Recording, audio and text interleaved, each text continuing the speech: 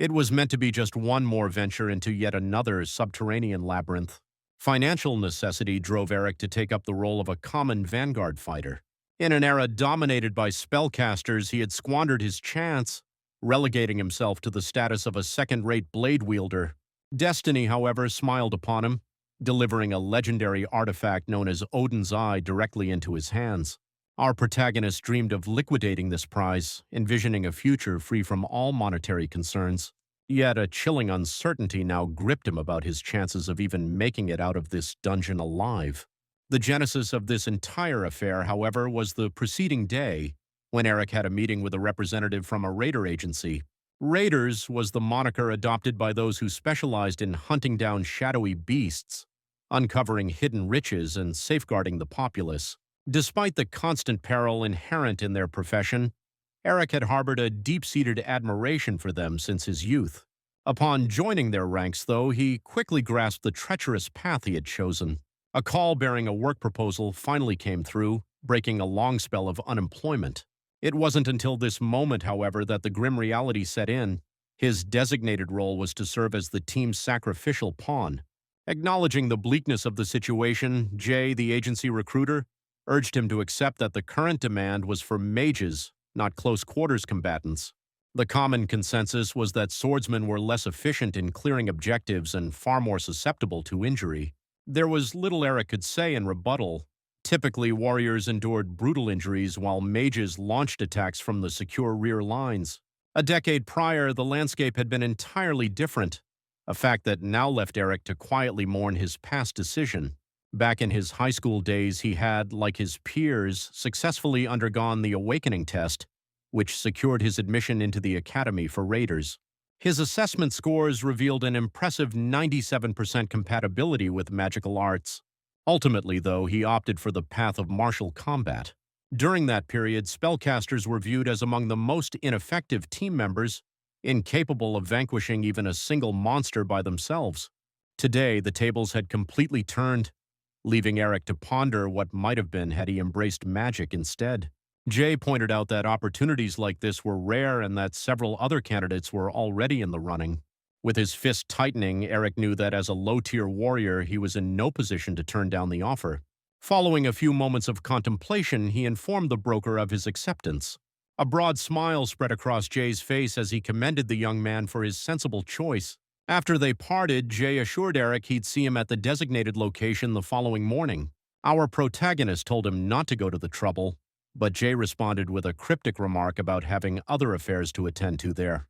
At 8 o'clock the following morning, the entire squad convened by the portal that served as the dungeon's gateway.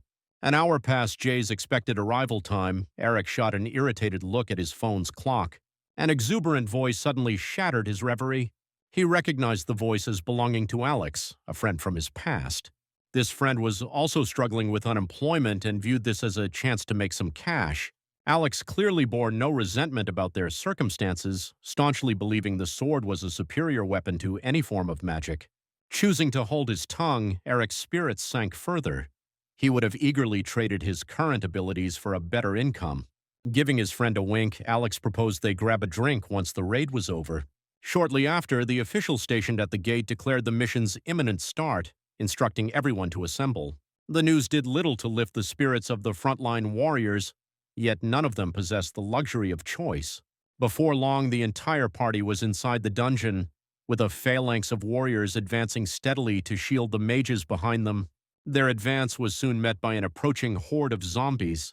As he held back the undead with his shield, waiting for the mages to weave their spells, Eric was struck anew by the depths to which he had fallen. The sorcerers were swift, and in no time a barrage of fireballs and devastating hexes descended upon the undead legion. Our protagonist watched the smoldering remnants of the creatures, gauging the right moment to press forward. He instantly identified the group as the Meteor Mages Guild, a faction that had rapidly gained prominence on the battlefield. A sigh of relief escaped Eric. With them here, he could at least be reasonably sure he'd make it out in one piece. Upon reaching the corridor's terminus, the team opted to take a break with only the boss chamber lying ahead. Stowing his flask in his inventory, Alex lamented his past aversion to studying, which had led him to this present predicament. He then prompted our hero to inspect his inventory, noting that valuable items sometimes dropped from fallen enemies. Voicing his uncertainty about what he might have acquired, Eric decided to verify it nonetheless. All at once, his inventory interface became obscured by static, and any attempt to engage with it proved fruitless. A sudden stabbing pain shot through Eric's head. The seer was experiencing a critical failure. Nothing like this had ever occurred to our protagonist before. He stared in dismay at the reboot error notification. Out of nowhere, a whisper tickled his ear, urging him to pursue the light. Alex, noticing his friend's odd behavior, asked with a hint of worry if he'd discovered anything worthwhile. While denying any findings, Eric's attention was suddenly captivated by a luminous trail ahead, one that was seemingly invisible to everyone else. He observed that the lights beckoned him deeper into the heart of the ruins. After assuring Alex of his swift return, our hero resolved to follow the glowing path. Before long, a faint passage concealed by debris opened up into a proper tunnel. Periodically, he would glance at his system window, only to be met by the same persistent error message. This system was named Aesir, a nod to the pantheon of Germanic deities featuring figures like Odin and Thor. 2 decades ago, a colossal tree had sprouted from the ocean's depths, casting the world into darkness for 9 consecutive days. Its appearance was interpreted by some as a catastrophic omen, while others saw it as a divine gift. The tree was, in reality, the legendary Yggdrasil. Yet, when the 9th day concluded, a terrestrial hell was unleashed as portals spawned monsters across the globe. During that chaotic period, humanity's numbers were cut in half, with famine and pestilence claiming half of the survivors. At the very moment when all seemed lost and the future looked sealed, a faint glimmer of hope emerged. The first of the Awakened manifested, individuals imbued with the very will and power of the gods. Eric mused whether the system's architects had, after all this time, decided to implement some kind of update. Abruptly, the tunnel he traversed came to an end, revealing a pair of massive doors before him. A smile crept across our protagonist's face. It was clear that some form of treasure lay concealed beyond the threshold. The allure of discovering hidden riches is what draws many adventurers into dungeons. Certain relics are known to possess the power to influence a raider's mental state. Letting one's guard down under such circumstances is the gravest possible error. Should a seeker's judgment become impaired, their quest is destined to end in tragedy rather than riches. Such hidden stashes generally have a very slim chance of materializing, particularly within high-ranking dungeons. With his mind focused on the potential prize for discovering such a place, Eric pushed the doors open. Immediately, torches mounted on towering pillars ignited, casting light upon a tall pedestal at the room's center. Deciding against any delay, Eric reached out for the object that hovered mysteriously in midair. His system pinged with a notification confirming the acquisition of a new item and presenting a detailed description. It was revealed to be Odin's Eye, which he had exchanged for wisdom. This artifact bestowed the power to comprehend runes and wield magic.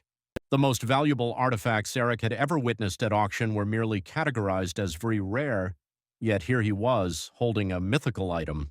Our protagonist foresaw selling the eye for an exorbitant price, confident that a buyer would emerge, thus freeing him from ever needing to accept menial work again.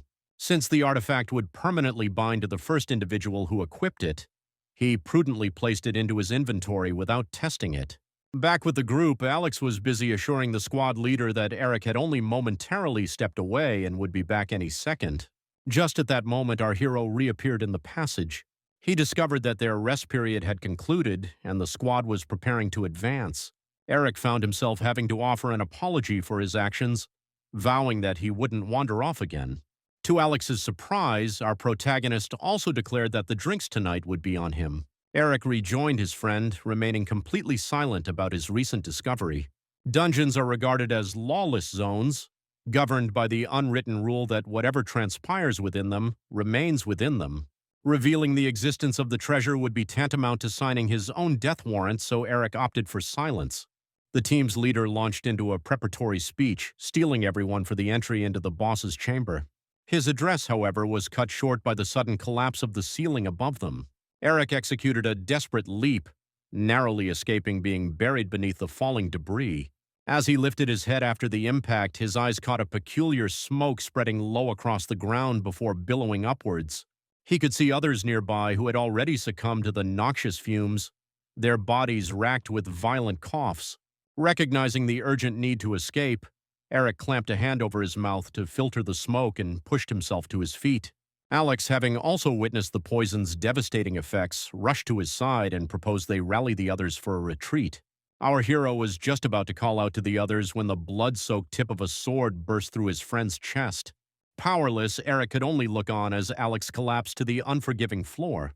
He immediately pivoted and sprinted back toward the exit. The hero had already deduced that this was a meticulously planned ambush orchestrated by humans, not monsters. This was the signature work of dungeon killers, leaving Eric with flight as his sole recourse. Suddenly, the sound of measured, quiet footsteps reached him from behind. The tunnel walls flared with light as a grappling hook engulfed in flames shot past. A mist so narrow Eric could feel the heat. Gripping his bleeding shoulder, he spun around to confront the approaching figure. The man was revealed to be Jay, who, breaking into a grin, remarked that he had promised they would meet today. The realization dawned on Eric instantly. Jay was the mastermind behind the cave-in and the toxic gas. With a nonchalant shrug, Jay explained it was merely a client's request, adding that the guild had a surplus of enemies. Our hero clenched his jaw, calculating his odds of taking the man down alone. He recalled that Jay was a top-tier mage, ranked among the top 2% in the nation. This grim fact meant that Eric, as a low-class swordsman, stood virtually no chance. He resolved to stay silent, reasoning that the assassins were only contracted to eliminate members of the Lild Guild. With his system bugging out, he lacked even the capacity to avenge his fallen comrades.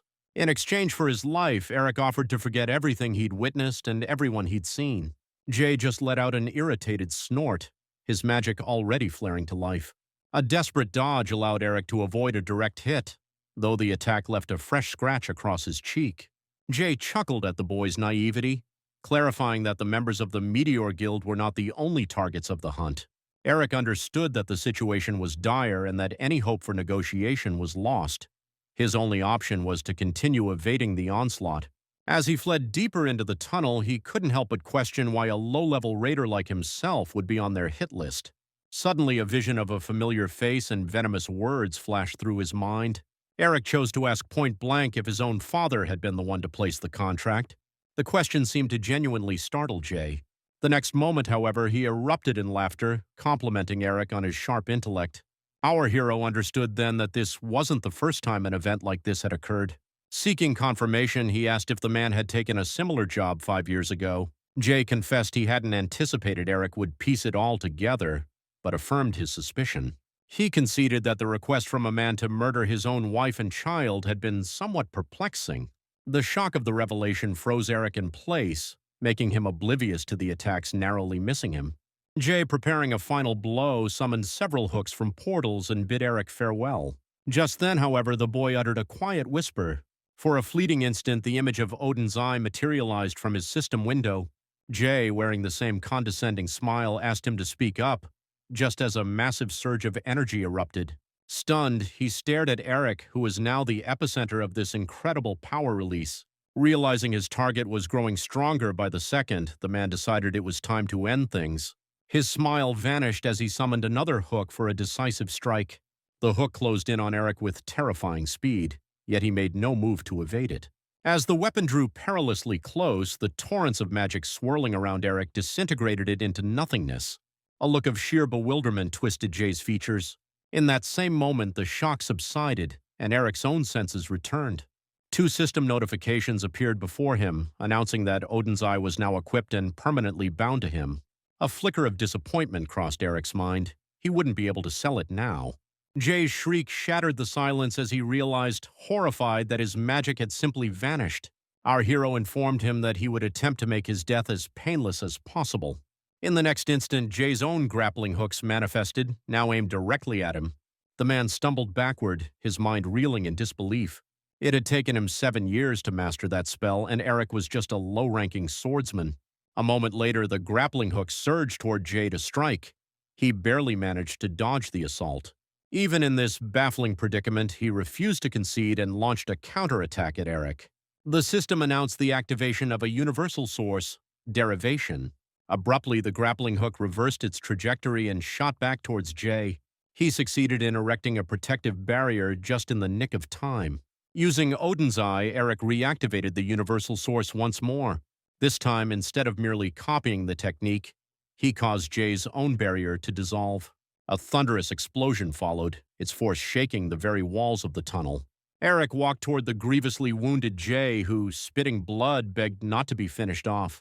Eric, however, chose to ignore his plea. Drained both physically and emotionally, our hero collapsed to the ground. With no energy or magic left in his body, he started to accept the grim reality that he would die here. On the verge of death, his only regret was that he would never get to fully utilize the power of Odin's Eye. Suddenly, a new window appeared, announcing a new operating system and prompting Eric to initiate it.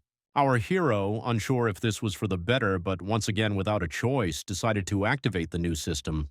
The subsequent message confirmed the activation of a system named Nornir. Eric could feel his consciousness slowly drifting away. When he next opened his eyes, he was facing 3 blindfolded girls. They addressed him in a language he didn't recognize, and he found himself unable to respond. He could only offer his hand when one of them requested it. The next thing he knew, Eric was waking up in a brightly lit room, gasping for air. The system informed him that time had been rewound to a period the user most desired. Eric recalled all the horrors he had endured, unable to determine if it had all been a terrible dream.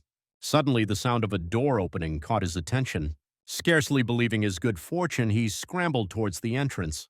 As he embraced his mother tightly, he decided that even if this was a dream, he never wanted to wake up. The following day, a system notification woke our hero, stating that his health was 20% restored. He gazed around the room in disbelief, confirming that he was indeed back in his childhood home. The system then issued him a quest: restore his health to 80%. Having lived through a war against monsters under the Asir system, our hero had long ago learned to adapt quickly to strange occurrences. By some stroke of fortune, the Nornir system had sent him 11 years into the past, back to his high school days. Eric grabbed a calendar and saw the approaching application deadline for Mila's academy. He struck through the note he'd made about becoming a melee warrior. Now gifted with a second chance, he was determined to become a magician. He found himself getting emotional over breakfast, overcome by how much he had missed this simple domestic atmosphere. This uncharacteristic behavior from her son deeply concerned his mother. She decided to ask him directly what was troubling him. Eric managed to smile, explaining it was just a bad dream, but added that he did have some news to share. Eliza was prepared for any announcement, even if he had decided against enrolling in the academy altogether. Her son, however, spoke of something else entirely. He announced his intention to apply for a different specialization. This news took his mother completely by surprise, as Eric had been fixated on becoming a warrior from the very beginning. Being a supportive mother, she affirmed that he was free to choose his own path, as long as it was a well-considered decision. Her only request was that he pursue his genuine interests rather than chasing after money. Several days later, the system notified the hero that the health restoration quest was complete. His reward was a blank card, a tool he could use to obtain new skills. Beyond the new system, our hero also possessed a crucial advantage: knowledge of the future and the locations of hidden treasures. The primary challenge was his lack of magical skills, a consequence of his prior training as a warrior. The blank card offered a solution to this problem, but he first needed to determine which skill would be most beneficial. The hero understood that the system wouldn't be handing him an endless supply of these cards, making each use a critical decision. At this point in time, most mages were held in low regard. The dynamic shifted entirely, however, when it came to healers. These individuals were highly valued, not just in dungeons, but within the medical field as well. While this path would shield Eric from disdain, it lacked long-term strategic value. Our hero would eventually have to confront Jay in combat, and healing abilities would be useless in that fight. Abruptly, his phone buzzed with a message, and the hero picked it up to check the sender. The name immediately brought back memories of an old childhood friend. He had planned to attend the academy alongside her. Then the unthinkable happened, and the girl had died in his arms. Now, however, Eric had an opportunity to change that outcome, and he read her messages, confirming she was just as he remembered. Paula was inviting him to a lecture by Saint Dahlia, the most powerful sorceress in the country. Eric quickly replied to his friend, letting her know he would be there shortly. Eliza called after her son not to be out too late, as he was already rushing out the door. The moment the hero spotted Paula, she grabbed his hand and began pulling him along the street. Eric playfully teased that she had only invited him along because she was afraid of getting lost. A blush colored the girl's cheeks as she denied it, though she didn't release his hand. Furthermore, she reminded him that he had her to thank for the chance to hear Dahlia's speech. Eric silently conceded her point. He was hoping to copy the saint's skill. The two heroes found their seats and waited for Dahlia's appearance. The woman was renowned not only within the country, but internationally as one of the most powerful individuals alive. Moreover, she had been a key figure in protecting the general public during the chaotic early days when the concept of a raider first emerged. A tap on the microphone pulled Eric from his thoughts. Dahlia had taken the stage and was starting her speech. While the rest of the audience applauded, Eric remained silent. He knew that in 2 months she would enter a critical state during a raid. The cause wouldn't be an enemy attack, but her own magic consuming her life force. Dahlia, meanwhile, was making a passionate appeal for all awakened individuals to join the ranks of the raiders. Eric understood her sentiment. Few were willing to become raiders, and even he had planned to sell a valuable item to quit the profession. Soon the lecture concluded, and Dahlia's words had clearly left a profound impact on Paula. Eric, however, informed the girl that he had some errands to run in the city and had already called her mother. As a parting remark, he asked her to teach him magic since he had switched his focus, leaving Paula utterly bewildered. Meanwhile, our hero was already scanning the area for Dahlia's car, which he knew was parked nearby. It wasn't long before his search proved successful. Eric approached Dahlia's bodyguard, stating that he needed to speak with her. The man sighed with irritation, replying that even her most ardent fans couldn't get an impromptu meeting. With a smile, the hero insisted, explaining that he wished to talk to her because he knew about her incurable illness.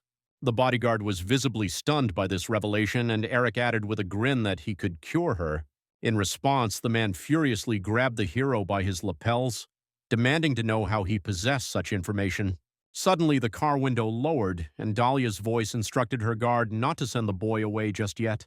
She asked if he was prepared to stand by his words, to which Eric affirmed he wouldn't be there otherwise. Dahlia reasoned that he wouldn't make such a claim if it were false, as it could be easily disproven. She smiled and suggested they move to a quieter, more private location to talk. Soon they were in a secluded office, with Eric taking a seat in one of the chairs. Dahlia cut straight to the chase, demanding to know how he had learned of her condition. The hero replied that he couldn't disclose his source, as revealing the truth would prevent him from being able to cure her. The woman chuckled at his audacious confidence but decided to humor him and play by his rules. Eric elaborated that to heal her, he would first need to copy her unique skill, sacrifice. The bodyguard erupted once more, declaring that the kid was spouting nonsense because that skill was famously impossible for anyone to copy due to its complexity. The issue was that Dahlia possessed a special grade skill, a type that could only be passed down through bloodlines or to a designated successor. While standard skills had a discernible formula for learning and replication, special skills did not. Typically, such abilities were monopolized by a single person or family, but Eric had a way to circumvent these established rules. He asked them both to calm down, stating that he wouldn't have brought it up if he couldn't actually do it. Dahlia deduced that the hero intended to cure her by turning her own sacrifice ability back on her. The woman decided to grant him the opportunity and activated her skill so Eric could attempt his copy. The hero retrieved the blank card from his inventory and activated it, successfully replicating Dahlia's ability. Eric expressed his gratitude for the demonstration and suggested they confirm his success. In the next second, a radiant sphere of light, the very essence of the sacrifice skill, materialized in his palm. Both Dahlia and her bodyguard were struck dumb, unable to believe what they were witnessing. Following the impressive display, Eric proposed they proceed with the matter at hand. The woman prompted him to state what he wanted from her guild in return. Our hero's request was for the guild to become his official sponsor. He knew that significant growth required substantial financial backing and connections, and he was demanding this as his payment. Dahlia acknowledged the logic in his reasoning and agreed that he seemed like a worthy investment. She then added, however, that she had a condition of her own. The woman pointed out that her illness was a personal matter, separate from the guild, yet his request for sponsorship involved the guild itself. Eric sensed that the proposed exchange was somewhat unbalanced and invited her to make a counterproposal. Dahlia smiled and extended an invitation for him to join her guild. She admitted to having several reasons for making the hero this offer. The first was his knowledge of her illness. She could not risk that sensitive information becoming public. The second reason was that Eric had flawlessly copied her skill, making him an incredibly valuable asset. The third and final reason was the hero's complete lack of nervousness while conversing with the leader of the most powerful guild. Eric considered the offer. If he wanted to advance, joining a guild was an inevitable step, and before his time travel, even the weakest guilds had rejected him. Dahlia encouraged him to think it over, assuring him that a finalized contract would be delivered to his home. Eric rose from his chair, stating that his first priority was to cure her. He moved to stand behind Dahlia and began the healing process. She instantly felt a rush of vitality as the symptoms of her illness vanished from her body. The bodyguard bowed deeply to Eric, asking for forgiveness for his earlier behavior and disrespectful words. The hero acknowledged that he probably wouldn't have believed a child's claims either. Soon he completed the treatment and inquired how Dahlia was feeling. A woman walked over to the window. With tears of gratitude welling in her eyes, she replied that she hadn't felt so light in a very long time. Still, a worry lingered that her cure came at the cost of Eric's own life force, and she asked him about it. The hero assured her that there was no need for concern. He knew that any skill copied by the card was free of negative side effects. Dahlia offered Eric her personal business card, instructing him to call if he ever needed anything. Our hero accepted her token of gratitude and replied that he already had a request in mind. The next day, he found himself being transported to a mountainous region just outside the city. Eric's request to be taken to one of the guild's private dungeons had been granted. The academy he was set to join was a ruthless environment. To ensure his survival there, Eric required a dedicated space for training. Our hero was also equipped with potions and basic weaponry, essentials for clearing a dungeon. Mark also presented him with a weapon on loan from the guild for temporary use. The man then produced a return stone from his inventory. This would allow Eric to teleport back to the dungeon's entrance at any given moment. Mark smiled, calling it a small gift from him to mark the occasion. With his preparations finalized, Eric pushed open the gate and stepped toward the portal. The man offered one last reminder to be sure to use the stone if any unforeseen trouble arose. The hero strode forward eagerly, but his system suddenly began to malfunction again. Ogo was engulfed by dark streams of magic that pulled him downwards. The system declared that his location had been forcibly changed by Nornir. He was now in the lands of the dead. A moment later, a vortex of energy seemed to violently eject Eric. The jarring impact of the hard landing forced the air from his lungs. He struggled to his feet and surveyed his surroundings, taking in the tombstones and oppressive gray fog. The rough landing and lingering shock caused Eric to vomit onto the ground. Before he had a chance to regain his bearings, he spotted a figure in a long cloak in the distance. He suddenly felt a sharp sting on his cheek, the mark of a narrowly missed arrow. The cloak's skeleton, meanwhile, knocked another arrow, preparing its next attack. Eric started to feel the numbing effects of a paralytic poison and knew he was in serious trouble. Fortunately, he could use the sacrifice spell on himself without any negative repercussions. Dahlia's situation had been different. If she had attempted to heal herself, she would have merely replenished the energy expended in casting the spell. Suddenly, more undead figures began to claw their way out of the earth. The archer, meanwhile, loosed another arrow.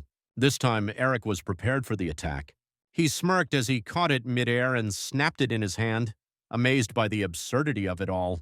4 spectral spirits now hovered above him, supported by the archer and a hulking Draugr.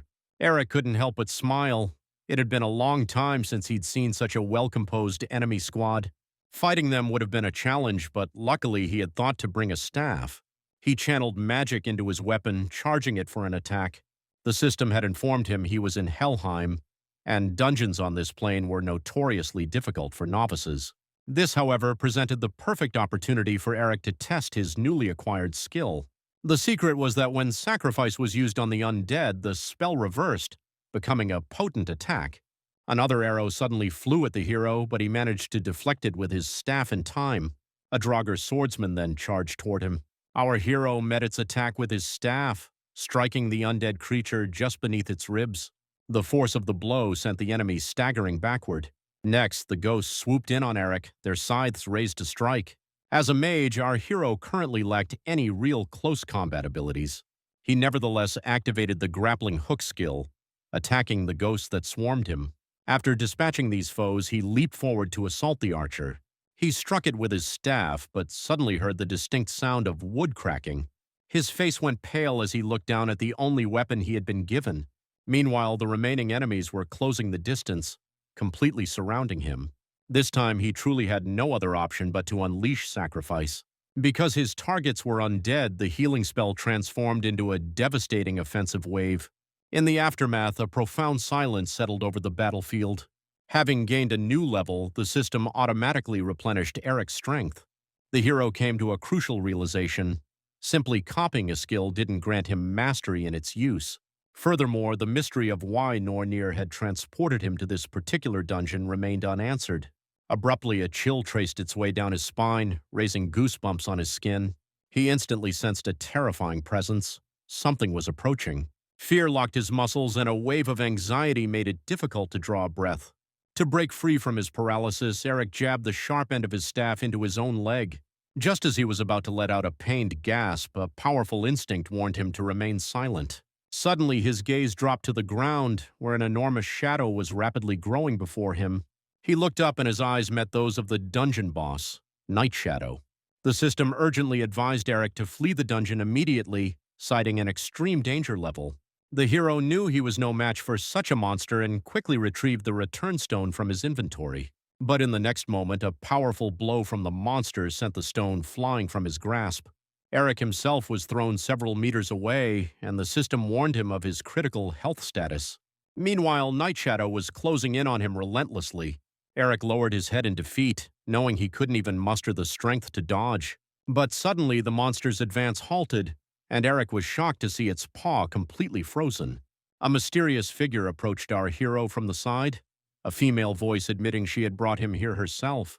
Hel offered her hand to Eric, greeting him as an adversary of the gods.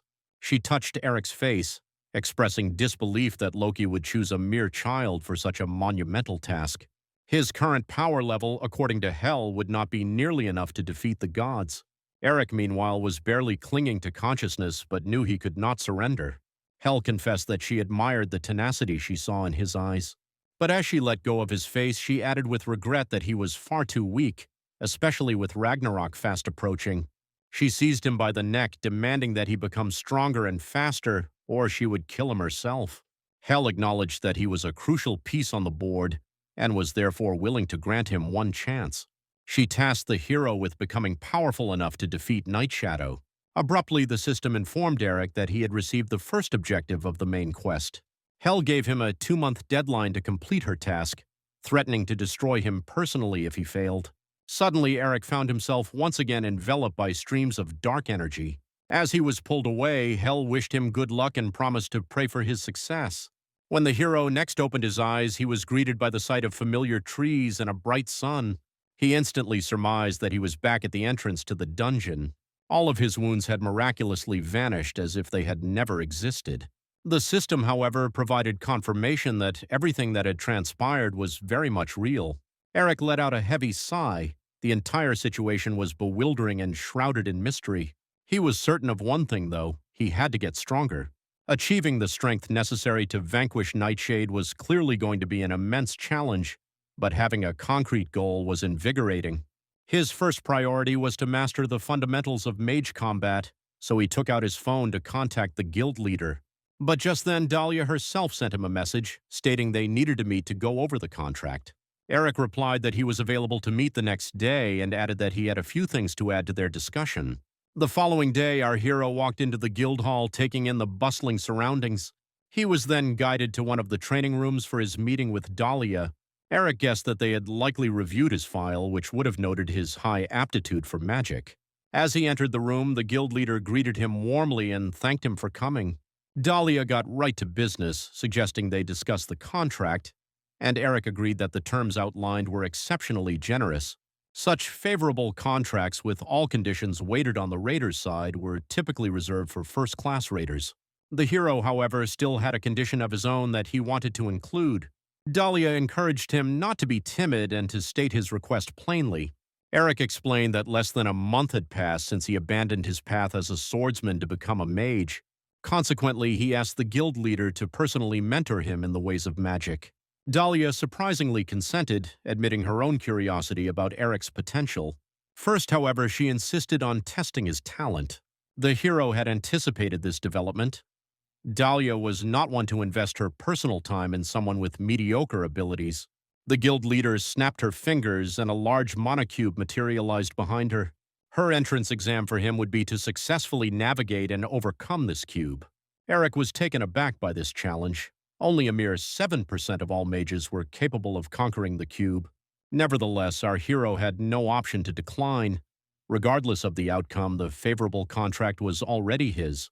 A delusion appears in the cube, and Eric is amazed at how powerful the illusion's influence is in person.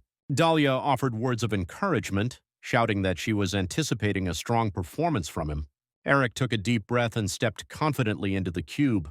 Once inside, the hero found himself in an environment with extremely low gravity, much like being submerged in water. Thankfully, he discovered he could breathe without any difficulty. Eric began to propel himself forward, knowing that simply waiting for a miracle would achieve nothing. He was aware that his objective was to locate the exit from the cube. To accomplish this, he needed to find the single door leading out, which was hidden inside one of the swirling whirlpools. The hero decided to focus his senses and feel for anomalies rather than just drifting aimlessly. But suddenly, a strange feeling from the side shattered his concentration.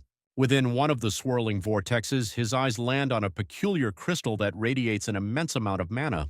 Elsewhere, the bodyguard voiced his doubts to Dahlia, questioning whether the young man was truly capable of handling the challenge. She confidently dismissed his concerns, recalling that her own attempt had taken 40 minutes, a record-setting time for that era. Abruptly, a potent surge of energy blasted from within the cube, fracturing its surface. Grabbing his phone to check the time, the bodyguard was astonished to see that a mere 10 minutes had elapsed. Both he and Dahlia stared at the damaged cube, their excitement mounting as they wondered what could possibly be occurring inside. It turns out Eric recalled that this crystal served as the cube's core, housing its entire mana supply. He surmised that shattering it would provide an escape, sparing him the continued search for the proper exit. He gripped the stone tightly, channeling all of his power into his hand. A split second later, the crystal exploded into countless fragments. The cube immediately imploded, kicking up a massive cloud of dust. Pressed against the wall, Dahlia and her bodyguard were left utterly speechless. As the dust began to clear, Eric stepped back into the room. Conquering the cube takes an average of 2 hours, with exceptional cases managing it in 30 to 60 minutes. The standing world record belonged to Camilla, a European sorceress who had cleared the trial in 36 minutes. Eric casually brushed the dust from his attire, completely oblivious to the fact that he had just shattered a world record. The man rushed over to him, excitedly proclaiming that he had completed the task in only 10 minutes. Dahlia joined them, demanding to know how our hero had accomplished such a feat. Eric calmly explained that he had located the core crystal and simply crushed it. Now it was the woman's turn to be shocked. The core was not something a typical awakened individual could even find, let alone destroy. The only way Eric could have achieved this meant his own mana reserves vastly exceeded those of the cube. Dahlia smiled warmly at him, pledging in both her name and the guild's that she would mold him into the greatest wizard alive. With that, the hero's visit to the guild concluded for the day, and a car dropped him off at his home. His mother and Paula met him there, both looking surprised by the luxurious car that had transported Eric. Eliza went pale, waving nervously as she hoped her son hadn't involved himself in any illicit activities. Once they were in the hero's room, Paula insisted he explain what had just happened. He withheld nothing, telling her all about the contract with the Magician's Guild. When Paula brought up his prior decision to become a swordsman, he simply noted that people can change their minds. He then brought up his earlier request for her to teach him magic. The girl made a show of contemplating his request before stating that, in that case, he would owe her one favor. The following day, Dahlia informed Eric that she wanted to assess his combat instincts and reflexes before their lessons officially began. Our hero gave a nervous smile, feeling that a sparring match right at the outset was perhaps a bit premature. The woman grinned back, reminding him that he was the one who had shattered the world record with the monocube. She settled into a combat posture and invited him to make the first move. Eric mirrored her, assuming a practice stance common among most melee combatants. This particular stance is designed for rapid movement and evasive maneuvers. In the next instant, he bridged the gap between them, his fist shooting forward. He clearly had not anticipated Dahlia effortlessly stopping his punch with just her open hand. Eric leaped backward, re-establishing the distance between them. He had hoped to land at least a single blow given her status as a healer, but this level of skill was to be expected from a special rank raider. Dahlia, meanwhile, chided him for his inability to shed his old swordsman habits. To clarify her point, she reminded him that the fundamental difference between a swordsman and a mage lies in their attack range. Mages engage enemies from a distance, strategically weakening them before they move in for the final strike. Eric's approach, however, was that of a close-quarters fighter, focused on rapidly closing the distance to his opponent. Dahlia pointed out that this is a tactic that mages, with their typically low defense, actively avoid.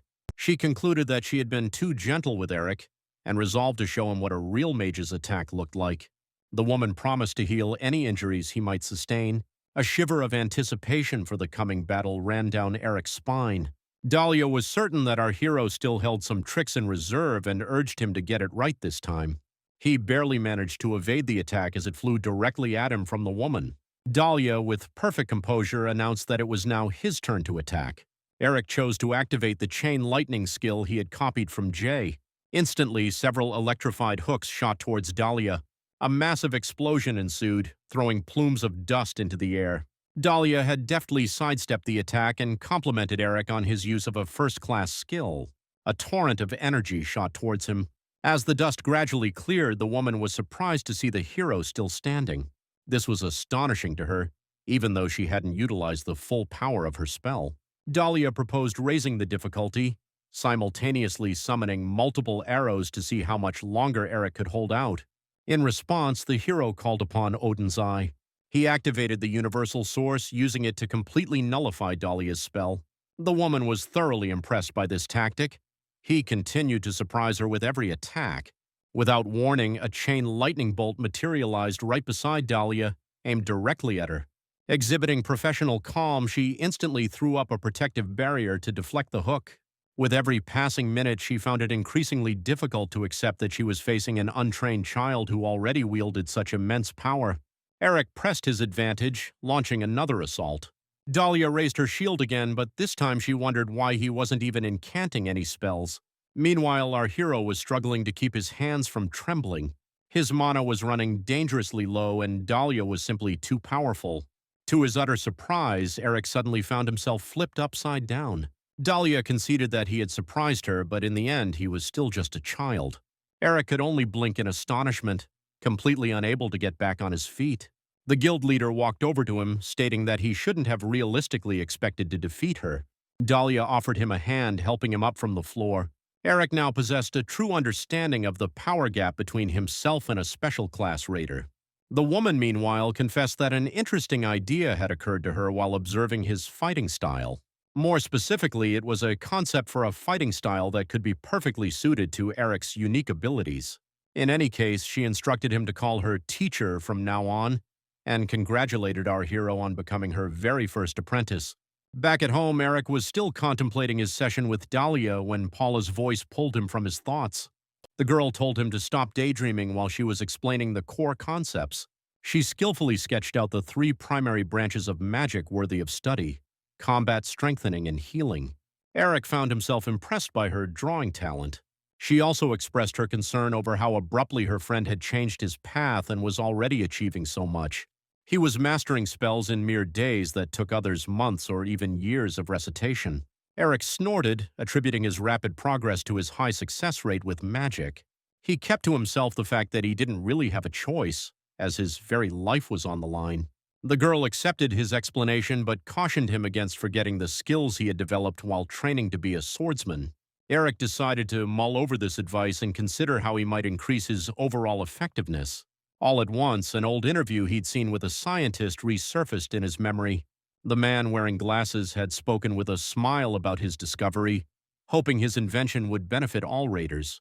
Eric became convinced that this was the key, the pill that would help him reach the next level. The mana-boosting pill was created to provide an instantaneous increase to the mana of whoever consumed it. All magicians treasured and guarded the knowledge of its creation. Unfortunately, Eric could only recall the very basic steps of the recipe. He ran a hand through his hair in sheer frustration after having already wasted 3 batches of ingredients. He remembered the recipe stating that after the initial step, the pan's contents should turn white. With no one to ask for more specific details, he squatted down and let out a weary sigh. In the current year, the magic pill was still unknown, as its invention was 5 years in the future. This circumstance made Eric the sole individual who knew the ingredients and the general recipe. Later in the future, a single alchemist would generously share the potion's recipe with the entire world. This recollection sparked an idea in the hero's mind, one with a much greater chance of success. Rather than squandering more ingredients, he decided to seek out the recipe's creator, Wilbert Hawkins. As he got dressed, the hero calculated that the man should currently be a first-year student at Malice Academy. That became his new destination. When Yggdrasil appeared and monsters swarmed the streets, a handful of people became the very first raiders. One of these pioneers was the Lightning Blade, Richard Hawkins. The young man Eric intended to meet was the son of this legendary figure. To reach the academy, the hero opted to use a portal. Shortly after, he materialized amidst the ruins of the city where the first monster outbreak had occurred, right in front of the academy. After acquiring a temporary pass, Eric strolled down a corridor, drawing surprised looks from the students he passed. Based on what he knew of Wilbert, the boy disliked fighting, which meant searching the training grounds would be pointless. It was common knowledge that he had been placed in the martial arts department solely due to his father's influence. Despite his lack of talent, Eric concluded that Wilbert was far more likely to be found in a classroom. The sound of a loud commotion reached his ears. Peeking around a corner, he saw a cluster of students gathered around something of interest. The hero decided to investigate and overheard one student offering to help a stutterer while another refused. Suspecting he knew who the stutterer was, Eric pushed his way through the group of onlookers. As he pushed open the restroom door, a boy came flying out. The boy quickly scrambled back, apologizing profusely to Eric. A second, more arrogant boy demanded to know why the hero had even bothered to show up. Wilbert looked up at Eric with a startled expression, uncertain of what to expect next. Eric asked the boy how he was doing, which only served to confuse him further since they were strangers. Suddenly, the blond boy who had been harassing Wilbert placed a hand on Eric's shoulder and told him to leave. The attempted intimidation and bravado only earned a raised eyebrow and a snort from our hero. He cut the blonde off mid-sentence, flicking his hand from his shoulder. Eric walked over to Wilbert and gently suggested he head to the nurse's office. The boy was in utter shock, completely baffled by what our hero was talking about. Meanwhile, the slighted blonde grabbed Eric by the lapels, demanding an apology for his rudeness. The man was visibly enraged, his anger intensifying at the sight of Eric's indifferent expression. Our hero merely questioned why everyone's go-to intimidation tactic seemed to involve grabbing him by the chest. He recalled Paula's lessons where she had taught him the fundamentals of spellcasting.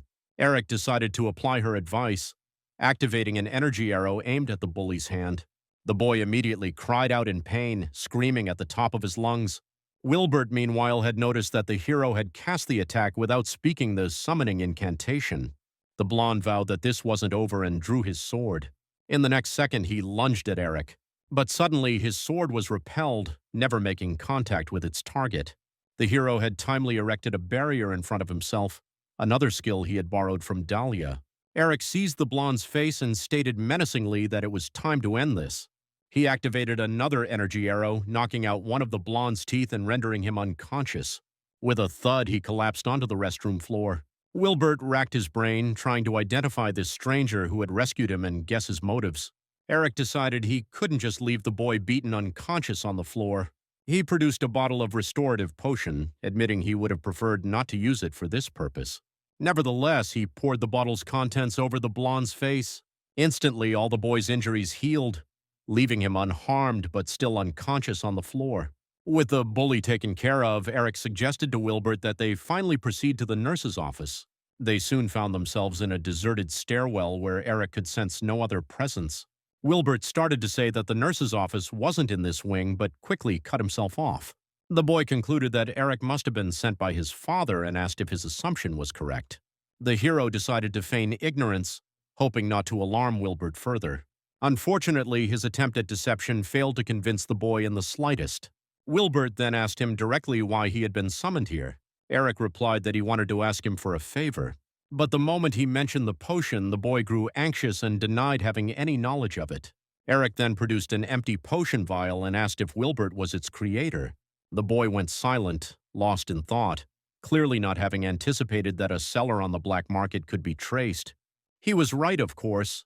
The Asir system typically acted as a guarantor in all transactions, ensuring total anonymity. And naturally, without the aid of Odin's Eye, Eric would never have had this piece of leverage. Wilbert realized he couldn't maintain his silence forever and tried to bluff, insisting he knew nothing. Eric responded that he understood the boy's apprehension but assured him he hadn't sought him out without good reason. Suddenly, Wilbert bowed low to the hero, pleading in a hushed voice to keep his activities a secret. Eric calmly replied that he hadn't brought up the subject to threaten him. He handed him the empty vial, explaining that he was interested in the skills of the person who could craft such a potion. Wilbert decided he needed to know who this hero was.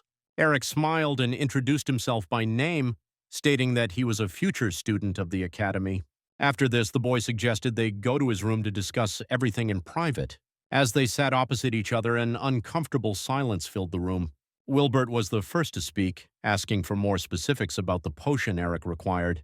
Upon hearing about a pill that could permanently increase a raider's mana, the boy shot up from his seat.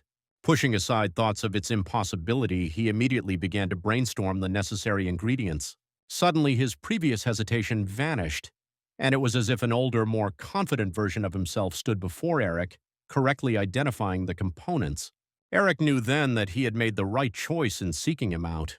Abruptly, Wilbert's demeanor shifted to one of depression, and he suggested the hero find a better, more experienced alchemist for such a project. But Eric reassured him that he was already in the presence of the best alchemist and promised to supply all the necessary ingredients.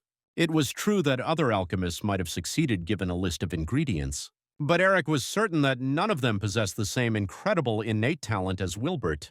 Under the weight of such praise, the boy finally relented, agreeing to attempt the creation.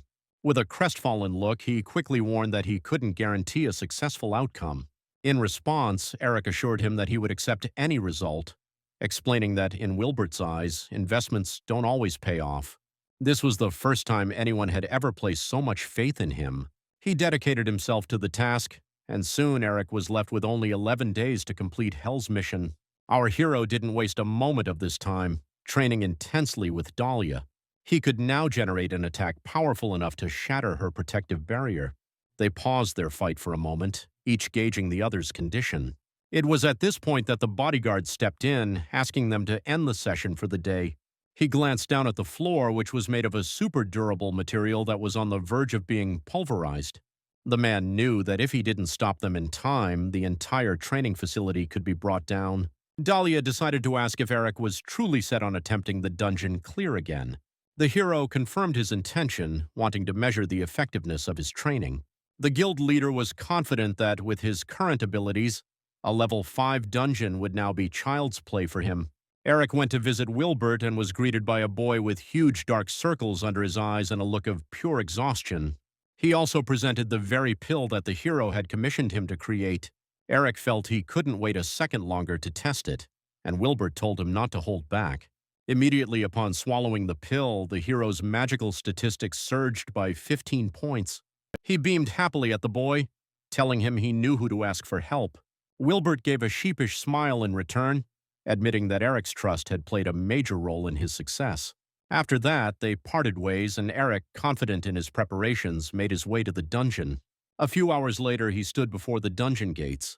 To further boost his magical power, Eric had acquired a full set of Valkyrie jewelry. Paul remained stationed outside to wait, ensuring no one would interrupt the hero. Just as he had anticipated, upon entering the dungeon, he was transported to Helheim, just like the previous time. He was deposited in the exact same cemetery as before. Eric could only hope that by defeating Nightshade, he would earn another meeting with Hell. Once more, an arrow shot out from the woods. This time, however, Eric was ready for it, and a barrier materialized to protect him. Meanwhile, the dead began to claw their way up from the ground as ghosts descended to attack. During their training, Dahlia had introduced him to the concept of a spell sword, a class no one had yet managed to achieve.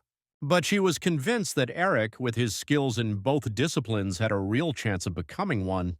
The system struggled to keep up with the notification window as the hero dispatched one enemy after another with incredible speed. Activating his energy arrows, he charged forward with them. His magical assaults proved effective against the ghosts. Simultaneously, his physical prowess helped him combat the Draugrs on the ground. All the while, the enemies continued their relentless advance. Unaware of the battle raging within, Paul calmly scrolled through his phone. His peaceful moment was suddenly shattered by the sense of an unwelcome presence. He quickly materialized a sword, preparing to fend off any intruders. His intuition had been correct. A car soon appeared on the horizon.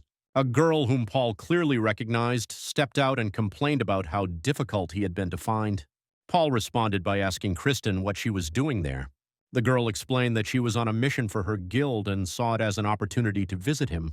The bodyguard felt something was amiss. They hadn't spoken since their prom, but he decided to play along. Kristen walked towards the dungeon entrance and asked what he was guarding, to which he replied it was none of her concern. The girl then shifted topics, inquiring about the health of his guild leader, Dahlia. Paul's expression hardened as he told her not to listen to rumors. Kristen averted her gaze, stating that her guild had enough sources and resources to know it was more than just gossip. Paul understood that the girl was implying the presence of spies within their guild. He sighed, thanking her for both the information and the trouble she had taken to deliver it. The girl announced her departure, but before leaving asked if Paul recognized the boy in a photo she showed him. She knew he was often seen with Dahlia and was curious about their connection. The man simply replied that such information was not for outsiders. Kristen snorted and returned to her car, not having expected to get any real information from him anyway. As the car drove away, Paul knew he had to inform the guild leader about this encounter immediately. Meanwhile, Helheim had turned into a veritable slaughterhouse. Eric sat atop a mountain of corpses, awaiting the main event. He didn't have to wait long as the monster appeared at the edge of the cemetery, beckoning the hero. Eric immediately summoned his energy arrows, promising that this time would be different. The monster charged forward to attack, but the hero sidestepped it with ease. In retaliation, energy arrows flew toward Night Shadow. The monster, however, quickly recovered and launched its own attack. Eric activated the Eye of Odin. This ability allowed him to anticipate Night Shadow's next move and evade it. Waiting for the perfect moment to counter, Eric activated his Chain Lightning. Multiple hooks converged on the monster from all sides, cutting off any escape route. But Eric's intent with the chains wasn't to inflict damage, but to restrain the monster. In the next moment, the chains wrapped tightly around Nightshade, completely immobilizing its arms and body. This, however, proved to be insufficient. The next moment, Eric unleashed a volley of energy arrows at it. A perfectly aimed shot struck it directly in the eyes. After this assault, only a few of the monster's eyes remained functional. Night Shadow shattered the chain lightning, and the system announced it had entered Berserker mode. At the same time, an incomprehensible message appeared next to Eric, one he couldn't decipher. Looking closer, however, he could make out the words, Death Stigma. The system issued a stark warning. He had 10 minutes to defeat the monster, or he would die. Eric attempted to use the Universal Source to dispel the curse, but it simply reformed itself. The hero tried repeatedly, but his efforts were fruitless. The guy knew that hell had to be responsible for this. Meanwhile, his timer ticked down to 9.5 minutes. Eric knew he couldn't afford to waste any more time and rushed to attack. But suddenly, Night Shadow began to retreat, as if taunting him. Eric tried to hit it with an energy arrow, but the monster dodged with certainty. The hero then decided to employ a large-scale spell that would be impossible to evade. But suddenly, the Night Shadow let out a deafening roar. 662. Eric felt the familiar claws of fear grip his neck as the system notified him he was temporarily paralyzed by fear. The monster didn't hesitate, pressing its attack, and the hero, unable to move, took the full force of the blow. Fortunately, the weakening effect dissipated quickly and he wasn't thrown too far. Meanwhile, only 7 minutes remained to complete the task. Eric weighed his options. If the monster detected the start of a healing spell, it would surely attack again. In that case, Eric would just deplete all his mana for nothing. But then another idea sparked in his mind as he noticed Nightshade's damaged eyes. Eric decided he first needed to completely blind the monster, so he summoned the power of the wind. Powerful air currents pushed the monster back, forcing it to concentrate on just maintaining its balance. Eric, in the meantime, raised his hand and conjured a blinding flash. An intense light flared across the entire battlefield. While the monster was disoriented, Eric used Chain Lightning on it again. He turned to see that the spell had no effect on the Draugr. But Eric wasn't worried. Now he was free to cast his healing spell. The hero cast the spell over and over, attacking all the undead enemy creatures. With mere seconds left on the countdown, Nightshade finally succumbed. The death stigma on Eric instantly vanished. Following this, the space around him seemed to fracture and fall away before his very eyes. Then he found himself before a massive temple of hell, where everything was encased in ice and snow drifted through the air. But suddenly, from the deep shadows of the entrance, two scarlet eyes fixed on Eric. In the next moment, a gigantic beast with a skull for a face charged towards him. Eric reacted by activating his remaining mana to summon Chain Lightning. Abruptly, the monster halted its charge upon hearing Hell's calm voice instructing it to show the guest the way. Garmo complied with her command and immediately turned back. Eric decided to follow the dog into the structure. Upon reaching the main hall, the dog collapsed onto the floor and the hero loudly announced the completion of his task. Hell materialized from thin air, admitting she hadn't expected Eric to succeed. Nevertheless, she congratulated the hero and officially accepted him as an enemy of the gods. Eric decided to ask directly why the goddess had given him the Nornir system and put him through such trials. Hell simply smiled and explained that it was all for the sake of developing the power of their adversary, the enemy of the gods. This didn't answer the question of why Eric was chosen, so he pressed her on that point. The goddess only replied that it was the destiny he was born with.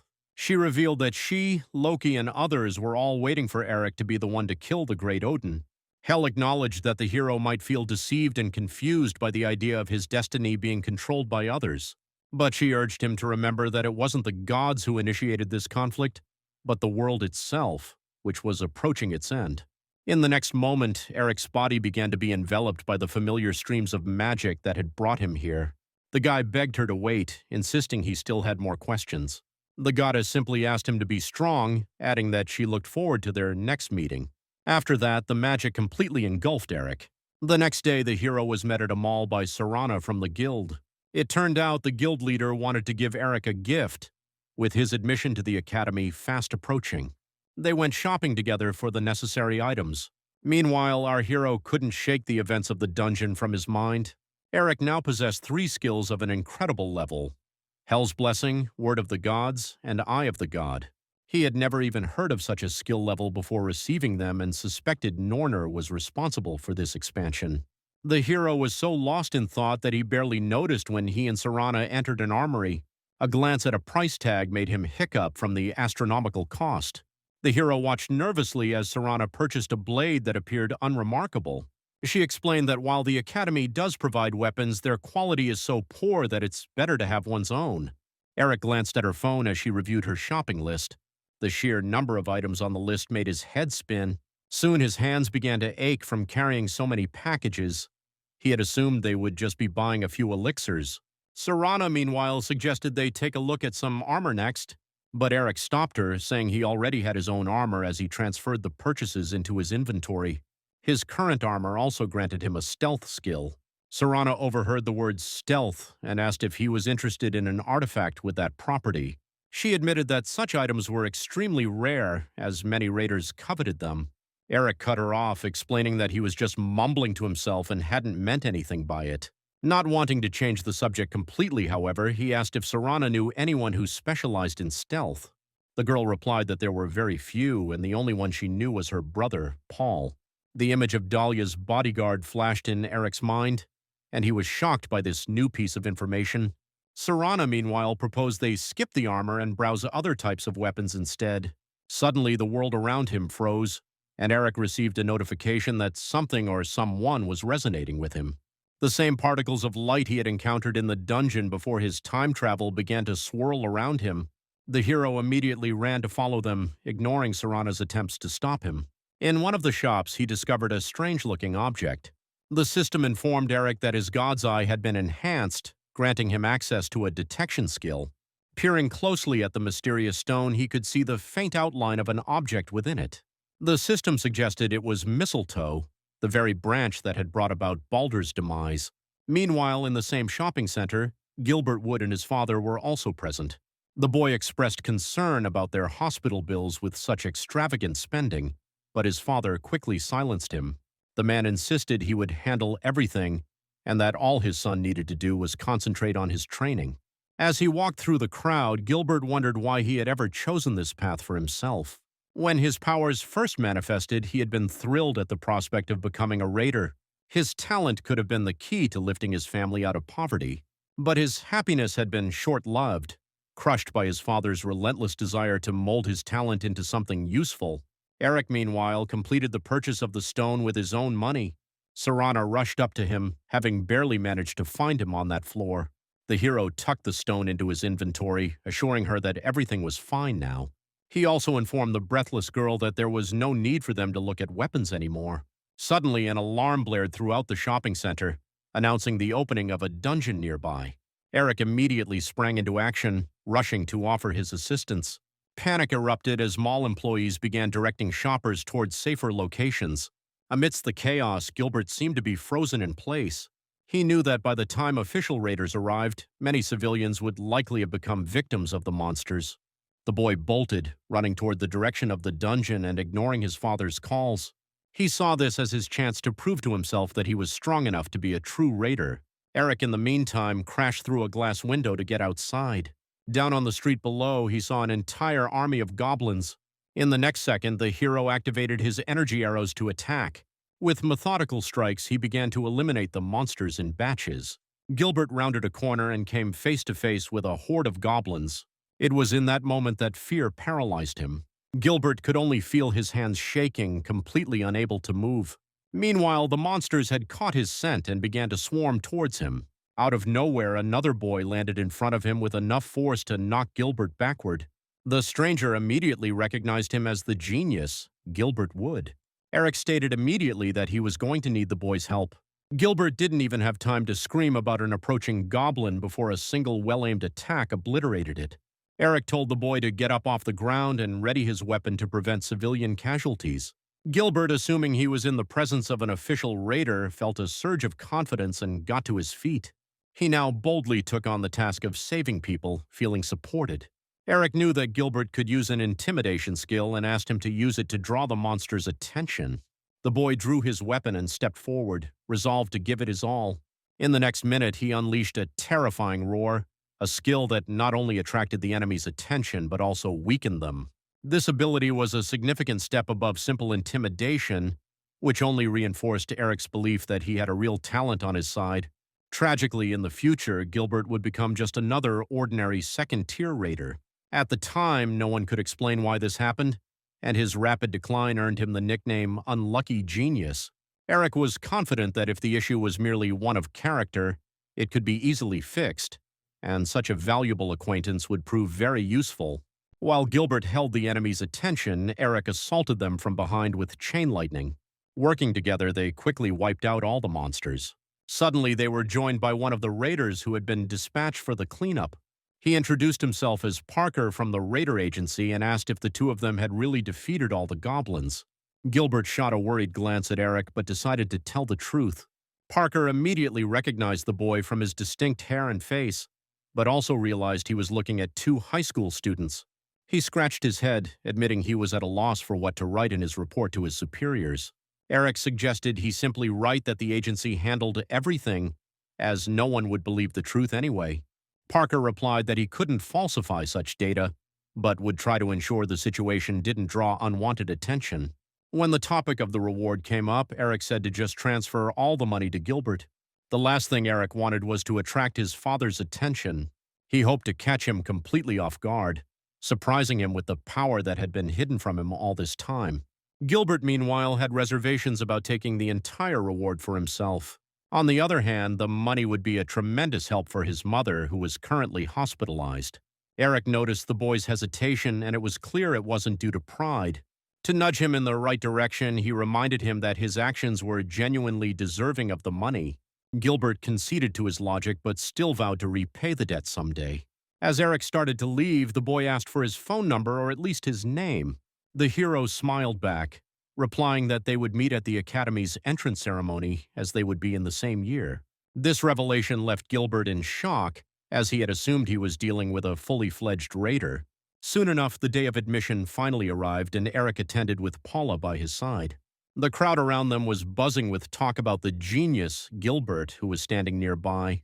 But Eric's attention was immediately drawn to another dark horse, Nadine Lloyd. Eric mused that it might be a good idea to bring her over to his side. On the other hand, he felt no need to rush things now. He already had plenty of connections with powerful people. Meanwhile, Chairman Bert Cruz took to the stage. He began by welcoming everyone to the entrance ceremony. Eric shot him a sharp glare, finally recognizing the man responsible for the tragedy that was about to unfold. A memory from his future timeline surfaced in his mind, one where Paula dies before ever setting foot in the academy. Eric urged the girl to be ready because anything could happen at this ceremony. Returning his smile, she tells him not to be concerned, assuring him of her capability to manage the situation. Our protagonist recalls that in his previous timeline, Paula had ranked among the top 3 most potent magicians upon entering the academy, solidifying his determination to prevent her death in this life. Meanwhile, Bert Cruz concluded his address and signaled for the event to commence. A look of manic excitement twisted his features as he began to describe the unique event that was a tradition at every induction ceremony. He detailed a game set within an isolated space where upperclassmen and new students would compete to steal name stickers from one another. Suddenly, the magical circle beneath the students' feet flared to life. Paula gasped in horror, not having anticipated this turn of events. She lost her footing and Eric quickly steadied her, knowing the danger of being separated from friends during such a teleportation. Paula regained her senses inside a secluded spatial dimension. Eric surveyed his surroundings and noticed Nadine standing nearby. Isolated spaces are notorious for allowing their creator to have absolute dominion over the laws of physics and reality within them. Eric knew he could not afford to let his guard down, especially with Nadine so close. Just then, Bert Cruz's voice echoed through the space. He announced that only skills ranked 3 and below would be usable within this dimension. He also detailed the point system for acquiring stolen name stickers. He stressed that these points should be taken seriously as they functioned as currency within the Academy's establishments. Eric realized this meant all the advanced spells he had learned were now inaccessible. He did, however, note that the chairman had made no mention of restrictions on special skills. Bert Cruz, meanwhile, offered a supposed safety measure, promising that the force of all blows would be reduced tenfold. Eric sighed internally, knowing this was a blatant deception aimed at the participants. Our hero turned to Paula, suggesting they find shelter, as they were set to be trapped here for the next 3 days. In response, the girl proposed they team up with Nadine, who was also a magician. She was convinced that there was safety in numbers for magicians, more so than going it alone. Eric was surprised by his friend's clear-headed thinking in such a stressful situation. He was, however, concerned that Nadine might be too unpredictable for him to manage. His knowledge of her came solely from future news reports, but something had caused the girl to snap on that day, resulting in her killing a large number of people. Eric cautioned Paula to be wary, as some people were capable of easily betraying their own kind. As the girl looked at Nadine, she saw the same guarded expression Eric had worn when they first met. She decided to approach her, ignoring Eric's attempt to hold her back. With a broad smile, Paula invited Nadine to join their group, arguing that magicians were stronger together. The girl looked up, replying that they now had a more pressing matter to attend to. Suddenly, a pair of senior students landed just a few meters away. The male student was pleased, remarking on their luck in finding 3 targets at once. The blonde girl with him expressed surprise, stating she had only sensed 2 people in this location. Her attention was immediately drawn to Eric, from whom she felt no discernible energy signature at all. Paula suggested they make a run for it, but Eric told her it would be futile. The blonde senior possessed a unique ability that allowed her to sense any target within a 300-kilometer radius. Meanwhile, her companion was eager to dispatch these weaklings and continue his hunt. He drew his sword and charged forward to attack. He aimed a swing at Eric, who effortlessly sidestepped the blow. Our hero admitted that he had almost missed the feeling of being attacked with a sword. The senior, assuming the first-year mage had just been lucky, launched another attack. This time, too, Eric dodged the strike without much effort. The hero caught the next blow with his bare hand. He confessed his surprise that a senior with such mediocre skills had even been admitted to the academy. With a clench of his fingers, he shattered the sword into fragments. Eric proposed a simple transaction. The seniors would hand over their name stickers and he would let them go unharmed. The senior couldn't process the fact that a mere first year had bested him. He wasted precious time just standing there, so Eric delivered a punch squarely to his face. The force of the impact sent the boy flying backward into his partner. The system announced the first player's elimination. The blonde girl was terrified by this outcome and demanded to know who these people were. Eric paid her question no mind, instead asking Paula to accept the team invitation he had just sent. The girl drew her own weapon, wondering when her friend had become so powerful.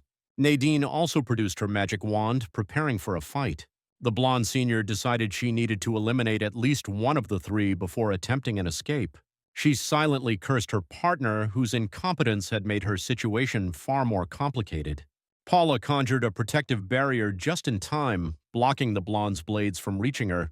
The senior decided to abandon her failed surprise attack and simply flee. But suddenly a binding spell shot out and caught her, yanking her backward. Finding her escape route cut off, the blonde hurled a volley of blades at her opponent. They clanged harmlessly against Paula's barrier. Although Paula could have easily defeated the senior on her own, Eric decided to intervene to speed things up. He was beaten to the punch by Nadine, however, who activated her unique skill, Sword of Alfheim. Several ethereal swords impaled the blonde before she could throw her next set of blades. The system announced another player had been eliminated. The points for the victory were split evenly between the two girls. Nadine cautiously asked if she had interfered, but Paula quickly reassured her that everything was fine and thanked her. That night, the forest near their shelter rustled with footsteps as hunters noticed the trio's tracks on the ground. The seniors observed that the three had clearly been heading towards a defensible position. The hunt for first years lasted 3 days, and the hunters knew their targets couldn't stay hidden for the entire duration. As they examined the traces of the recent conflict, Paula was watching them. Seizing the opportune moment, she launched an attack on one of the hunters. His body dematerialized and the system confirmed his elimination. His companion managed to spot a girl fleeing through the trees. Within moments, a whole group of senior students was pursuing her. They had no idea that they, the hunters, were now being led into a trap. Paula sprinted past a tree that had several mushrooms growing at its base. The system immediately alerted her to a dangerous organism in the vicinity. After successfully luring the seniors to the designated spot, she used a burst of wind acceleration to widen the gap. Meanwhile, the senior students looked on with concern at the system's warnings. One of them suggested they stop, arguing it was too dangerous to proceed. Their leader reminded them that this girl had killed one of their own and forbade any thought of retreat. He decided to leave one person behind as a failsafe in case something went wrong. He commanded the rest of the group to follow him. The guy knew he was walking directly into a trap, but he couldn't tolerate the feeling of being looked down upon. Before long, they caught up with Paula in a meadow. The girl heard their approach and glanced around nervously. Meanwhile, the hunters taunted her, encouraging her to keep running. Paula's confidence returned, and she declared that they were all dead anyway, but asked their leader to step forward. The seniors drew their weapons and charged, telling her to dial back her overconfidence. At the perfect moment, the girl detonated the nearest mushroom, sending its spores into the air. The lead guy shielded his face with his hand, but it was too late. All living things within a 50-meter radius were instantly paralyzed. Suddenly, Paula activated a replacement spell and began to dissolve into thin air. In the next instant, Eric's foot connected with the hunter leader's face as he took Paula's place. Now it was his turn to join the fight. The impact of the blow sent the senior student flying backwards several meters. The boy, still paralyzed by the spores, called Eric a fool, since he was now also exposed to them. He also mentioned the man they had left on guard outside the mushroom's range, but he was met with our hero's indifferent gaze. Eric said he was sorry, but that man was never going to come to their aid. At that very moment, a roar followed by a scream echoed from the forest. The one they had left behind was now pinned to the ground by Nadine's swords. The senior student gritted his teeth in frustration. He yelled in rage that they were all still paralyzed and that he would recover from the effect faster than Eric. But suddenly, our hero took a step forward, advising him not to jump to conclusions. The boy's face went white as he began to stammer that it was impossible. Eric agreed that it shouldn't be possible, but suggested the boy take it up with the gods who had decided otherwise. A few more blows were all it took to eliminate the senior student from the hunt. Our hero cast an eager look toward the remaining enemies and began walking towards them. At the same time, Nadine was giving Paula ash sap to drink. The girl complained about the bitter taste but felt the paralysis gradually begin to fade. Nadine suggested she go on ahead to meet up with Eric. He was propped against a tree, waiting for his allies at their designated meeting point. He smiled as the girls joined him, praising them for executing the plan flawlessly. He had visited Wilbert before the ceremony to ask for advice regarding the paralyzing mushrooms. It was from him that he had learned about the effective antidote, ash sap, which also happened to be common in that area. After their encounter with the senior students, the heroes made their way back to their shelter. There, Eric began brewing a potion to restore their health. He was reminded of how dejected Wilbert had been after dozens of the heroes' failed attempts during his training. Nadine was astounded by the hero's skills and knowledge, remarking that it seemed like he was 10 years older than his actual age. Eric flinched at her sharp insight but feigned ignorance about what she meant. Suddenly, Paula got their attention, offering to cook them something to eat to build up their strength for the next day. She asked for some space by the fire, but Eric quickly told her to calm down and just eat the berries instead. He recalled a time he had tried her cooking, and the experience had not ended well for either of them. In her place, Nadine offered her own cooking skills. Eric was surprised by her enthusiasm, and the girl explained that she had cooked daily when she lived with her grandmother. She tied up her hair and set to work. Eric, meanwhile, reflected on how little he truly knew about Nadine. Soon the meal was ready, and her friends were amazed by its delicious taste. Paula threw her arms around the girl in a hug, thanking her for saving them from a diet of berries. Meanwhile, in the observation room, Bert Cruz was being briefed on the current success table. Everyone was concerned that the genius Gilbert Wood was only ranked 4th, with the top spots all occupied by magicians. The man rewatched the footage of the paralyzing mushroom field several times, convinced that they were not dealing with simple magicians. They also brought him the file for the first-place newcomer, Eric, though the assistant expressed doubt about the accuracy of the data within. Bert took the file and saw that the boy, listed as a warrior, had a 97% success rate in magic. Suddenly, a predatory smile spread across his face, and he struggled to contain his laughter. He decided he needed to witness this boy's talent for himself. His assistant promised to make all the necessary preparations just as Gilbert's face appeared on the screen. Meanwhile, the heroes continued their hunt for the upperclassmen.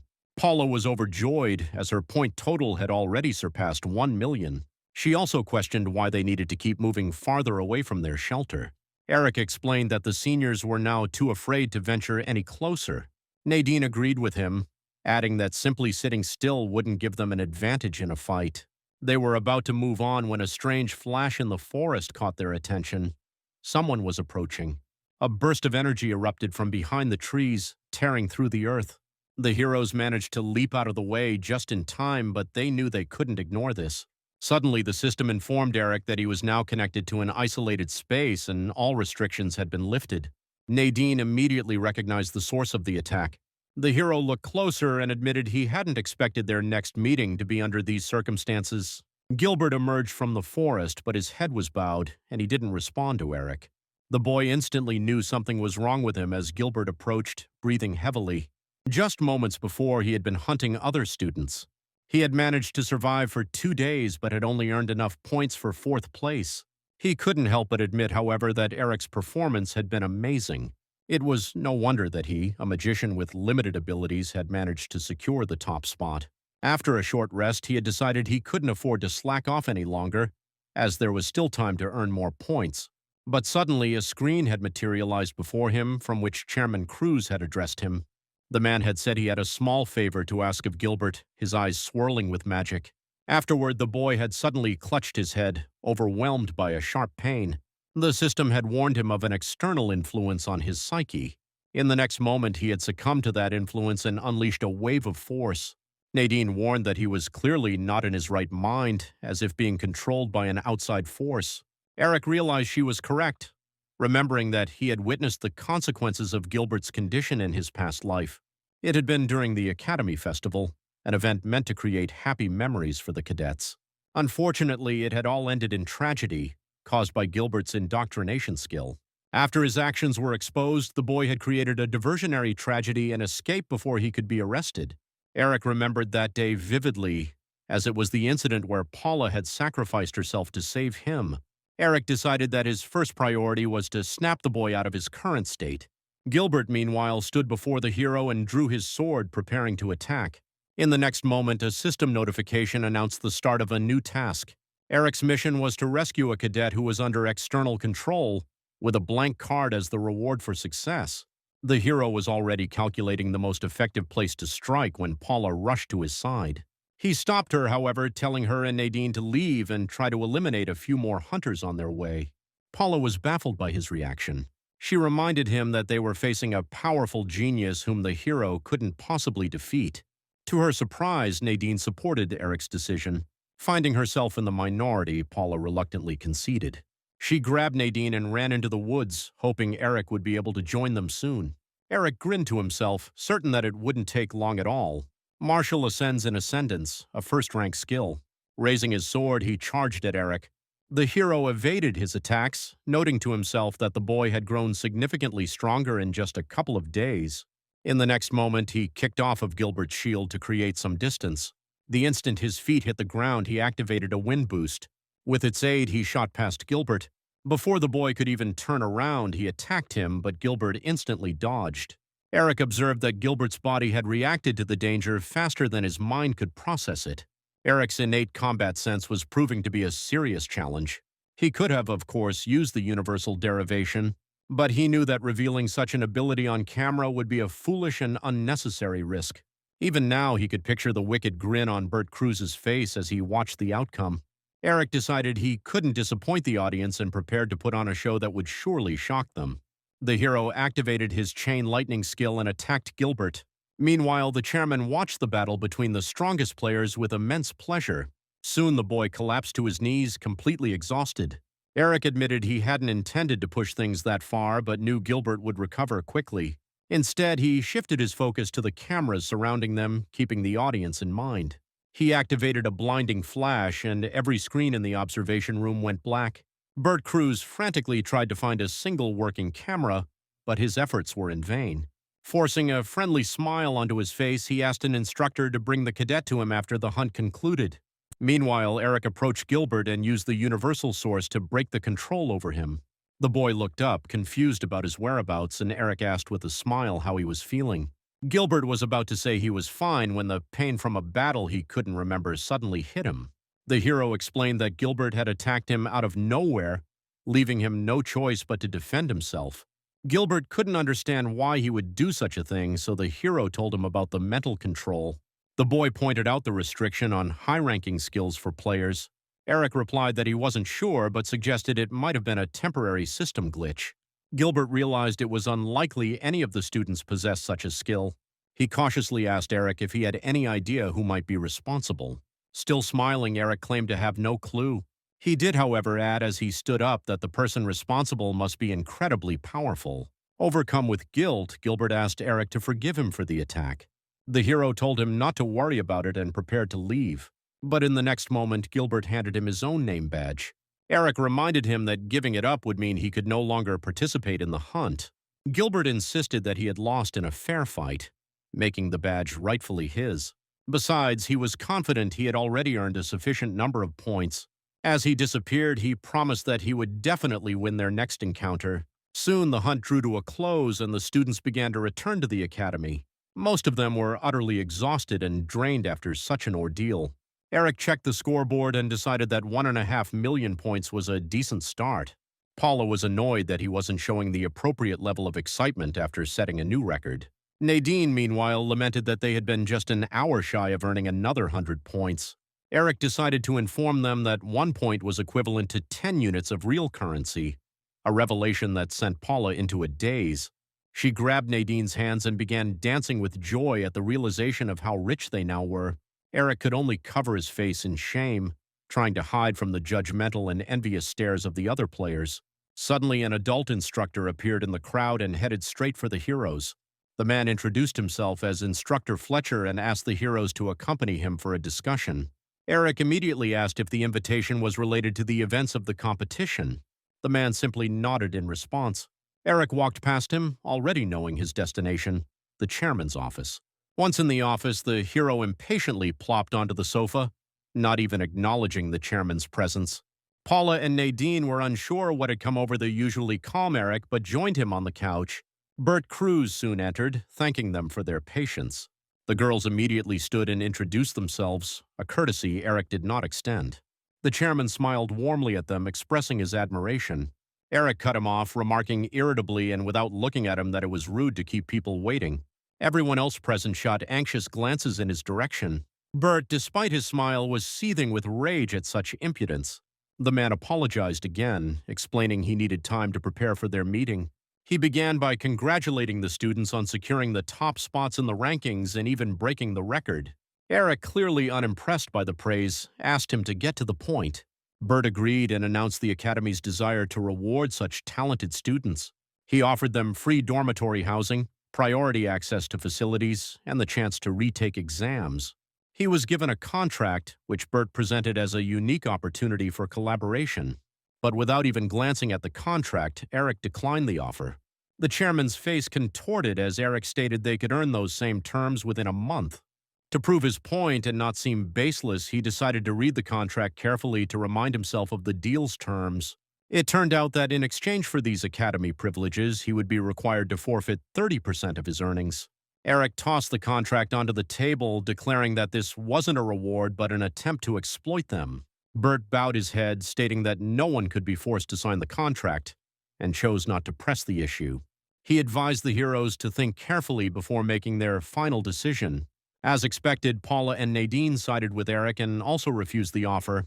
Bert replied that he was sorry, as those were the best terms he could possibly offer. Suddenly, the man fixed Eric with an intense stare and advised him to reconsider the contract. Eric felt the influence of his skill, but thanks to Hell's blessing, he was immune to its effect. The hero decided to seize this opportunity, trading his empty card for the skill of suggestion. Bert was clearly not expecting Eric to refuse the offer again after such a direct intervention. The hero rose from the sofa and announced that it was time for him to leave. Every student at the academy is assigned a spot in a dormitory. Eric collapsed wearily onto his bed, and despite his exhaustion, he could feel an oppressive atmosphere in the room. The next morning, all the student magicians gathered for their first lesson in an unusual room. Among them, of course, were Eric, Paula, and Nadine. The students were greeted by their magical energy instructor, Linda. The hero had never seen her before and was surprised by her presence. He suspected she might have quit her position shortly after his enrollment in the academy. It was common knowledge that being an instructor at the academy was a difficult job. Those who chose to stay often became as corrupt as Bert, willing to work for his meager handouts. Linda understood the students' curiosity about why their lesson was being held here instead of a traditional classroom. The reason was that this hall was equipped to assess the mana sensitivity of new students. Eric felt the energy around him, similar to when he had entered the mana cube, but the energy here was far more diffused. Linda explained that the device before them was a mana-ru, which shared some similarities with a mana cube. Everyone knew it would be impossible for students to withstand the pressure inside an actual mana cube at this stage. The room was sectioned off, with the magic density increasing with each subsequent section. Linda turned toward the entrance of the first section and instructed all the students to follow her. In the first section, none of the students experienced any issues. In the second, however, the condition of several students began to deteriorate. With each new room, the number of students able to follow the instructor dwindled. Only 4 people managed to enter the 8th level, where Paula and the other boy clearly felt the immense pressure. Only Eric and Nadine proceeded to the 9th level. The moment she crossed the threshold, the girl immediately felt unwell. When Eric rushed to her side, she tried to lie, insisting she could continue. But despite her assurances, she promptly lost consciousness. The instructor's assistants carried her out of the section. Eric, meanwhile, decided to enter the final 10th section. Linda hurried after him, as even she found it difficult to withstand the pressure in there. The hero turned to her with a smile, remarking that things had finally become challenging for him as well. The instructor didn't believe him, as he showed no signs of fatigue, but she decided to keep her thoughts to herself. Meeting his friends in the transition room, Eric was relieved to see they were both all right. Watching Nadine, he had realized that she was more than just a reckless gambler. He suspected a deeper reason lay behind her stubbornness. He was confident that, thanks to their friendship, her future would likely be altered for the better. That evening, Dahlia called Eric to inquire about how the first test had gone. The guild leader admitted she wanted to hear the story straight from the source. The hero didn't surprise her with the news that he had secured first place. She immediately noted, however, that he wasn't in a standard dorm room, which confirmed his success in the hunt. Dahlia expressed her pride in Eric's accomplishments, to which he confessed he had been expecting second place. He told her about Nadine, Paula, and Gilbert, individuals he believed were worthy of the guild's attention. He also made sure not to miss the opportunity to mention Gilbert. Dahlia replied that taking the boy under her wing could potentially spark a conflict with another guild. She wondered aloud if Gilbert was truly worth such a risk. Eric's response was unequivocal. It was worth it. He stated with conviction that the boy was destined to become a famous alchemist. After their discussion, Eric bid Dahlia farewell and wished her a good night. Suddenly, Paul announced that Melissa had arrived for a visit. Kristen entered the office, accompanied by the blonde. Melissa approached Dahlia and extended a hand in greeting. She politely declined the handshake and requested they get straight to the point. The guild leader accepted these terms and immediately asked Dahlia for the price of a boy named Eric. The woman's expression darkened as she grasped the implication of the question. She quickly composed herself, however, and replied with a friendly smile that some things simply cannot be bought. Melissa admitted she hadn't expected a positive response and was merely extending a courtesy. With that, she bid Dahlia farewell but promised they would meet again soon. The following day, all students were gathered for a physical assessment. Despite his best efforts, Eric placed second, just behind Gilbert. He reminded himself that the boy wasn't known as a martial arts genius for nothing. Meanwhile, Instructor Fletcher announced the start of the second phase of physical testing. All future raiders, regardless of their specialization, were required to participate in this test. As this was an educational assessment, the system would only analyze a student's evasive abilities. Fletcher noted, however, that students would still receive higher scores for actually defeating the monster. Before the test began, everyone was given strange objects resembling wireless headphones. These were augmented reality devices designed to make the projection feel more tangible. This technology could help prevent student injuries while still teaching them how to react appropriately to danger. Fletcher continued, explaining that the system contained 100 levels, but today they would only progress to the 10th. He had already organized everyone into groups of 4, with each group performing in turn.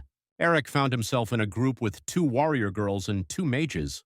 He admitted to himself that the team composition wasn't the worst. His thoughts were interrupted by a boy, another mage. He confessed he still couldn't believe a magician had managed to win first place in the competition. The boy began to imply that Eric must have had some special advantages to achieve such a feat. Eric flatly denied having any special conditions. However, sensing the boy's challenging mood, he declared his readiness to prove his superiority in a fair fight. Their partners were confused by the sudden animosity, as they were all supposed to be on the same team. Just then, Fletcher called their team to the field. Once the group was in position, a countdown to the start of the battle began. The enemy for the first level was a skeleton. Jake decided to maintain his distance at first and took a step back. Eric, however, chose to do the exact opposite. Even the warning cries from his teammates did nothing to deter him. Jake couldn't comprehend what the mage was trying to accomplish by rushing so recklessly into battle. The hero decided he needed to prove his dominance through action and activated an enhancement skill. He grabbed the skeleton's skull with one hand and ripped it from its body. By smashing the skull against a wall, he rendered the opponent incapable of fighting. His partners, who had remained on the sidelines, stared in disbelief at the skeleton's disappearing form. Following the first skeleton, 3 more appeared. Eric dealt with them in the same manner as the first, engaging them in hand-to-hand combat. The magic weapon skill is an ability not typically used by mages, as it only boosts physical damage. While generally considered useless for Eric as a spell sword, this buff was incredibly beneficial. The second level commenced immediately after the first, this time featuring a Draugr. Before long, Eric had cleared the 10th level, leaving the entire arena in a state of ruin. Jake approached the hero, demanding an explanation. The boy couldn't understand how a magician could single-handedly enter battle and defeat all the enemies. Eric replied that everything should have been obvious during the fight, and invited Jake to experience his punch firsthand. The instructor noticed their argument and ordered them to separate. Eric turned to walk away, but the boy yelled after him that he didn't consider him the winner. Jake proposed they settle their dispute at the upcoming Academy Festival, but Eric simply replied that he already had plans for the festival. Back during the competition, Gilbert had promised he would become strong enough to defeat him. At the end of the test, the 2 students with the highest scores were Gilbert and Eric. Bert Cruz thanked Fletcher for his report and requested he continue passing on information about Eric. He also asked him to prepare everything for the next test. Meanwhile, our hero was engrossed in training, having already flawlessly passed the test 27 times consecutively. At this point, his strength was sufficient to take on 6 third-class raiders simultaneously. He knew the next test would be a pseudo-dungeon, so he was pushing himself to the point of exhaustion in his training. An incident was set to occur in this dungeon that would severely tarnish the Academy's reputation. Several students would lose their lives in this incident. Eric remembered it well because it was his own team that had suffered. He had been the sole survivor, forced to listen to others claim that, as a mediocrity, he should have been the one to die. Yet even then he had not left the academy. He simply couldn't bear to disappoint the people who cared for him. After training, Eric stopped by an alchemy shop to purchase a few vials of potions. The last time he had been powerless to prevent the tragedy. This time, however, he vowed to himself that he would do everything right. The next day, the hero, along with Nadine and Paula, shared their anxieties about the upcoming internship. He seized the opportunity to give each of them a bottle of potion. If he had survived by sheer luck last time, Eric was now determined to take matters into his own hands. Returning home, he couldn't shake a persistent feeling of unease. Suddenly, a system window materialized before him, speaking of points of no return. During such events, he would have the power to decide whether to follow his past actions or choose a different path. Eric reasoned that the message wouldn't have appeared without a purpose, which gave him pause. The following day, the students were transported to a pseudo-dungeon for their practical training. Instructor Lindo announced that they would now be divided into teams before heading inside. She also assured them that only low-level demons awaited them within. Eric knew this information was a deliberate trap set by Bert Cruz. Hidden among the weak monsters would be powerful boss-level creatures. Soon, the team assignments began, determined by drawing numbers. By a stroke of chance, Eric and Nadine were placed on the same team. Another boy and girl approached them, having also been assigned to their group. The hero held his breath, a sense of horror washing over him. These were the two who had sacrificed their lives for him in the previous timeline, allowing him to escape. Now, Eric understood the choice the system message had been referring to. Nevertheless, the hero had to feign happiness upon meeting Anna and Colt. They immediately commented on Nadine's standoffishness as she tried to withdraw from the conversation. Eric sadly realized that Anna and Colt were exactly as he remembered them. He decided to redirect his thoughts, suggesting the group formulate a strategy. They determined who would take the lead and how to react to unexpected situations. Thanks to Eric's confidence and knowledge, the strategy quickly took shape before them. Colt admitted he expected nothing less from the person who had secured first place in the hunt. They finalized their plan just as Linda announced it was time to head underground. It so happened that Gilbert and Paula were assigned to the same team, and they proceeded together toward the entrance. A sense of relief washed over Eric. Confident that his friend would be safe in their current grouping, a distinct dungeon was allocated to each team, and Linda then beckoned for everyone to enter their respective portals.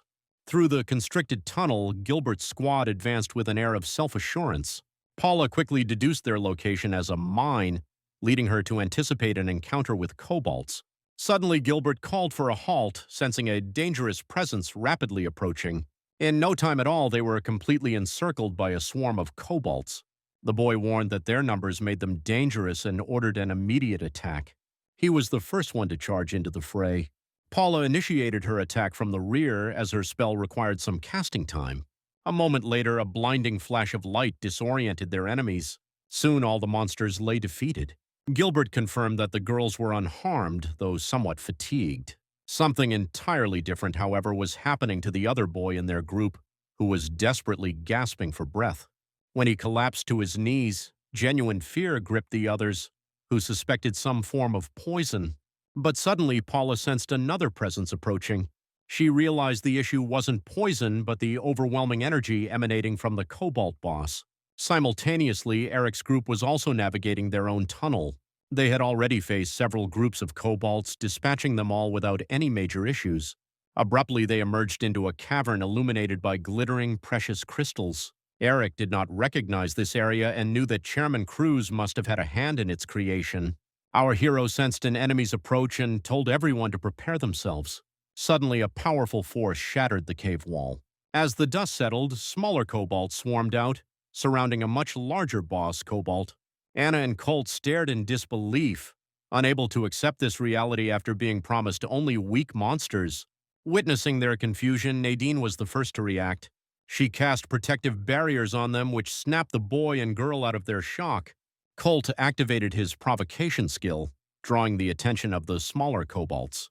At the same time, Eric was already charging toward the most formidable foe, the Cobalt boss. The force of his impact was so great that it kicked up a cloud of dust. Immediately following the blow, however, the monster's body began to regenerate at an incredible rate. Eric found it amusing that Cruz would pit a first-year student against such a powerful adversary. Abruptly, the system announced that the hero was facing one of Odin's ravens. A new task immediately appeared, requiring Eric to locate and defeat 5 such targets. All the while, instructor Linda was observing the hero. She had to admit that even she was incapable of using the techniques Eric was demonstrating. Suddenly, the entrance to one of the other dungeons opened. Linda was surprised that this group had finished before Eric's team. Looking closer, however, she saw a group of terrified students, one of whom was unconscious. Gilbert reported that they had encountered the Cobalt boss. Linda was horrified by this news, as such an enemy should not have been present. Several assistants rushed to aid the boy who was suffering from mana poisoning. The instructor decided to contact Bert Cruz to report a rank 2 monster in the training dungeon. To her astonishment, she was met with the chairman's casual voice, assuring her he would handle everything. This response planted a seed of doubt in her mind that this entire situation was no accident. Meanwhile, Eric's group was on the brink of defeat. The Raven-controlled Cobalt raised its club once more, preparing for another strike. According to mythology, Odin possessed 2 ravens, Hugin and Munin. He utilized them to stay informed about everything that transpired across all the worlds. Eric knew that an opponent of this caliber would not be an easy fight. He ran to Nadine's side and reinforced her barrier, contemplating a strategic retreat. He had felt no hesitation before, but in the end, all he had experienced was regret. This time he resolved it was time to truly fight back. Eric addressed his team, ordering them all to escape the dungeon while he held off the Cobalt. Colt urged him not to even consider such a foolish plan. In response, Eric merely dispatched 2 smaller Cobalts that had been sneaking up on the boy from behind.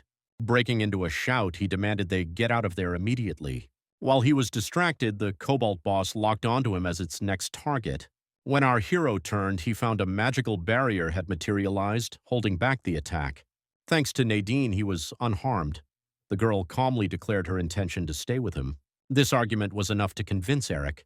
He agreed to stay with Nadine but instructed Anna and Colt to run and inform the instructor. Although they were uncomfortable with the idea of leaving their teammates, they promised to return as quickly as possible. After their departure, Nadine and Eric were left to face a group of small Cobalts and their powerful boss. The girl announced she would provide cover from the rear and summoned her magical swords. A single attack was sufficient to eliminate a group of the smaller Cobalts. Eric decided to concentrate his efforts on the massive Cobalt boss. As he closed in on the monster, however, he noticed its body was melting on its own. This observation caused Eric to momentarily slow his attack.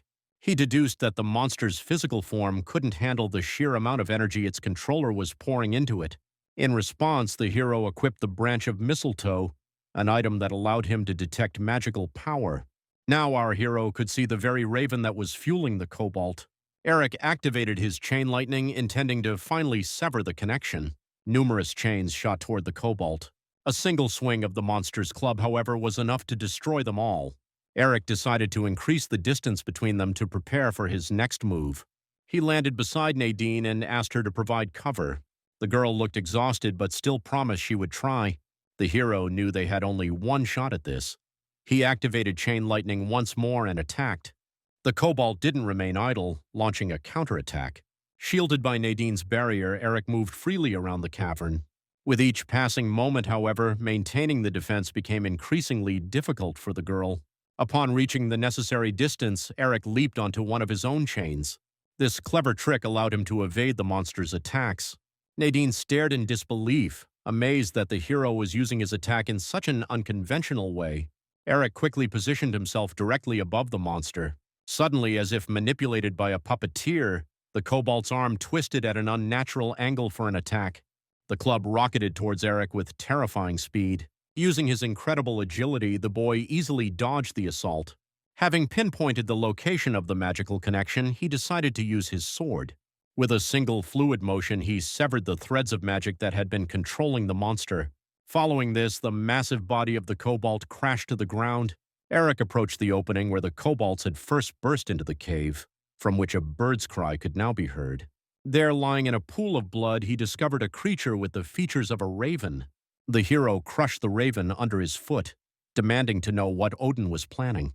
The creature, however, only continued to thrash and scream, providing no answers. Eric realized the raven was not acting on its own accord and decided to put the creature out of its misery. Suddenly, Nadine called out to him. Remembering the dangerous situation they were still in, Eric yelled for her to save herself from the poison.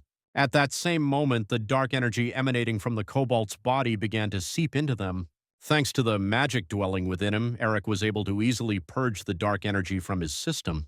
The system also congratulated him on his victory over one of the ravens and presented him with a reward. Unfortunately, Nadine lacked sufficient magic to expel the monster's energy from her own body. The system warned that the girl would perish if she did not receive immediate treatment. Sometime later, Nadine awoke to find a sleeping Eric beside her. The guy groggily opened his eyes and asked how she was feeling. After checking her system readings, Nadine was surprised to find that all her stats were normal. The girl, however, was more curious about why the hero hadn't left after the kobold was defeated. Eric replied that he had been waiting for her to wake up so they could discuss something. They needed to agree on a single version of events before they left the dungeon. The guy knew Nadine was confused, but he was unable to provide any specific details. He also expressed his desire to keep his abilities hidden from others. Eric decided to share his suspicion that the Cobalt boss's appearance was no accident and that the chairman was likely involved. He was aware of the chairman's true nature, which was far different from his public persona. Bert had no qualms about sacrificing the weak. Nadine realized this must be the reason why Eric was so secretive about his abilities. She also recalled the day the chairman had offered them that contract. Even back then, she had noticed Eric's strange behavior, as if he knew Bert Cruz on a personal level. The hero apologized, refusing to divulge any more details to avoid putting her in danger. Meanwhile, Anna and Colt had returned to the intermediate room. The instructor was struggling to restrain Paula, who was demanding to know why her friends had been left behind in a dangerous situation. But suddenly the dungeon passage opened, and Nadine and Eric emerged. Paula rushed to them, embracing them in hugs, overwhelmed with worry. Colt and Anna looked on with guilt as the friends were reunited. They had never felt right about abandoning their teammates. Eric noticed their troubled expressions and told them not to worry, as they had done exactly as he had asked. Speaking louder now for everyone to hear, he explained that they had left him and Nadine to summon the instructor for help. He asked that no one blame them, as he himself had given the order. Paula refused to accept this explanation, unable to imagine ever leaving people behind. With a sad smile, Eric replied that he would have done the same thing in their position. Linda approached our hero and apologized for not being able to come to their rescue in time. Eric told her not to blame herself, as she could not have known what was going to happen. After this, he said his goodbyes to everyone and, using the excuse of being tired, headed home. The system notified him that the point of no return task was complete and rewarded him with a golden apple. After arriving home and taking a bath, Eric's thoughts drifted back to Nadine. Before his return to the past, Paula had already died, and Gilbert had never realized even a fraction of his potential. Nadine, however, was fated to survive no matter what. Eric decided it was best not to say anything more to ensure the girl's continued well-being. This dungeon, he knew, was only the beginning. He was aware that more significant challenges awaited him, and he needed to be prepared. To clear his mind, he switched on the television. The news was currently discussing the appearance of a new dungeon type, a thematic one. An expert explained that these dungeons were impossible to exit without successfully clearing them. Furthermore, a raider would need to assume a specific character role and fulfill certain conditions. All of this was necessary to acquire a unique item known as the Gift of God. Eric knew this was his chance to get ahead. First, however, he decided to deal with the reward from defeating the Raven, the Golden Apple. These fruits were the source of the god's eternal life and youth. It would also grant Eric accelerated regeneration and an increased mana pool. Unfortunately, the system immediately informed him that the item could not be sold or given away. Very opportunely, Eric recalled that a themed dungeon was set to open soon in a local amusement park. There he would have a chance to obtain the boots of Thialfi, Thor's servant. This item enhanced agility, and raider warriors would surely vie for its possession. These boots would allow the hero to balance his stats as a spell sword. With no other option for the apple, Eric decided to eat it immediately. To his surprise, the divine fruit had a rather unremarkable taste. Despite this, the fruit's effects began to manifest shortly after. Eric immediately felt a newfound lightness in his movements and a general improvement in his condition after the incident at the academy. The next day, the amusement park where the dungeon was scheduled to open began its operations. Eric looked around with a sense of unease, unaccustomed to seeing the place so cheerful and bright. The hero approached a ticket booth, and a park employee immediately asked how many tickets he needed. In response, Eric presented a guild card and introduced himself as a guild representative. Leaning closer, he warned in a low voice that a dungeon was about to open on the premises. Soon all park visitors were being escorted out of the area. Eric, as a representative of the guild, was permitted to remain. He smirked to himself, impressed by the organization's influence. Glancing at the time, he realized there was very little time left before the dungeon's opening. Suddenly, the space around him began to warp, and the system signaled an opening. Eric looked around, realizing that events were unfolding exactly as they had last time. He remembered seeing an interview with a girl, a self-proclaimed genius, who had cleared this dungeon. Unfortunately, her boastful nature had attracted the wrong kind of attention, leading to her death. Last time, she had been the one to acquire the boots, but this time, Eric was determined to claim them for himself. Meanwhile, the system announced the start of a new dungeon with a Viking theme. The story began to load as it synchronized the hero with the character of Thialfi. According to the history of this world, Thialfi had come to hate the Aesir because his family was killed by their worshippers. Eric recalled reading a completely different story with his mother, one where a boy and his sister aided Thor. His thoughts were suddenly interrupted by a stranger. The hero found himself on a ship, dressed in old-fashioned clothing, and his eyes widened in surprise. A boy whom Eric recognized as Frederick helped him to his feet. Abruptly, something slammed into the side of their ship. Everyone on deck struggled to maintain their balance to avoid being thrown overboard. In the next moment, pirates leaped onto their ship.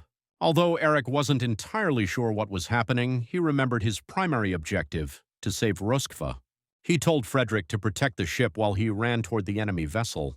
The hero leaped deftly from one deck to the other. After stunning the pirates, he landed on the bowsprit of their ship. Suddenly, Eric's eyes fell upon a person tied to the mast. He recognized the hostage as the same girl who had previously cleared this dungeon. In this dungeon, however, she had assumed the role of Roskva, Thialfi's sister. The girl's real name was Zoe Silva. She considered herself an unparalleled genius and a future top-tier raider. To her surprise, however, she had found herself trapped in an amusement park. Just as she had gone to the restroom, the entire park had emptied, and the space around her had filled with magic. She frantically calculated the probability of such an event, amazed by her own luck. Finding no one to blame, she had decided to wait for the raiders to rescue her.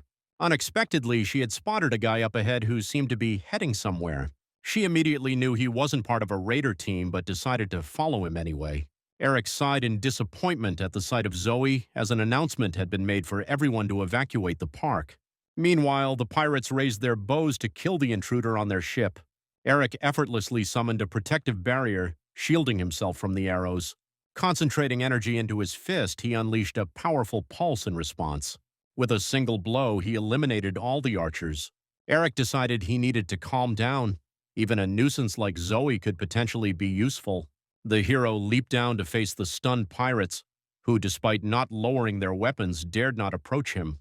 Eric rubbed the back of his neck in irritation, telling them to attack all at once, as he didn't have time for individual duels. Within minutes, the deck was littered with unconscious pirates. The hero approached Zoe and ordered her to stop feigning sleep. He revealed his knowledge that she was playing the role of Roskva. In response, Zoe clicked her tongue in annoyance. Lifting her defiant gaze, she realized that Thialfi stood before her. Eric knelt to her level and, with a smile, said he knew exactly what she was thinking. In the next moment, he struck the mast with such force that the wood audibly splintered. He warned Zoe not to do anything foolish and to be a good girl. She nodded in response, her face pale with fear. The system congratulated Eric on completing his first mission in the Viking world. Following this, Eric and Zoe were transported back to the amusement park. Using her abilities, the girl quickly assessed the kind of person sitting across from her. This, however, didn't explain why this boy was here in the first place. Eric interrupted her train of thought, asking her to describe her skill. The girl giggled, claiming her skill simply improved her swordsmanship. Eric, however, was not convinced by her answer and told her to try again. Zoe decided to hold her ground, continuing to insist on her version of the story. The hero cut off her tirade by stating the true name of her ability, accelerated thinking. Hearing this, the girl fell silent. The guy, meanwhile, continued to describe her skill. which was highly effective for evaluating an enemy and their strategy. Suddenly, he rose from the table, announcing his intention to proceed alone since Zoe planned to continue deceiving him. The girl ran after him, pleading with him not to leave her alone in such a dangerous place. In response, Eric presented her with a contract to ensure her loyalty. The terms included her complete submission to him and a vow not to cause him any harm. Subordination is a component of the mind control skill, allowing one to control another person via a contract. Realizing she was out of options, Zoe agreed to sign the contract. Immediately, magical chains materialized around her neck and wrists. A moment later, the chains vanished, but Zoe was left feeling sick with the realization that she was now under his control. Meanwhile, a news helicopter circled over the amusement park. They were already aware of the two young people currently trapped inside the dungeon. Parker had been called in to manage the incident, but this time he was stuck outside with a colleague. His coworker was complaining that he had been on track for a promotion, but now everything was at risk. They both knew that if public opinion turned against them or if someone got hurt, they would both be demoted. Parker decided to review the information on the individuals inside the dungeon and saw a familiar face. Among the files was Eric, whom he had met during the goblin incident at the mall. He was surprised to learn that the boy had not only been accepted into the academy, but had also joined a guild. His partner was alarmed by Parker's surprised expression, but he quickly reassured his comrade.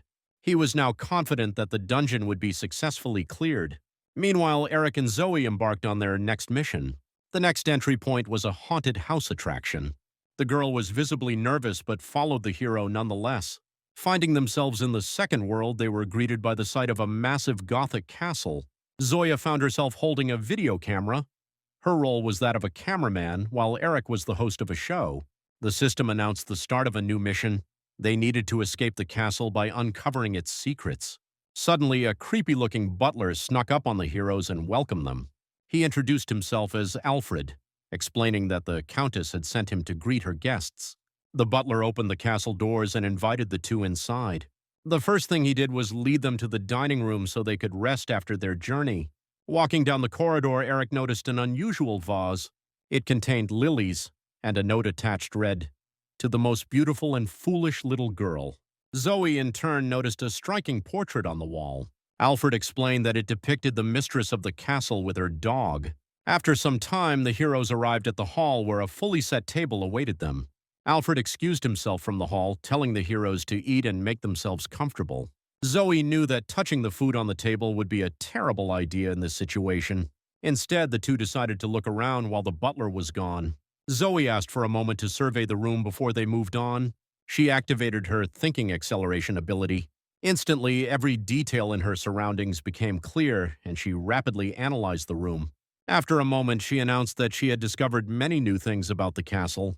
Zoe had deduced that the castle's owner was around 12 years old. As evidence, she pointed to the chair at the head of the table, which had a higher seat than the others. She had also observed that the furniture in general was very low, and the handles on the bottom drawers showed the most wear. At this point, her observations concluded, and Eric suggested they continue. But suddenly, the hero stopped in front of the door. Zoe urged him to keep moving, but Eric simply replied that they were locked in. Zoe began to panic, terrified at the thought of being trapped here forever. Eric reassured her, stating that there had never been a dungeon without an exit. The girl was heartened by his words and decided to take another thorough look around the room. The hero considered breaking down the door but sensed that this place had somehow limited his abilities. Furthermore, Zoe had managed to clear this dungeon on her own, which meant the requirements for passing couldn't be too high. Suddenly, the girl called him over to look at something. She was pale and holding a camera. She was certain something was wrong with the camera and showed him the screen. Through the camera's lens, the dining room was transformed, and in place of plates of food, the body of a dead Alfred lay on the table. Eric realized that the person who had led them here was definitely not Alfred. The system congratulated Eric for partially solving the mystery of Alfred. Zoe understood that the camera was the key to solving the puzzle, revealing what the illusion was hiding. Eric considered using his own skill to dispel the illusion completely. Unfortunately, that skill was restricted here, so the two would have to rely on the camera.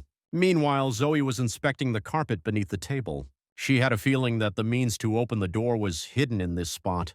The only discrepancy between the visible and invisible reality was what lay on the table.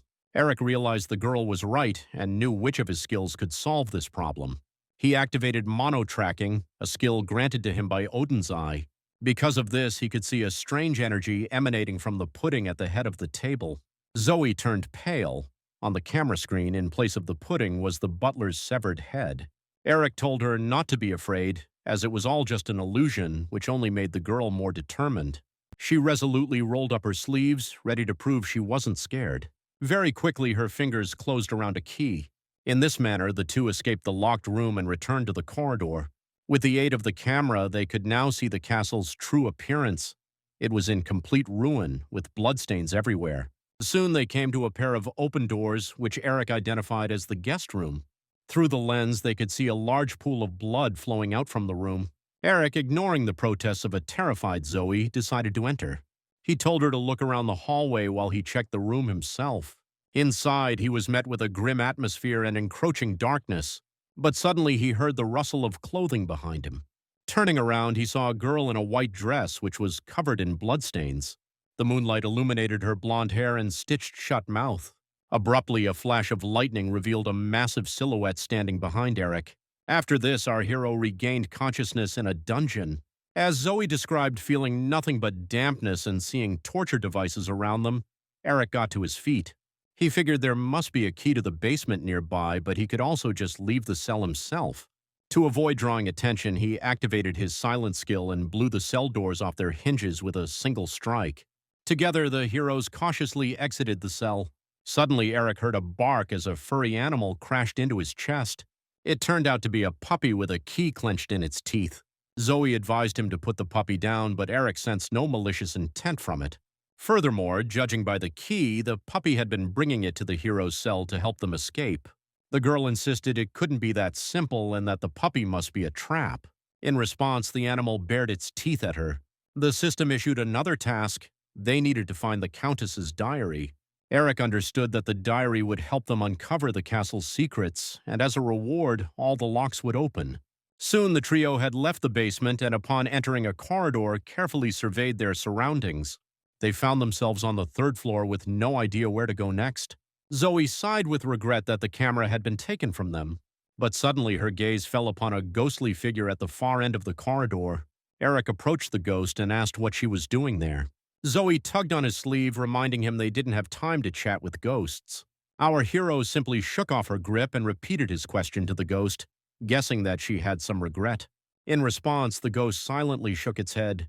Eric then guessed that she was there to help them. This time, the ghost nodded.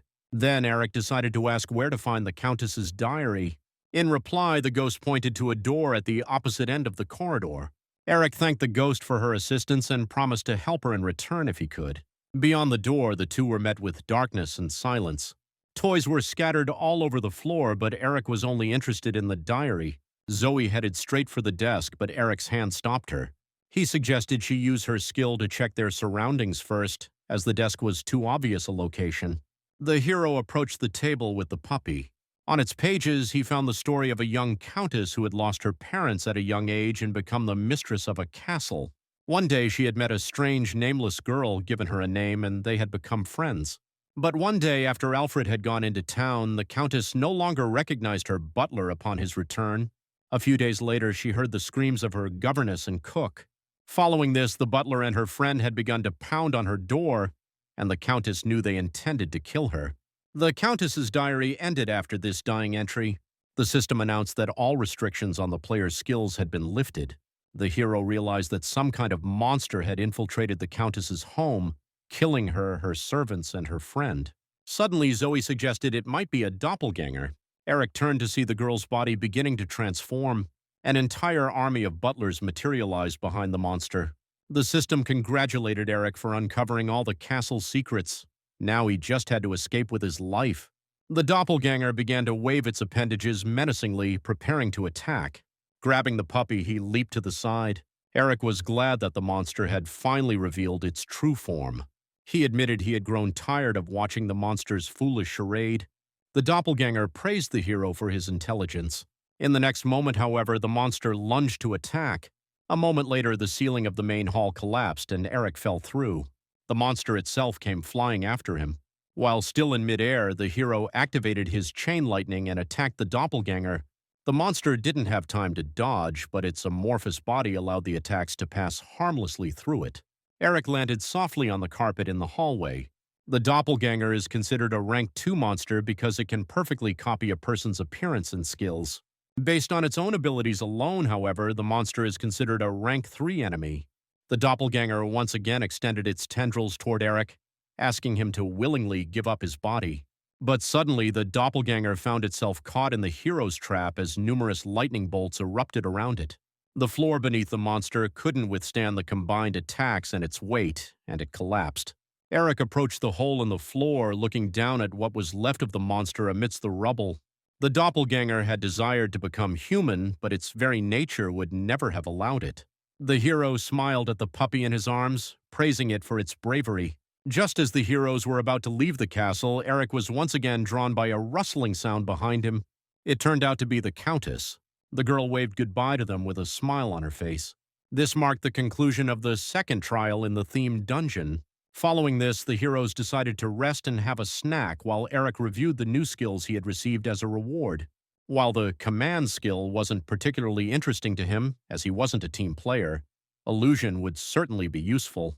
Zoe, meanwhile, was still sulking because he hadn't told her immediately that he had recognized her. Eric reminded her that their chances of survival would have been lower otherwise and suggested they move on.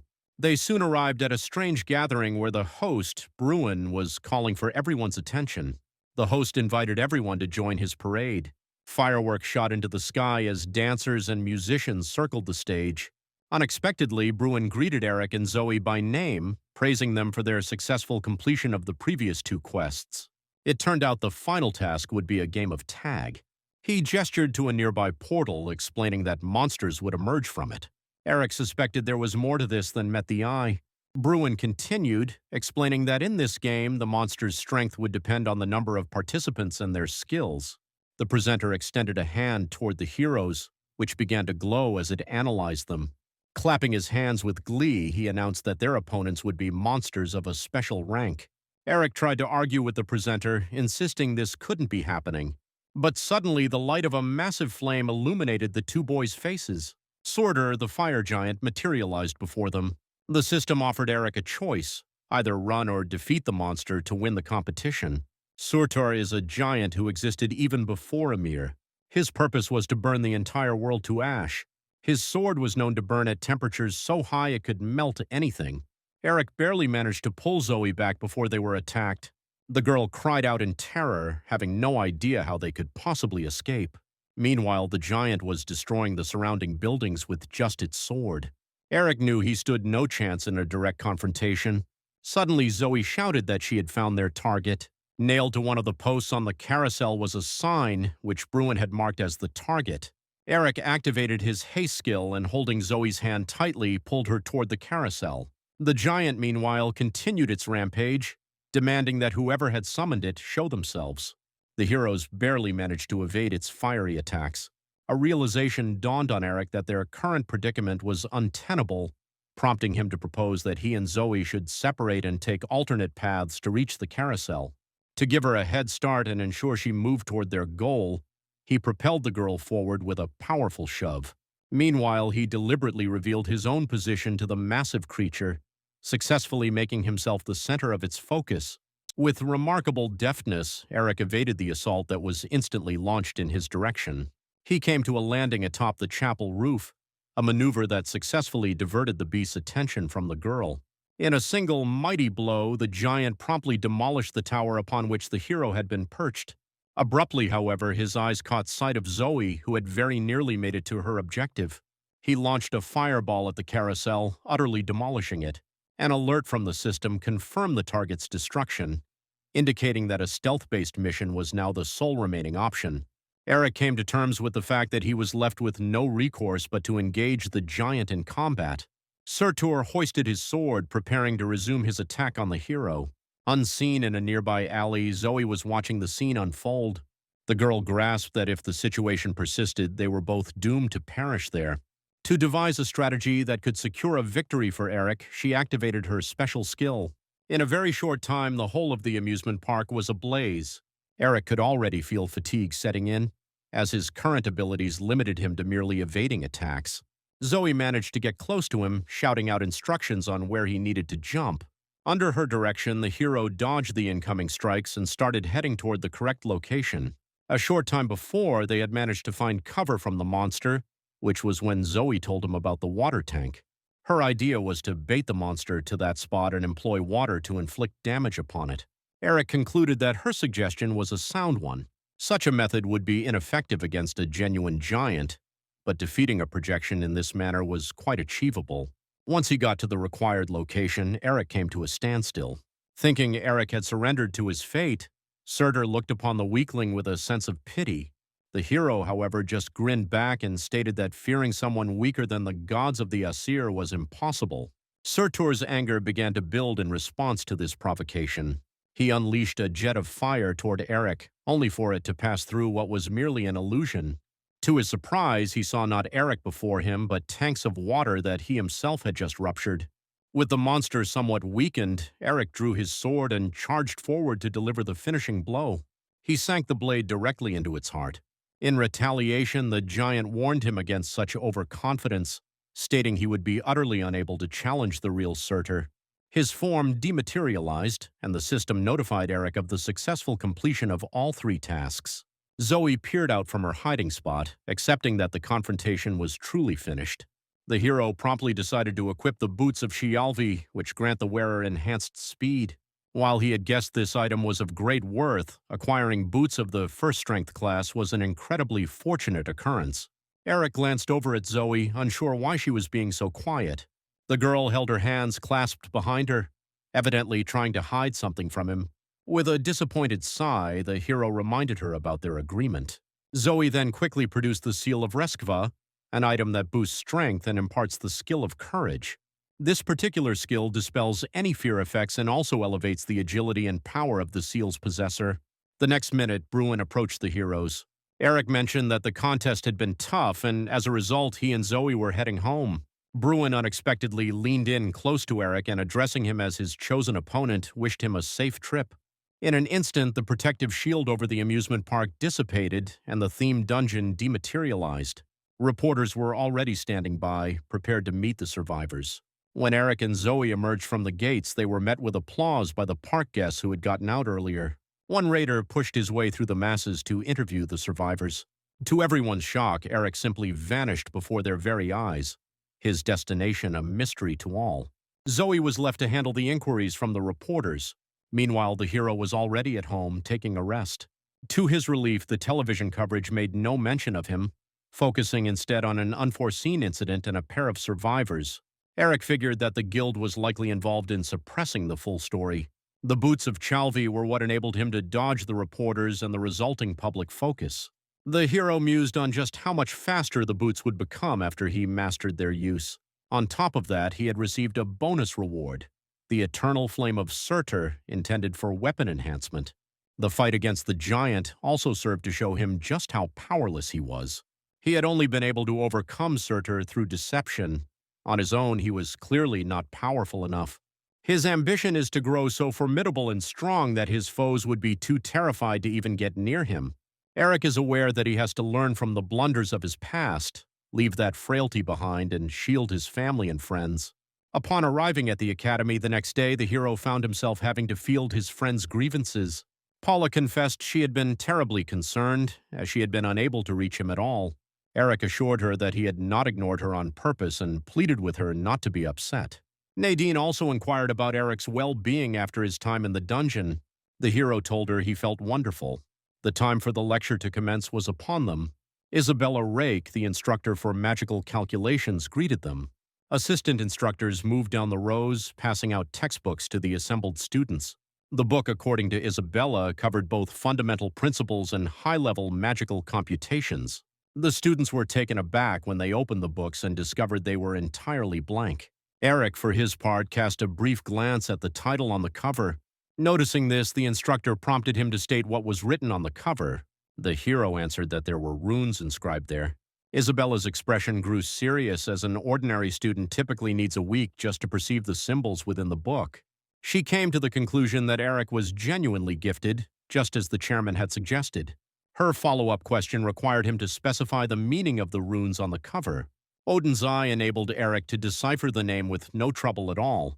Following their lessons, students were directed to the library to commence their work on translating the runes. Eric was thoroughly engrossed in the book, discovering numerous new applications for his spells. His female friends, meanwhile, were advancing through the material at widely varying speeds. Paula faced the greatest difficulty and was quick to point out on any occasion that she had been the one to teach Eric magic. The hero simply commented that students often go on to eclipse their teachers. Nadine, in the meantime, declared that she had at last translated the text on the first page. After a few days, Eric aced the exam on magical theory. He decided to set aside his studies for a while and concentrate on different methods for increasing his strength. Dedication is a key component of growth, yet money frequently proves to be the ultimate determinant. Having arrived from the future, Eric knew with certainty which business ventures would yield a profit. For this reason, he gathered Gilbert, Nadine, Paula, and Wilbert to help decide on a name for his potion business. Regrettably, none of the names put forward appealed to Eric. Paula cautioned her friend to be careful, noting that the small number of potion shops existed for a good reason, a point with which Nadine concurred. Gilbert, on the other hand, sensed a potential in the sector and was skeptical that the venture would be unsuccessful. Eric maintained his silence, knowing full well that the future proprietor of half the world's potion business was seated right next to him. All of a sudden, the room's doors burst open, revealing Zoe, who was directing a furious gaze at everyone there. She entered the room and started to berate Eric for putting a spell on her that left her unable to act. The hero recalled the contract they had established, bringing to mind that its effects were permanent. Paula and Nadine looked troubled by the idea that their friend had made threats against a child. A frustrated Eric motioned for Zoe to come to the table and contribute to the brainstorming. Before long, she was actively participating in the naming discussions. Sadly, her arrival contributed more disruption than it did progress. Paula, in the meantime, was becoming annoyed that Eric refused to consider her suggestion, which led him, weary of the group, to let her speak. The girl unexpectedly offered a fine name, Elixir Workshop. Elixir is also another name for the Philosopher's Stone, which is reputed to bring people back from the dead and provide healing. Gilbert also found the name appealing and could already envision how this branding would boost the business. The debate concluded on this note. Following this, a few more days of classes passed. After one class, Eric went to Isabella to request that she explain the topic he was studying. The woman blanched upon seeing the textbook on fourth-tier magic. After being unable to get any helpful information from the instructor, Eric went back to the library. Having reached a dead end, he determined that he needed the assistance of a different specialist. He arranged a meeting with Dahlia to get her help with the fourth-rank calculations. This tier encompasses the creation, annihilation, and amplification of magic. Eric conceded that he was finding it challenging to grasp these formulas by himself. Dahlia retorted that the entire purpose of the fourth rank is to master it all on one's own. This ability is a prerequisite for attaining the title of a first-rank raider. Still, a woman of her stature cannot abandon her protege when he is asking for assistance. She gave the hero a ribbon, stating that it would aid him in comprehending enhancement. Eric willingly took the ribbon, prepared to do whatever was necessary to become more powerful.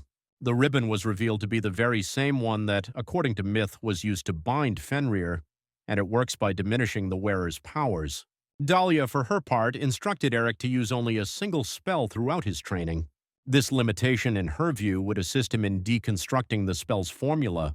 She recommended using something basic for this exercise, such as a magic arrow. That very day, Eric resolved to test her advice. On account of his diminished strength, the Draugrs in the simulation easily parried his assaults. His entire body felt sluggish and leaden. The hero grasped that his state was far more dire than he had anticipated, but he tenaciously pressed on with his training. The day after, following class, Paula made up her mind to ask her friend what was troubling him. She griped that she could smell his pain-relieving patch from all the way down the corridor. Eric, who looked utterly depleted, assured her that he was all right.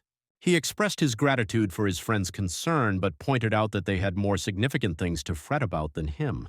Paula was stuck trying to translate runes, and Nadine was facing the prospect of extra lessons should she fail an exam. The two girls chose to follow Eric's suggestion and made their way to the library. The hero returned to his training. In the end, he flawlessly cleared level 41 of the test. The system indicated that his comprehension of formulas had advanced, and he had even gained a passive skill for it.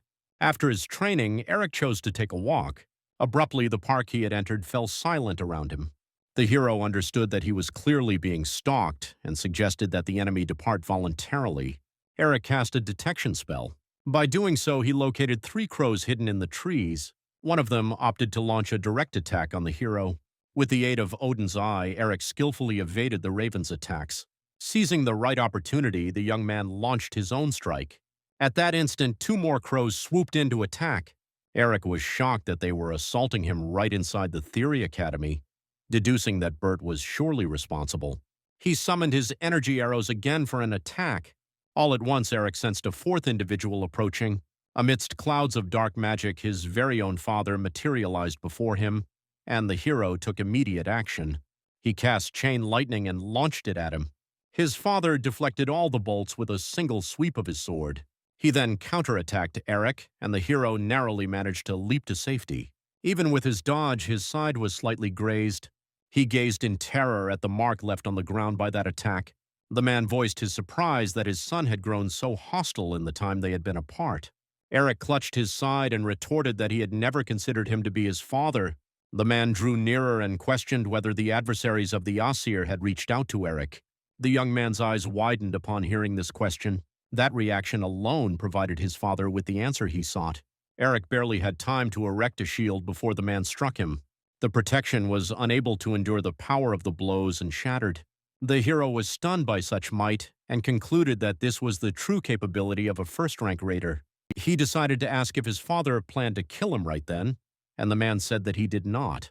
After some consideration, however, he decided he would just remove his son's limbs to ensure he would not be an impediment. But suddenly he was halted by another's magic. Looking over his shoulder, he spotted a mysterious cat. The man demanded to know why his affairs were being disrupted in a breach of their contract. The cat, however, stated that the contract had not been broken. Abruptly, the cat leaped to the ground and transformed into a girl. Eric's father questioned why she was making things difficult by acting in this manner. She gave him no reply and instead scratched her hand, causing it to bleed. The drops landed on the ground and began to move on their own. The next moment, clawed hands formed from the spilt blood and lunged to attack the man. He parried the assault with his sword. The girl smiled at him, reminding him that Eric was the last hope they had. The man scoffed in reply that Loki must have become feeble if he was relying on a mere human for salvation. Unexpectedly, he sheathed his sword and stepped back, consenting to withdraw. The man stressed, however, that the next time someone got in his way, he would hold them accountable. The girl warned him not to forget that the contract did not forbid her from killing Odin's raven. The man turned and vanished within a dark cloud. Eric could no longer stand and sank to his knees, coughing blood. The girl, meanwhile, approached him with a smile and introduced herself as Hela, the alter ego of Hell. She informed the hero that she is his guardian and guide for the 5 trials. They head to his home so that he can treat his wounds. Hela, in the meantime, urged him to voice any questions he might have. Eric chose to inquire about the true identity of the man. The girl explained that he had not encountered his father, but rather Hugin, Odin's raven. Hugin's domain is the mind, but on this occasion he had borrowed the ability to alter memory from Munin. All of this was done for the purpose of monitoring the Chosen One foretold in prophecy. The girl reached for Eric, proposing to show him rather than offer mere explanations. Suddenly, his surroundings vanished, and the system announced that the user's memories had been accessed. He found himself within his home's closet from which he could see into the room. He watched from there while Hugin, posing as his father, mistreated him as a little child. Eric recalled the moment he first tapped into the mana within himself and became an awakened individual. From that day forward, his life was filled with brutality and violence. Naturally, his mother attempted to shield her son, but her efforts were only briefly successful. Suddenly, the door to the closet shifted again, and Eric was whisked away to another location. The initial thing he registered was the fragrance of incense. He then saw himself as a child, sobbing in his mother's arms. Lifting his gaze, Eric saw the altar of a deceased person. Suddenly, the hero felt a shortness of breath, but it was not from the incense. He arrived at the conclusion that he had forgotten memories of something that should never have been lost. Suddenly, recollections of his father treating him to ice cream flashed before his eyes. He recalled the feeling of perfect bliss that defined these memories. Tears welled up in Eric's eyes. He at last remembered that his true father had passed away when he was just a child. Eric awoke in his room, and Hela informed him that he was at last liberated from the memory manipulation. The hero could not fathom how it was possible to subject a child to such treatment. The goddess told him that even before he was born, everyone was aware he would become a formidable adversary of the Asa. Ragnarok had taken place, and that was when the story of the Chosen One commenced. Back then, those who opposed the Aces were defeated. An agreement was made to let the surviving enemies live, but only on the condition that they sign a pact. As per the pact, none of the spared beings are permitted to inflict harm upon the Asa gods. The defeated side must yield entirely to Odin and his commands, which caused great suffering for many. It was then that the three sisters, the Norns, delivered a prophecy. They foretold that when the second Ragnarok arrives, the most frail of beings will conquer Odin and usher in a new world. Eric is fated to be that very being. The hero's fists tightened as he understood that all of Odin's adversaries were depending on him to slay their foe. A reasonable question formed in his mind. What is Odin's scheme that they are so desperate to prevent? Hela's reply was quite simple. The Supreme Ace seeks to command all 9 worlds. This ambition naturally encompasses Midgard, where humans reside. For now, however, Eric and his world are shielded by the prophecy's power, which even the gods cannot breach. Once Ragnarok begins, all safeguards will be lifted, along with the power that shields the hero. At that point, Eric is fated to be killed by the Aesir. Hela then amended her statement, noting that the hero has already been slain once before. She then posed a question to him. Does he wish to seek revenge on the gods in order to safeguard what he holds dear? The girl reminded him that she is his guide through the 5 trials. She vowed that she would grant him the chance to become the one who is powerful enough to kill Odin. Meanwhile, Gilbert is training in readiness for his match with Eric at the festival. Suddenly, a voice on the loudspeaker summons him to the chairman's office. Bert Cruz, at the same time, is candidly discussing with someone how to separate the weak students from the strong. The man refers to an extracurricular guild participation task that is scheduled for the upcoming days. Gilbert, who was standing by the office door at that moment, inadvertently overheard the discussion. He deduced that it was Bert who had orchestrated the previous incidents for the students. The young man concluded, however, that he could not act hastily and confront Bert for answers right then and there. He entered the office after first requesting permission to do so. Gilbert decided he needed to discuss this with his friends. Meanwhile, Eric is attending a class on magical calculations. Isabella declared that guild participation would occur in 3 days, and all arrangements had been made in advance by the chairman. She also mentioned that a list of students had been compiled, whom the guilds themselves had requested to join them. Eric, Paula, Nadine, and 3 other students had received invitations from Dahlia's guild. The hero now understood why the woman had been so interested in gifted students. Isabella instructed everyone to complete the forms by that evening and submit them to her, then dismissed the class. Paula was thrilled that she would finally meet Dahlia, her idol, in person. For some reason, Eric suspected that Gilbert had also been invited to a powerful guild. Suddenly, all 3 friends got a text from Gilbert at the same moment. The young man asked everyone to meet at the potion workshop to go over something important. Once the entire group was seated at the table, the young man told them about Bert Cruz's scheme. Paula was taken aback by such a method of budget distribution, which involved killing off weak students. Wilbert pointed out that the issues of corruption at the academy are brought up annually but never addressed. Eric understood that participating in the guild this time would be far more hazardous than he recalled. Before his journey back in time, he had heard about the deaths of several students in what were reported as accidents. Gilbert noted that, as of now, only the 5 of them were aware of this situation. To him, this signified that the destiny of the weaker students was now in their hands. Eric sighed. As much as he wished to intervene with his knowledge, he could not afford to be reckless. Suddenly, Paula rose to her feet and declared that there was no need for debate in this matter. She reminded them that the students' lives were at risk and that they could not simply stand by. Wilbert sided with her. Though frightened, he was prepared to help in any capacity. Nadine also voiced her support for the guys. Eric couldn't help but smirk at their passion. He had forgotten that his friends were natural-born raiders who seek treasures, defeat monsters, and rescue people. He got up from his chair and, since everyone had agreed to take part, suggested they formulate a strategy. A short while later, Eric approached Isabella and informed her that he had already mastered the 4th rank of magic. The hero was puzzled that his teacher appeared so disheartened by her student's advancement. He reached out to her, stating that he was there with a request.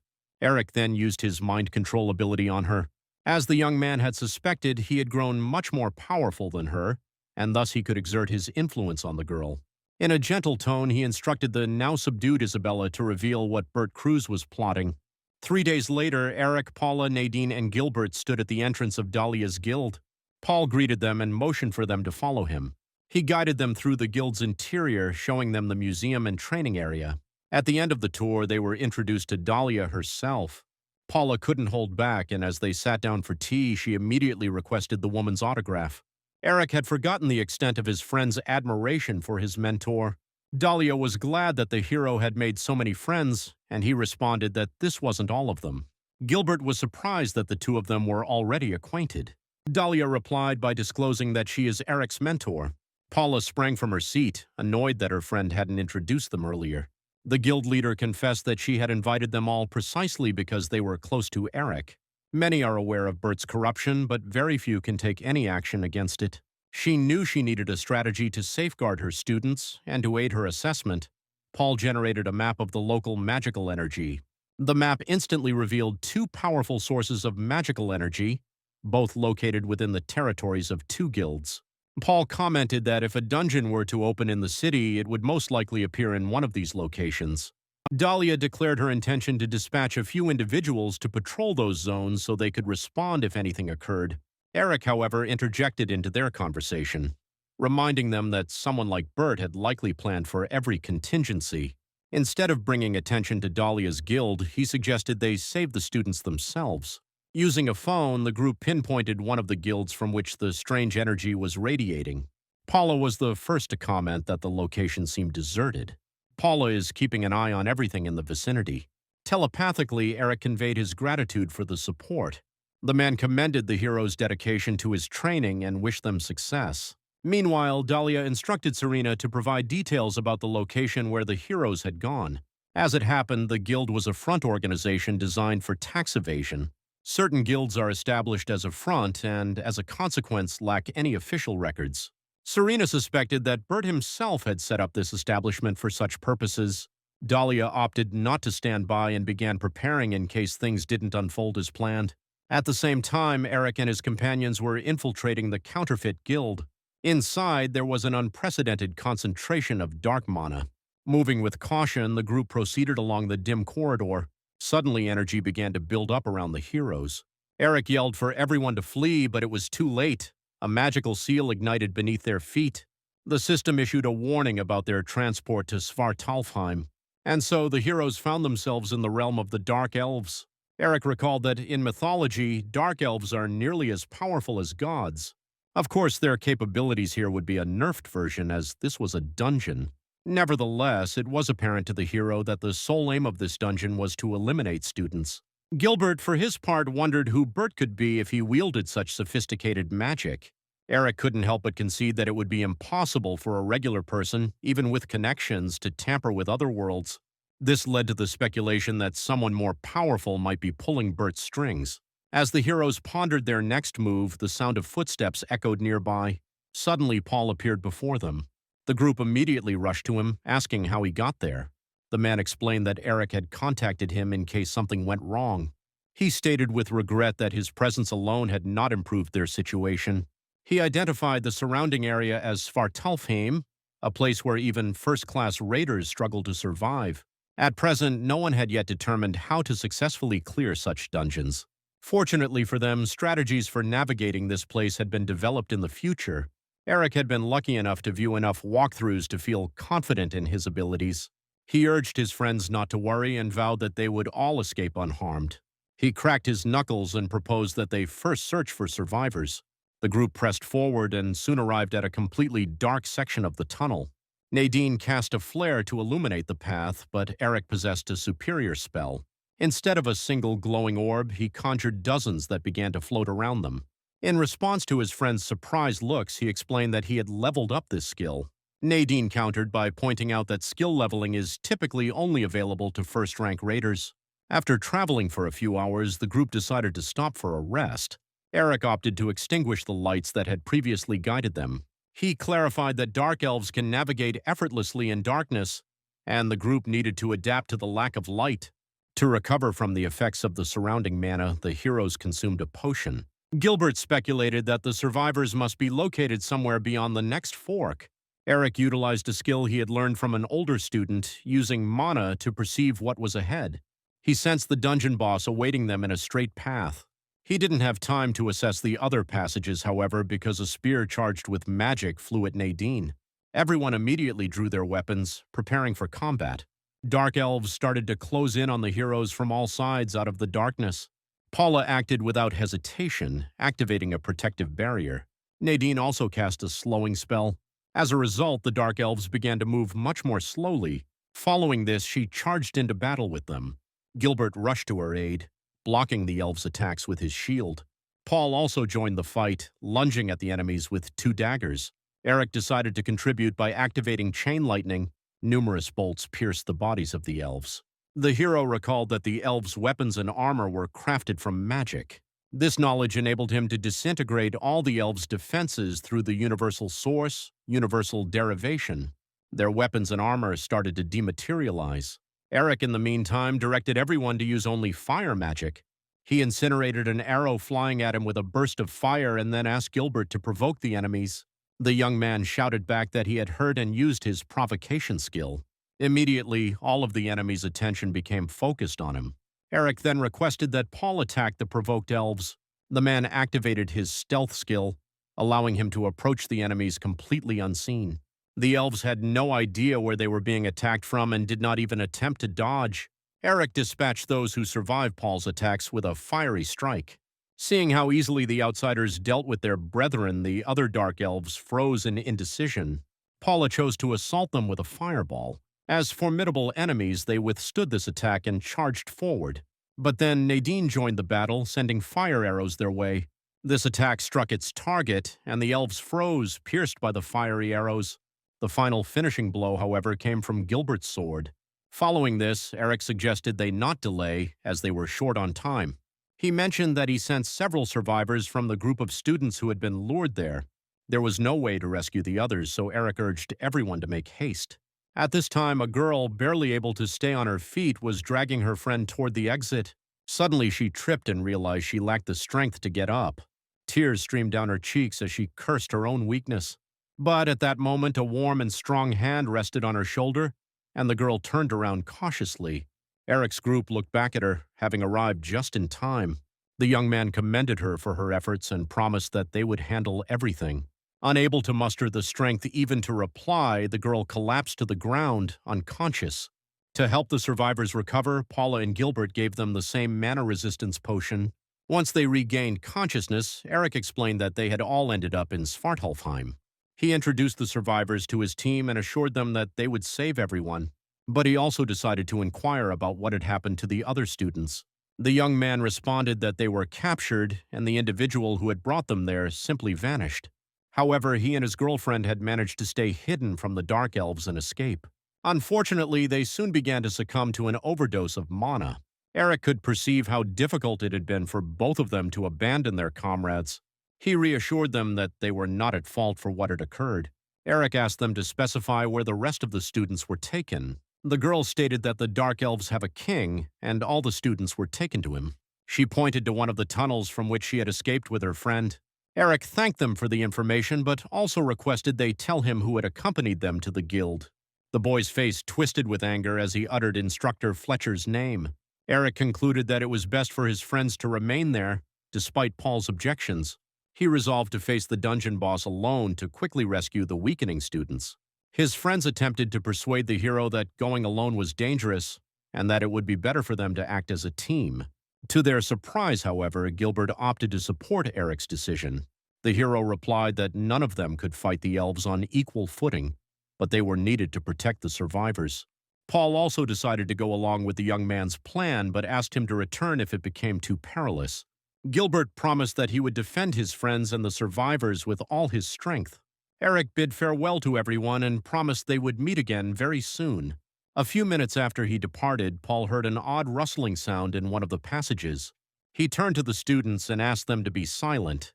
They immediately sensed that something very dangerous was approaching.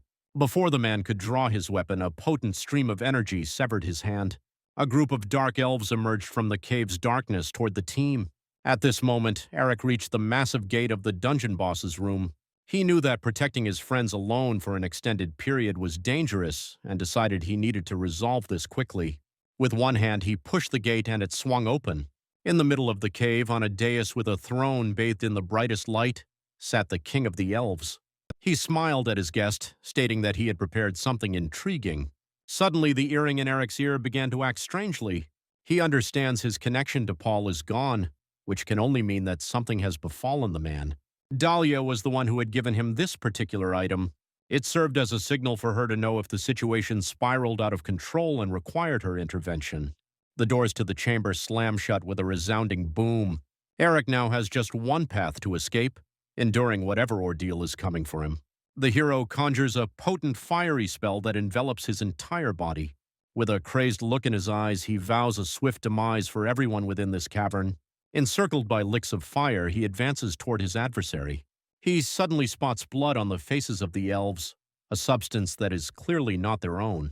Eric declares that he's going to make them regurgitate whatever they just consumed.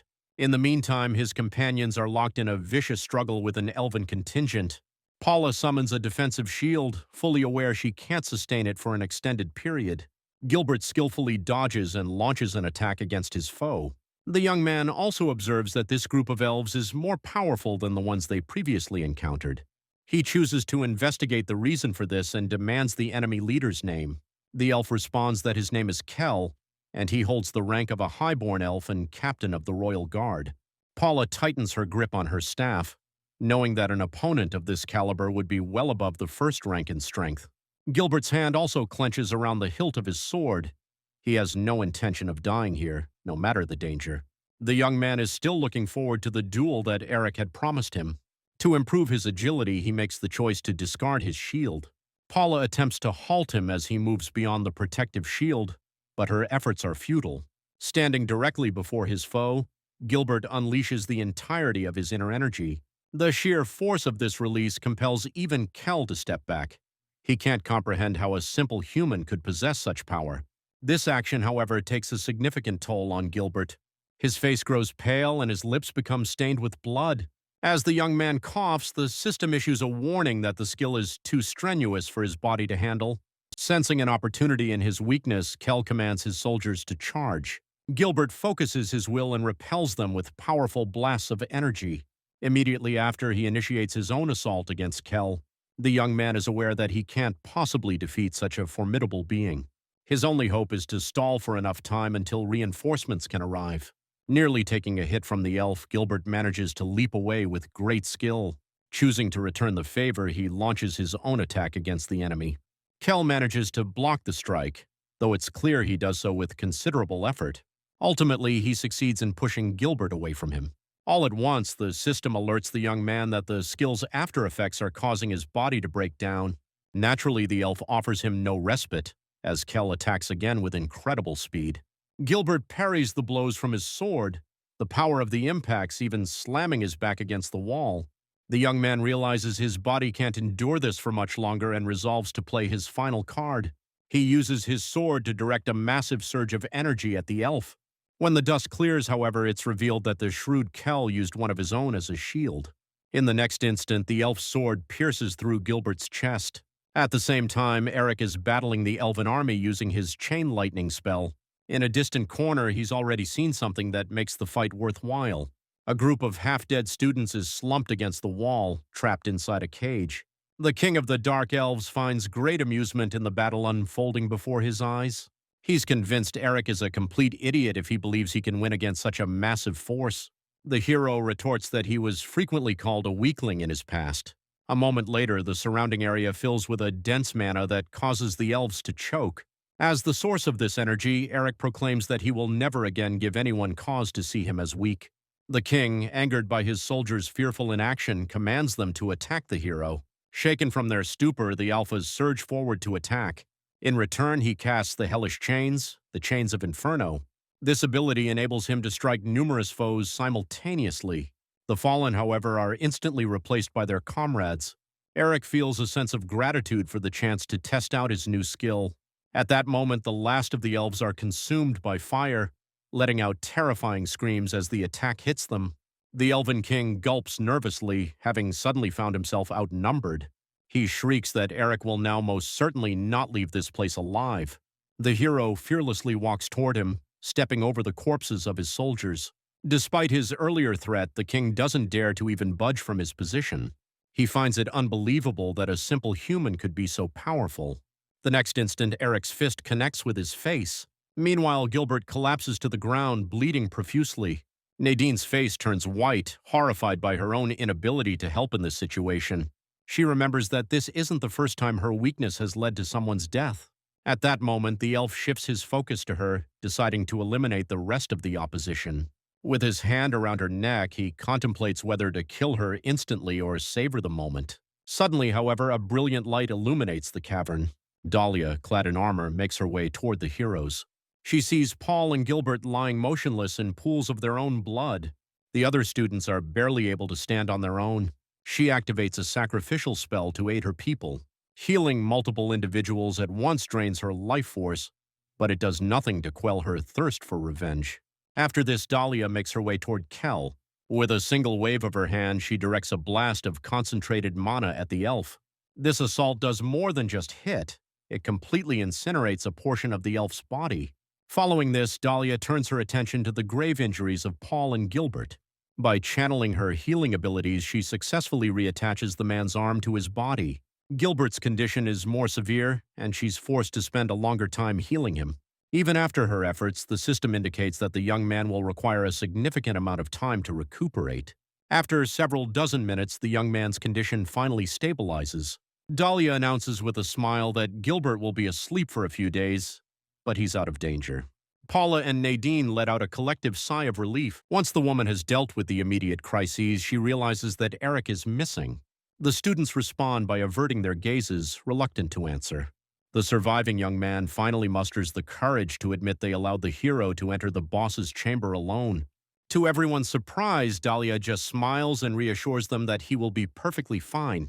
At this very moment, the Dark Elf King is on the floor, battered and bleeding from his nose and mouth. He realizes he can't win on his own and scrambles to warn his brethren, but Eric prevents his escape. He quickly catches up to the elf and unleashes his chain lightning. After immobilizing the king of the Dark Elves, he pins him to the ground. The king, however, has no intention of surrendering so easily and calls upon the power of the frozen land. At that very instant, the entire cavern becomes coated in a layer of ice. Instead of the fear the elf anticipated, however, Eric just smiles. He pulls out a blank card, intending to copy this spell. He then uses his universal source ability to dispel the magic around him. Finally, he places his hands on the Elven King's head and activates his fire spell. As the king's body turns to ash, the system informs Eric that he has just cleared the second point of no return. Immediately after, the hero leaps up and sprints toward the cages holding the students. After tearing the bars from their moorings, he confirms that the people inside are still alive. Eric prepares to cast a sacrificial spell to help the students recover. Suddenly, however, another hand appears beside his own. Dahlia has already managed to locate him and is now assisting with treating the injured. Following this, everyone is safely guided out of the dungeon and away from the fake guild building. Dahlia mentions that she looks forward to seeing everyone at her guild later. Sarana emerges from the building. Dahlia instructs her assistant to look after the students and escort them to the guild. When the topic shifts to her and Eric, however, she states that the two of them have some unfinished business. After his betrayal of the students, Fletcher had decided to see if everything had unfolded as planned and was observing from around a corner. Suddenly, however, he spots Eric through a window. The hero shatters the window with his bare fist and grabs the instructor by the throat. He pulls the man from his hiding spot and throws him onto the ground. Dahlia shoots him a contemptuous look and demands to know why he is even there. Fletcher makes a break for it, shouting that he won't be taken so easily. He activates a magical sphere that Bert had loaned to him. The next moment, he teleports behind Dahlia, raising his weapon to strike. She, however, expertly evades his attack. In return, she demands to know why he attempted to kill the students. The instructor refuses to offer any explanations to pathetic magicians and clutches a mysterious orb in his hands. Dahlia identifies the sphere as an energy-suppressing artifact. She gathers an attack in her hand and tells him not to assume such a trick would be effective against a raider of her level. Eric realizes that Fletcher employed the same device to create the seal inside the guild. That's the reason he failed to detect the trap ahead of time. Magical storm clouds begin to form above the instructor. In an instant, several dozen bolts of lightning strike him down. After the assault, all that is left on the ground is a fractured magic sphere. Once the guild released the story to the public, the academy was swarmed by reporters. The academy's public image was severely tarnished, and Bert was hit with accusations of corruption. Isabella calmly informs the man that a large number of people are waiting to meet and speak with him. He snarls back at her, telling her to inform everyone that he is not giving any interviews at the moment. The chairman is certain that someone from within the academy is responsible, but he has no clue as to the identity of this dark horse.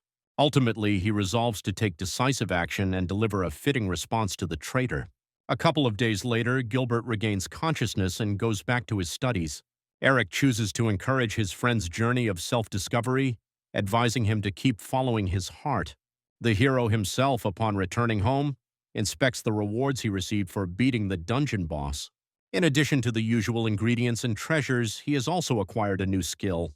It's only after reading the description more carefully that he understands this skill will let him conjure weapons and armor in the middle of a fight. He recalls that some magicians possess a similar ability, but he had never seen much personal value in it. To try it out, he materializes a dagger from mana that fits perfectly in his hand. Instantly, his mind is flooded with a multitude of ideas for how to use this skill. Naturally, his first thought isn't about using them in combat, but rather about the potential to sell these items. Even Tier 3 weapons can fetch prices in the tens of thousands of dollars. Eric is fortunate in this regard. Thanks to the mistletoe branch, the weapons he creates will be of a higher quality. The time for exams is rapidly approaching. A great number of students view this period with dread, as the Academy's tests are infamous for their high difficulty. Gilbert and Nadine, however, are facing issues that are even more significant than a simple lack of effort. They find it completely impossible to learn through theoretical study alone. Of course, Eric and Paula couldn't say no when they came asking for assistance. The girl immediately established a strict discipline for their study sessions. Eric has taken on the task of creating a preparation schedule and can only hope it yields positive results. The initial test proves to be a challenge for Nadine. Paula reassures Eric that they've done everything within their power to help. Naturally, they also need assistance themselves, for which they go to Gilbert. He tells them frankly that neither of them possesses even a shred of talent for alchemy. Nevertheless, he does present them with a potential solution. The solution involves moonlight fireflies, an exceptionally rare ingredient whose chitin can amplify the effects of potions. Eric already has someone in mind to approach and confidently heads to the senior floor. There he greets a familiar face from the rookie ceremony. She had been among the first to attempt to defeat Eric back then. As expected, Raven wants nothing to do with him. The hero, however, asks her to at least hear out his request. To show he's serious, he mentions that the matter involves a sum of $30 million.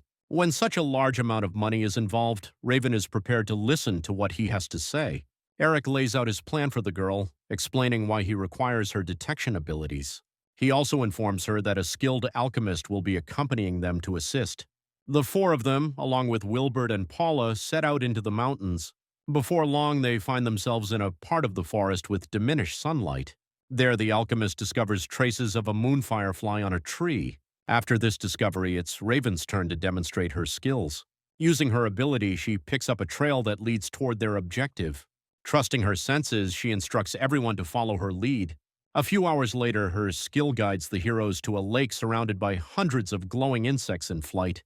Eric immediately observes that the fireflies are significantly larger than typical insects. Wilbert had explained that the mana from the monster outbreak had mutated normal creatures, transforming them into monsters. The hero first decides to slow their movement by increasing the force of gravity. Unfortunately, the beetles prove too powerful for this to have a significant effect. Acknowledging this, Eric opts for a different approach, determined not to let a single one get away. He uses his mana to construct a cage from which the beetles cannot escape. Turning to his friends, Eric tells them not to delay and to begin capturing the insects. Wilbert is the first to enter, while Paula, overcome by fear, stays outside. The hero won't let her avoid work while the others are busy and instructs her to also start catching fireflies. With the aid of special magic boxes, the kids successfully capture the bugs. Soon they're back in Wilbert's workshop where Paula and Eric are working on the failed potion. Now, however, they are ready to extract the firefly essence and add it to the cauldron. Instantly, the potion begins to clarify and its color starts to shift. Wilbert explains that the essence has the property of purifying the potion, which enhances its intended effects. As the group celebrates their success, Nadine and Gilbert also start to see this as a way to improve their own scores. The alchemist chooses not to mention that Eric and Paula's potions were only a 50% success. A few days later, when the heroes get their exam results, not everyone is pleased with their scores. Paula is resolved to redeem her poor performance with high scores on the other exams. The heroes now face a practical exam that will require them to form teams. Each student is given a point value based on their current academic performance. Their initial challenge is to create a team of 4 without going over a total cost of 50 points. Since Nadine, Gilbert, Paula, and Eric all have quite high point values, they can't team up together. In his previous life, the hero had been valued at 6 points and was eagerly recruited by a strong team. Of course, that experience ended up being anything but enjoyable for him. Suddenly, a young man approaches his desk and proposes that they form a team. Looking at his face, Eric recognizes him instantly. The memory of him being told to know his place immediately flashes through his mind. This time, however, the same young man is smiling and suggesting they should join forces as a team. Eric looks at Gabe and states that he's not interested. Even the fact that the young man is undervalued relative to his strong abilities doesn't sway the hero. The hero declares outright that he has no intention of being on the same team as him. He instead walks over to some old acquaintances, Anna and Colt. They enthusiastically agree to his proposal to team up. Gabe can only grit his teeth in a mixture of anger and insult. He remembers these two from when they abandoned Eric in the artificial dungeon. The young man storms off furious and intends to make the hero regret his choice. To go over the details, Eric, Anna, and Colt decide to meet at a cafe. The pair of friends are still unsure why the hero wants to team up with them. Anna brings up the fact that they weren't much help and had even abandoned him. Colt chimes in that they were left behind in the fake guild because they're viewed as some of the weakest students. Eric tells them not to worry, as he has no plans to lose by using them as scapegoats. He's aware that Anna and Colt's point values are lower than they should be precisely because they failed to clear the dungeon. The girl, meanwhile, is curious about who will be the 4th member of their team. At that moment, the doors to the cafe swing open. Eric declares that the final member of their team will be Paula. The girl does not seem happy with this selection of teammates. Anna and Colt also feel awkward under her critical gaze. Eric decides to take the lead and reminds everyone that he and Nadine made the correct choice back then. He resolves to share his plan to bring down Bert Cruz during this challenge. After some time passes, the day of the practical exam finally comes. In place of the usual Fletcher, a different instructor named Dorsey steps onto the stage. The young man announces that the exam will be streamed live across the entire country. Soon the floor beneath the contestants glows with magic, and they are transported into a pocket dimension. This time the heroes will find themselves in a realm of fire. The system notifies them that their objective is to clear the dungeon and retrieve the boss's essence. The task for the first level is to locate the stairs that lead to the second level. Colt is quick to remark on how unwelcoming and hot the environment is. Eric explains that this dungeon is a replica of Muspelheim, the realm of the fire giants. He proposes that their first course of action should be to sketch a map of the area to devise a strategy. Paula also adds a reminder that he had wanted to find some ice grass.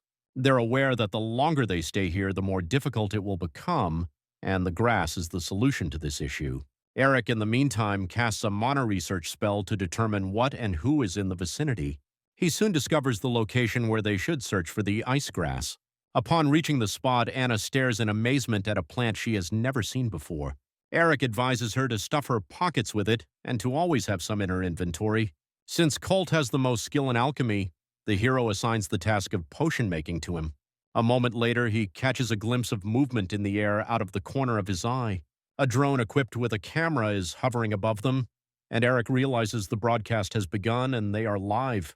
While he's not particularly fond of the idea of being a performer, he can see how it could be beneficial for him. He uses his skill to alert the team that 4 rank 3 monsters are heading their way. Everyone immediately draws their weapons and cautiously scans their surroundings. Soon, monsters resembling living blobs of lava start to approach them. Eric warns them not to get too close as the creatures explode. Nevertheless, everyone obediently waits for Eric's signal to start the attack.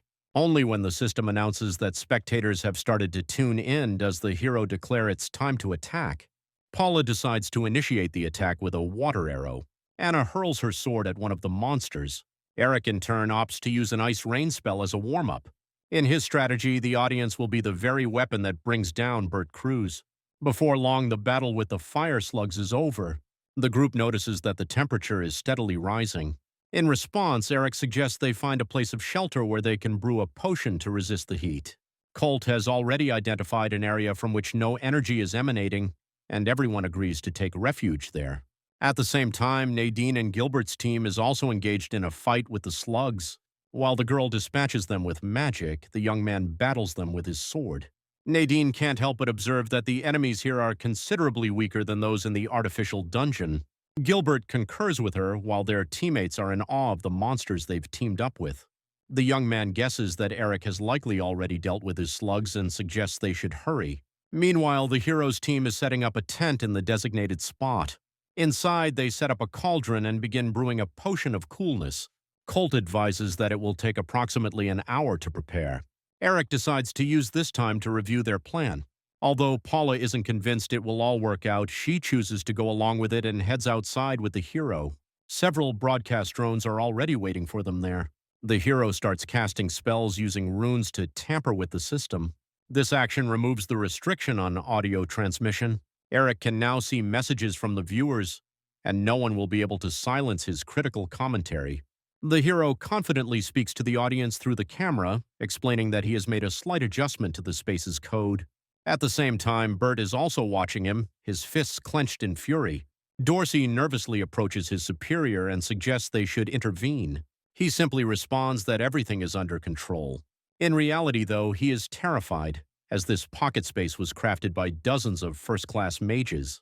Unfortunately for him, the rules do not forbid this type of interference. The only thing a student can be held responsible for is revealing the Academy's classified information. At that moment, Eric begins to talk about situations that could be linked to the Academy. The young man also boldly declares, echoing Bert's own words, that the strongest will survive. Eric is confident that if the chairman expels him after this, he will be breaking his own word. He watches the comments with satisfaction as the viewers begin to catch on to what is being discussed. Now that everyone is on the same page, Eric suggests they begin the stream everyone has been waiting for. He and Paula head to the lava waterfall together. The hero addresses the audience, telling them they are there to find something intriguing. But first, Eric casts a wind acceleration spell on himself. With one hand around the girl's waist, they leap down together. To everyone's surprise, the young man appears to be suspended in midair. It's revealed that there are hidden steps here, which they use to ascend higher and higher. Eric is aware that Bert concealed a treasure here that was not meant for students to find. Soon the pair finds themselves at the top of a lava waterfall. Within the lava before them, Paula spots something shimmering. Eric explains that these are beads that will aid them in getting through this dungeon. Bert, meanwhile, is sweating profusely from anxiety. The hero discovered the location of this treasure thanks to his skill. He casts a freezing rain spell, solidifying the lava in front of him so he can retrieve the beads. This interaction between the elements creates a safe path for the kids to walk on.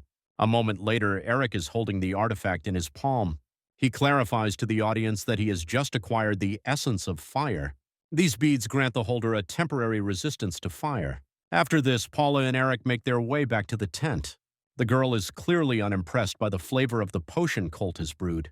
Eric simply tells her that she has no option and must drink every last drop. Following this, they embark on a quest to find the entrance to the second level. Eric knows all the paths and thus guides everyone to a passage in the ground. They descend together into the subterranean cavern. Colt confesses that he would never have located the passage on his own, to which Paula replies that it's designed to be hard to find.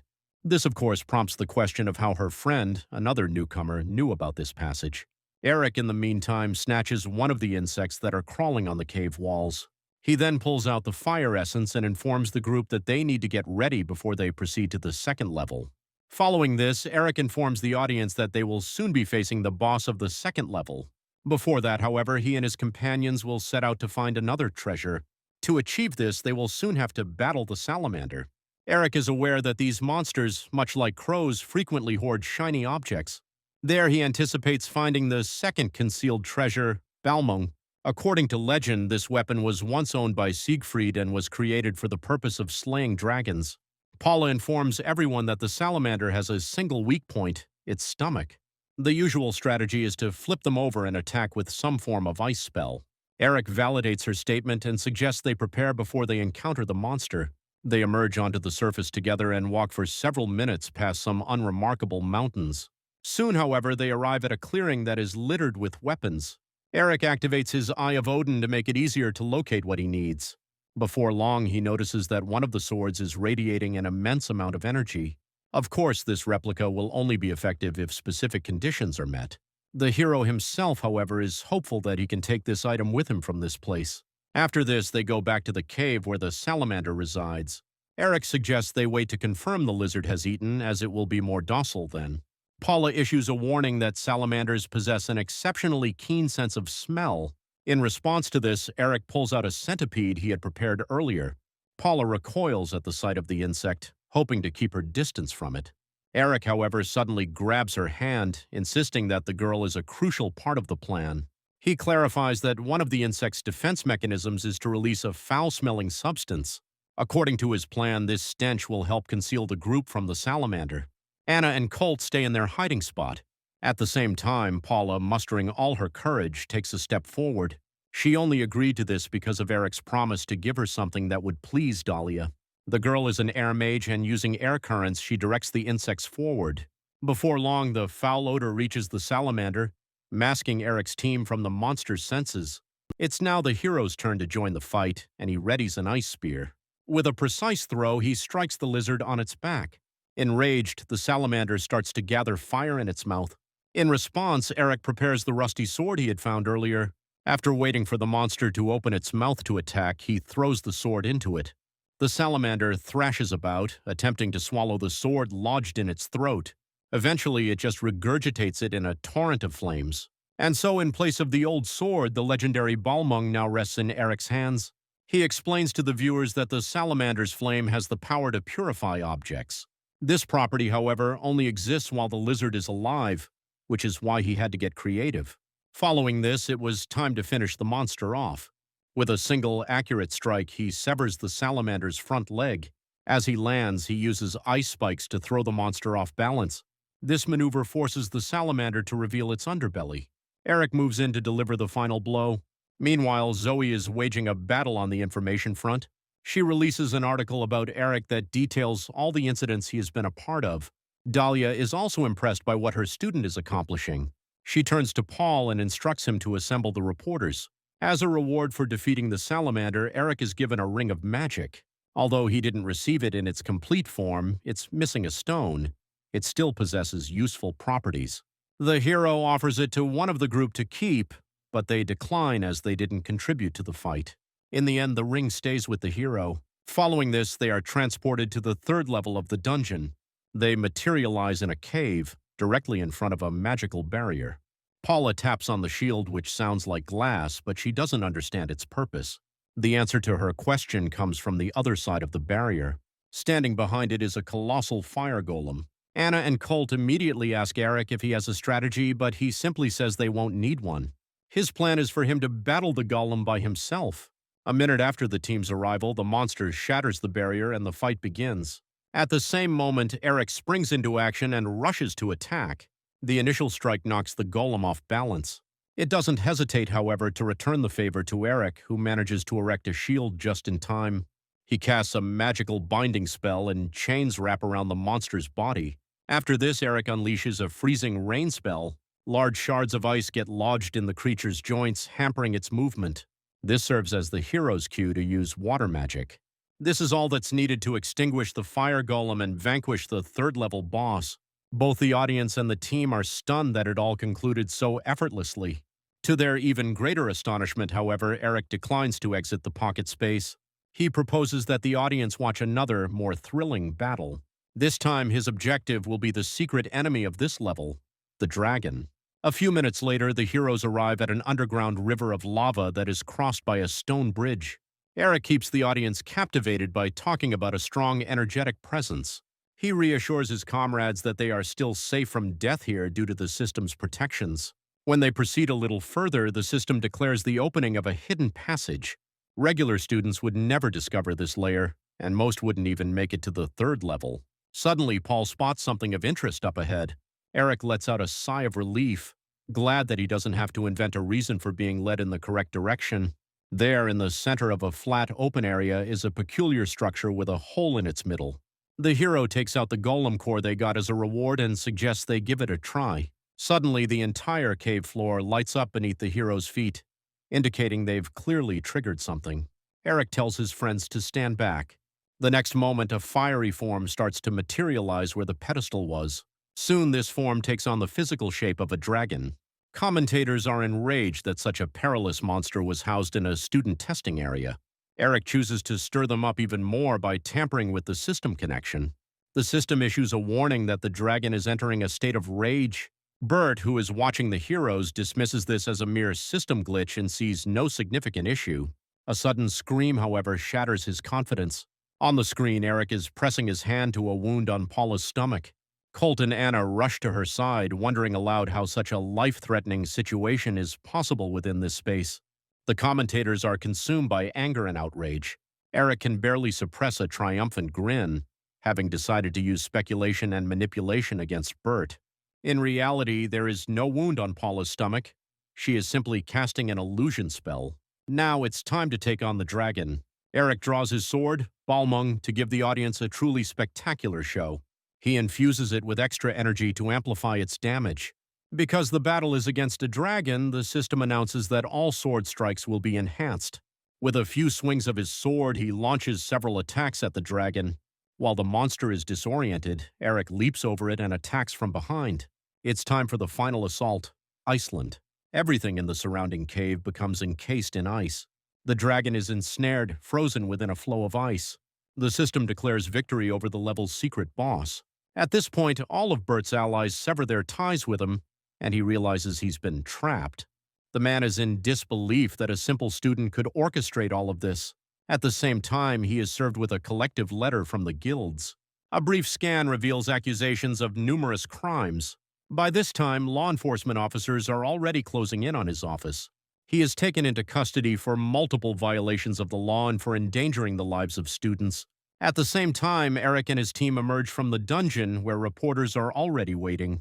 The hero tells them he hopes that from now on his friends won't have to face death during their training. Following this, he requests that they be allowed to see the doctors. Dahlia's guild had made sure to have their own people present.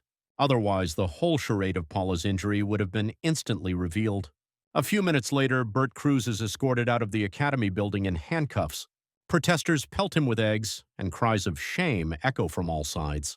After this, Dahlia's guild, the Raiders Association, and Eric were compelled to provide statements to the press. Thanks to the brainwashing of Isabella, they had been able to acquire the necessary documents. Because of this, it was impossible for Bert to refute the accusations. A few days later, the uproar started to subside, and students went back to their studies. Gilbert confesses that he realized how weak he was during the competition.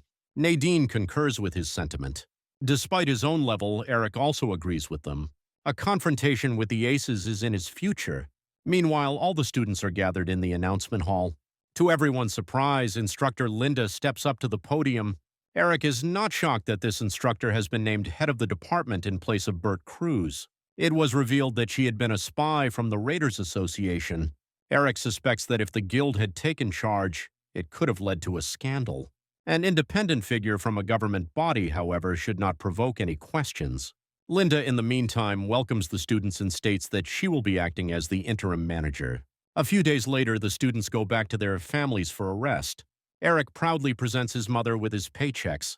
Eliza is stunned when she sees the amount of money her son has earned. The hero simply tells her that all this money is now hers. In his previous life, his greatest dream was to one day tell her that he had become successful. He tells her with a smile that she no longer needs to worry so much about money. In reply, his mother embraces him tightly and thanks him for all his hard work. Suddenly, there is a knock at their door. The visitors are Paula and Nadine. The girl announces that her family is hosting a picnic and invites her friend to come along. When he arrives at her place, he learns that Nadine is now residing with Paula. Eric remembers with an awkward expression that the girl no longer has a family. Paula's parents also come out to join the young people. The hero has fond memories of their kindness in his past life after his mother passed away. Paula doesn't allow them to stand around and quickly gives everyone tasks to make sure the picnic runs smoothly. Paula's father, it turns out, is a former professional chef, so the food on the table is magnificent. Unfortunately, everyone else in their group was unavailable, so Eric suggests they invite them next time. At the same time, Gilbert's father is reprimanding him for putting his own future at risk for the sake of others. The man is also caught up in illegal activities and is furious that his heir is causing problems for him. He instructs the young man to concentrate on finding Eric's weaknesses to quickly dethrone him. To the man's surprise, however, Gilbert refuses to do so. His father had always advised him to step on others to achieve his own success, but he has come to realize he desires something entirely different. Without another word, Gilbert departs. He truly desires to defeat Eric, but only through his own strength and fair means. Soon, darkness falls and the hero makes his way home through the dimly lit streets. Suddenly, however, he senses a familiar energy nearby and spins around. It turns out to be Hela. She abruptly states that she wants Eric to complete the second trial as quickly as possible. It seems that Odin has started to make his moves. This is all happening because the protective power of the prophecy is diminishing rapidly. Eric recalls that in his previous life, he had lived peacefully until he was 27, when he was killed by an acquaintance. Hela clarifies that an excessive amount of the prophecy's power was consumed in rewriting history. Time travel is something that not even the gods are capable of. Hela suggests the hero go to a place where they can review the details of this task. Once they are at Eric's house, the goddess tells him about Heimdall. This god possesses the ability to see the near future and is known for carrying a large horn. Hela reveals that this god is already on Earth and is searching for Eric. The hero asks doubtfully if they have enough time for the trial in that case. The goddess enigmatically replies that she has devised a way to delay Heimdall. He is presently located in the Dungeon of Darkness. The goddess declares that they will travel to Iceland, where there are great ruins. These ruins, she says, were constructed specifically to test the Chosen One. Only the one who can vanquish Odin will be granted entry inside. When the monsters first appeared, enigmatic ruins materialized all over the planet. The raiders quickly found out that artifacts could be obtained there. Due to conflicts between raiders during hunts in these locations, the leaders of the nations placed these structures under protection. Hela, in her cat form, cheerfully informs him that Omela, which the hero wears on his hand, was discovered in the ruins. It is also revealed that these ruins were built by giants, a highly intelligent race that was a rival to the Aesir in power. Eric confesses to feeling nervous despite having done everything possible to prepare. He has even activated the Shadow Mineral, which provides a boost to the owner of the Shadow Armor. Several hours later, Eric and Hela check into a luxurious hotel. On their way to the room, they happen to pass by a global celebrity. To Eric's surprise, the man takes an interest in him. His name is Balak, and he is the wielder of the true Balmung, the dragon-slaying sword. The European insists that Eric tell him who he is and where he is from. The raider's companion, however, steps into their conversation. She apologizes to the hero for his conduct and asks him to disregard it. Later, when they are by themselves, Balak clarifies to her that his interest in the young man was not without reason. As he walked past, he had sensed that the young man was concealing his energy. In the gloom before the ruins, a stir of motion catches the attention of a few sentinels a short while later.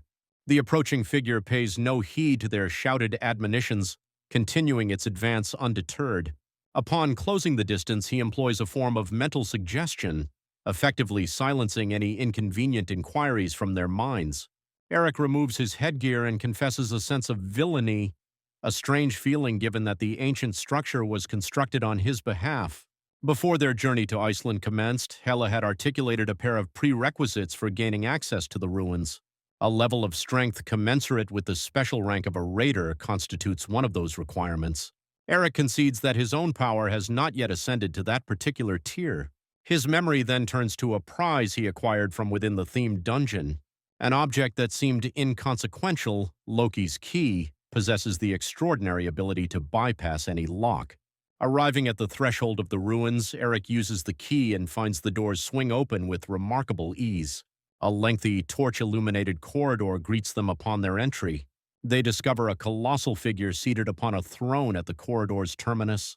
This giant, whose name is Smir, fulfills his duty to guard the ruins under the command of his father, Grungnir. Hela reverts to her true appearance, announcing that she is the escort of the chosen individual. She puts forth the case for their urgent need to proceed and requests they be allowed passage. Smear, however, denies her plea for a reason he expects her to comprehend. He points out that Eric's method of opening the doors involved trickery and deceit. The giant's advice is for him to first achieve sufficient power before attempting the trial. Any mention of their haste fails to sway his resolve. In Smear's view, Jotunheim has been reduced to ash for a long time, leaving him with nowhere to go back to, so he is content to wait. Their discussion is abruptly cut short by Eric's declaration that this is all absurd. He unleashes chain lightning and demands in no uncertain terms that the giant permit him to pass. The hero's attempts to attack only serve to irritate Smear. He rises from his throne, his eyes glowing as he advances toward Eric. Concurrently, at the ruins entrance, Balak questions the caretakers about whether anyone has entered. They respond with calm assurance that the location is completely sealed. The man, however, feels certain that such a powerful surge of energy could only be unleashed by the opening of a structure of this kind. He opts to contact his friend, who promises to arrive immediately.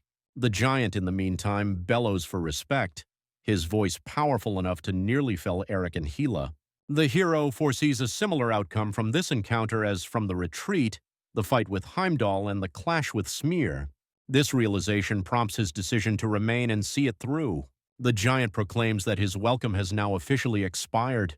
An enormous spear materializes from the ceiling, hurtling directly toward Eric. By activating the universal source skill, he manages to obliterate the weapon.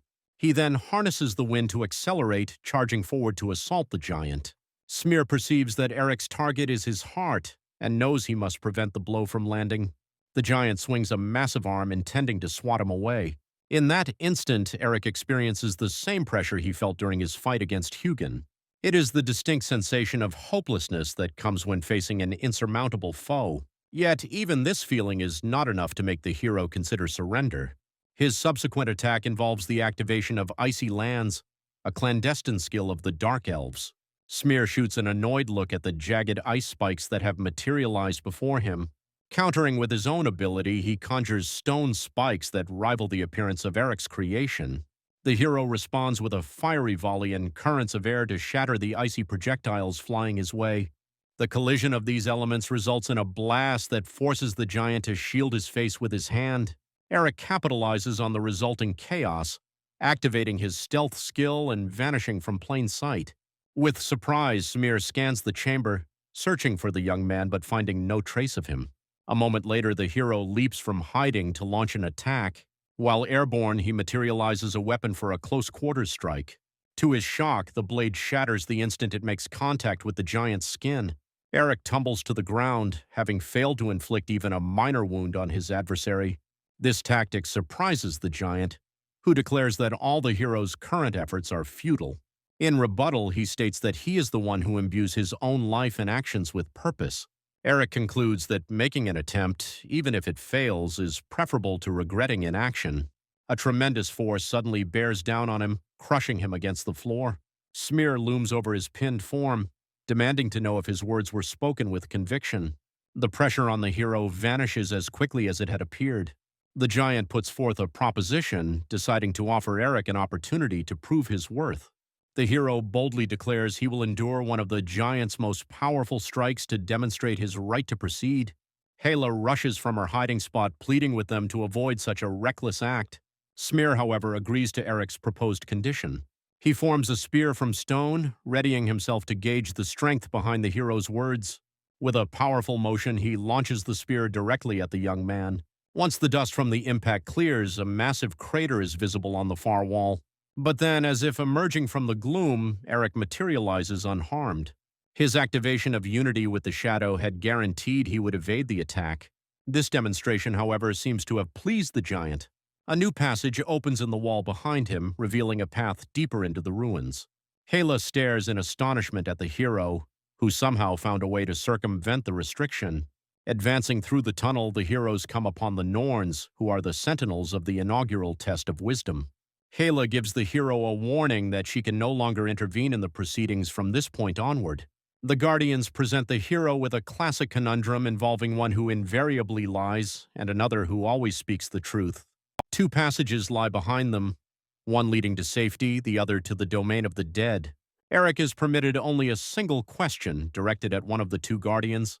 The hero recognizes this type of puzzle, but for him, traversing either path presents no real difficulty. He selects one of the girls at random and asks what her response would be if he were to ask her where her path leads. The girl in question is positioned before the doors on the right side. Yet, when the moment to choose arrives, Eric heads in the opposite direction. Upon entering the lands of the dead, Hala insists on knowing why he intentionally made that choice. Eric confesses that the mention of the dead had enticed him. As he speaks, undead figures begin to claw their way out of the ground. The hero responds by activating the sacrifice skill. Since the battlefield is populated solely by the deceased, the skill transforms into a powerful offensive spell. This allows Eric to amass a vast quantity of experience points. By the time they finally depart from that place, his only lament is that the encounter concluded so swiftly. In the subsequent chamber, they discover a collection of miscellaneous items and an immense magic circle inscribed on the floor. A sphere of light suddenly materializes to welcome the heroes. It is the guardian of the second trial. This guardian, named Mimir, reveals himself as the creator of the Nornir system. In the distant past, Loki sought his counsel, asking how one might cultivate a great adversary. His response was the creation of a system designed to liberate an individual from the influence of the Aesir. It is because of this system that Eric was able to forge his own path and now stands before him.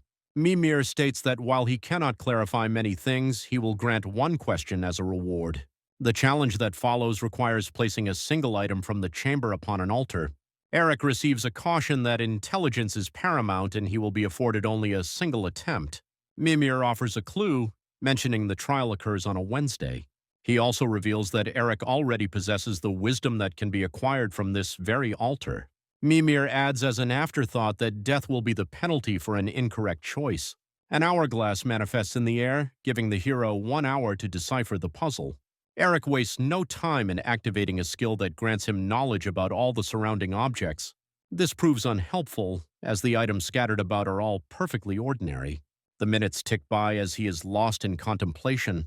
When his time for decision is up, Eric grasps a spear in his hand. He walks toward the altar, choosing to present himself as the sacrifice. The entire chamber immediately begins to devolve into a state of chaos. The altar itself fractures, unveiling an endless void beyond its surface. The first hint was the day of the week, as Wednesday derives its name from Odin. The second was Eric himself, who possesses the eye of an ace and the corresponding ability to decipher runes. The tale of this particular god is especially fitting within the themes of sacrifice and wisdom. This is the reason why Eric himself represents the correct solution.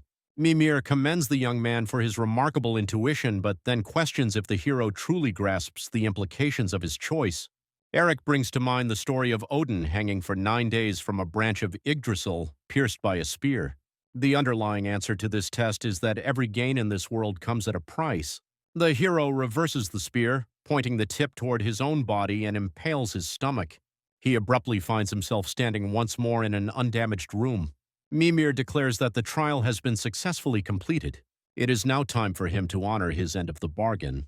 To ensure the Aesir do not deduce everything prematurely, Mimir provides Eric with just 3 words. The words he offers are Raider, Eye, and Shining, Shinier. As a final piece of advice, he urges the young man to question everything, stating it is the sole path to uncovering the truth. Following this exchange, Eric is transported before a massive mirror. Mimir offers congratulations on his success in the preceding 2 trials. The final test, he explains, is linked to the Mirror of Erd, an artifact that reveals the past. The giant clarifies that Eric will witness a memory from one of the giants, after which he must provide an answer. Mimir instructs the hero to seek his own answer, as the truly correct option is unknown to anyone. Eric extends his hand toward the mirror, signaling his readiness to start the test. The surface of the mirror begins to emanate light, and one of the Norns speaks to him from within it. She expresses her impatience, complaining about the very long time she has awaited his arrival. Erd links her fingers with Eric's and invites him to witness the past as it informs the future. When the hero's eyes next open, he is greeted by a panoramic view of Jotunheim. The goddess, meanwhile, directs their gaze to the specific fragment of the past they are meant to see. The heroes observe a youthful Smear receiving instruction from his father. He advises his son to refrain from hastily judging his own capabilities. In that moment, both Eric and Gila grasp why the giant's demeanor had softened toward the hero earlier. The conversation between father and son is suddenly cut short by the news of an attack by the Aesir. Grungnir hefts a massive piece of rock, which he identifies as his weapon, and readies himself to fend off the assault. Erd informs Eric that the tragedy does not conclude at this point. She is about to reveal the second phase of the events. The next time the hero is able to see, his vision is filled with nothing but mountains of bodies and raging fires. Hela is familiar with these events, as they took place immediately before the peace treaty was signed. There, standing atop a mountain of giant corpses, is Thor. The god of thunder and lightning surveys the battlefield with a predatory expression. Eric, awestruck by his power, timidly inquires if he too can achieve such strength. Hela clarifies that the purpose of all 5 trials is to shape the hero into the person he is fated to become. Thor, meanwhile, issues a challenge to the King of the Giants for a duel that will definitively settle the war. Grungnir steps forward to meet him, choosing to accept the challenge. Erd explains to Eric that this sequence of events culminated in Asgard's victory. A young Smear had attempted to talk his father out of participating in the duel, but the king's resolve was unshakable. The giant's only request was for his son to protect his tomb and await the coming of the god's enemy. This is the origin story of these ruins, created to pay homage to the memory of the giants who had fallen. The battle concludes with Thor as the victor, just as predicted. Eric promptly activates the empty card, imprinting the lightning god's skill onto it. Hela cautions him that he currently lacks the capacity to wield such a powerful skill. The hero counters that with her assistance, he will grow strong enough, so he feels no concern. Erd proclaims the conclusion of their journey through the threads of memory. She expresses a hope that good fortune will accompany him, even if their paths never cross again. A moment later, Eric finds himself standing before a mirror now covered in fractures. Smear is already there, awaiting his return. He leans in close to the hero, questioning if he possesses the fortitude to remain on his chosen path. Eric gives a candid reply, admitting that many things hold value for him and could potentially send him into a spiral of despair. The hero vows, however, that he will consistently find the inner strength to continue moving forward. This response appears to satisfy the giant, who congratulates him on successfully passing the test. The system also extends its congratulations to the hero for completing the second trial and notifies him of his reward. Following this, Eric dons his armor once more and prepares for his departure. At that moment, a large assembly of raiders has congregated just outside. The heroes peer out cautiously, quickly understanding that a simple, unnoticed escape is not an option. Eric acknowledges that he is incapable of fighting even 2 special-rank raiders simultaneously. He instructs Gila to manage the particulars while he waits for an opportune moment. Balak makes a direct path toward him. The man instantly deduces that the young man has cleared the dungeon, given the absence of any further energy emanating from it. Eric informs him that this location was exclusively intended for him, with no one else permitted entry. He also produces a replica of the sword wielded by the European, which visibly stuns the man. Responding to his astonishment, the hero points out the lack of any rule forbidding the creation of artifact copies. In reaction to this audacity, Balak unleashes a flurry of attacks, but Eric evades them all with success. Ultimately, the man is compelled to concede that not just anyone could dodge his strikes. Meanwhile, other raiders observe the duel with rapt attention. His red-haired female companion approaches them, issuing a warning that the swords share more than just a superficial resemblance. She claims that the power levels of the 2 blades are entirely equivalent. At the same time, Hela signals to Eric that her preparations are now finished. He surprises her, however, by choosing to stand and fight Balak rather than flee. After all, opportunities to battle a raider of such formidable strength do not present themselves every day. The raider initiates the first strike, but Eric has already empowered his own sword for a countermove. The meeting of the 2 swords generates a tremendous burst of energy. It is Balak, unexpectedly, who is unable to withstand the force and is sent flying backward. His assistant uses a spell to cushion his descent. She rushes to Balak's side and is taken aback by his severely injured condition. Her gaze shifts back to Eric as she struggles to comprehend how such a powerhouse can be moving about without any escort. The girl launches an attack in his direction, but it simply phases through him without effect. Suddenly, Balak regains his senses and instructs her to leave and report everything to her superiors. In that instant, she comprehends that their opponent was, in fact, overwhelmingly powerful.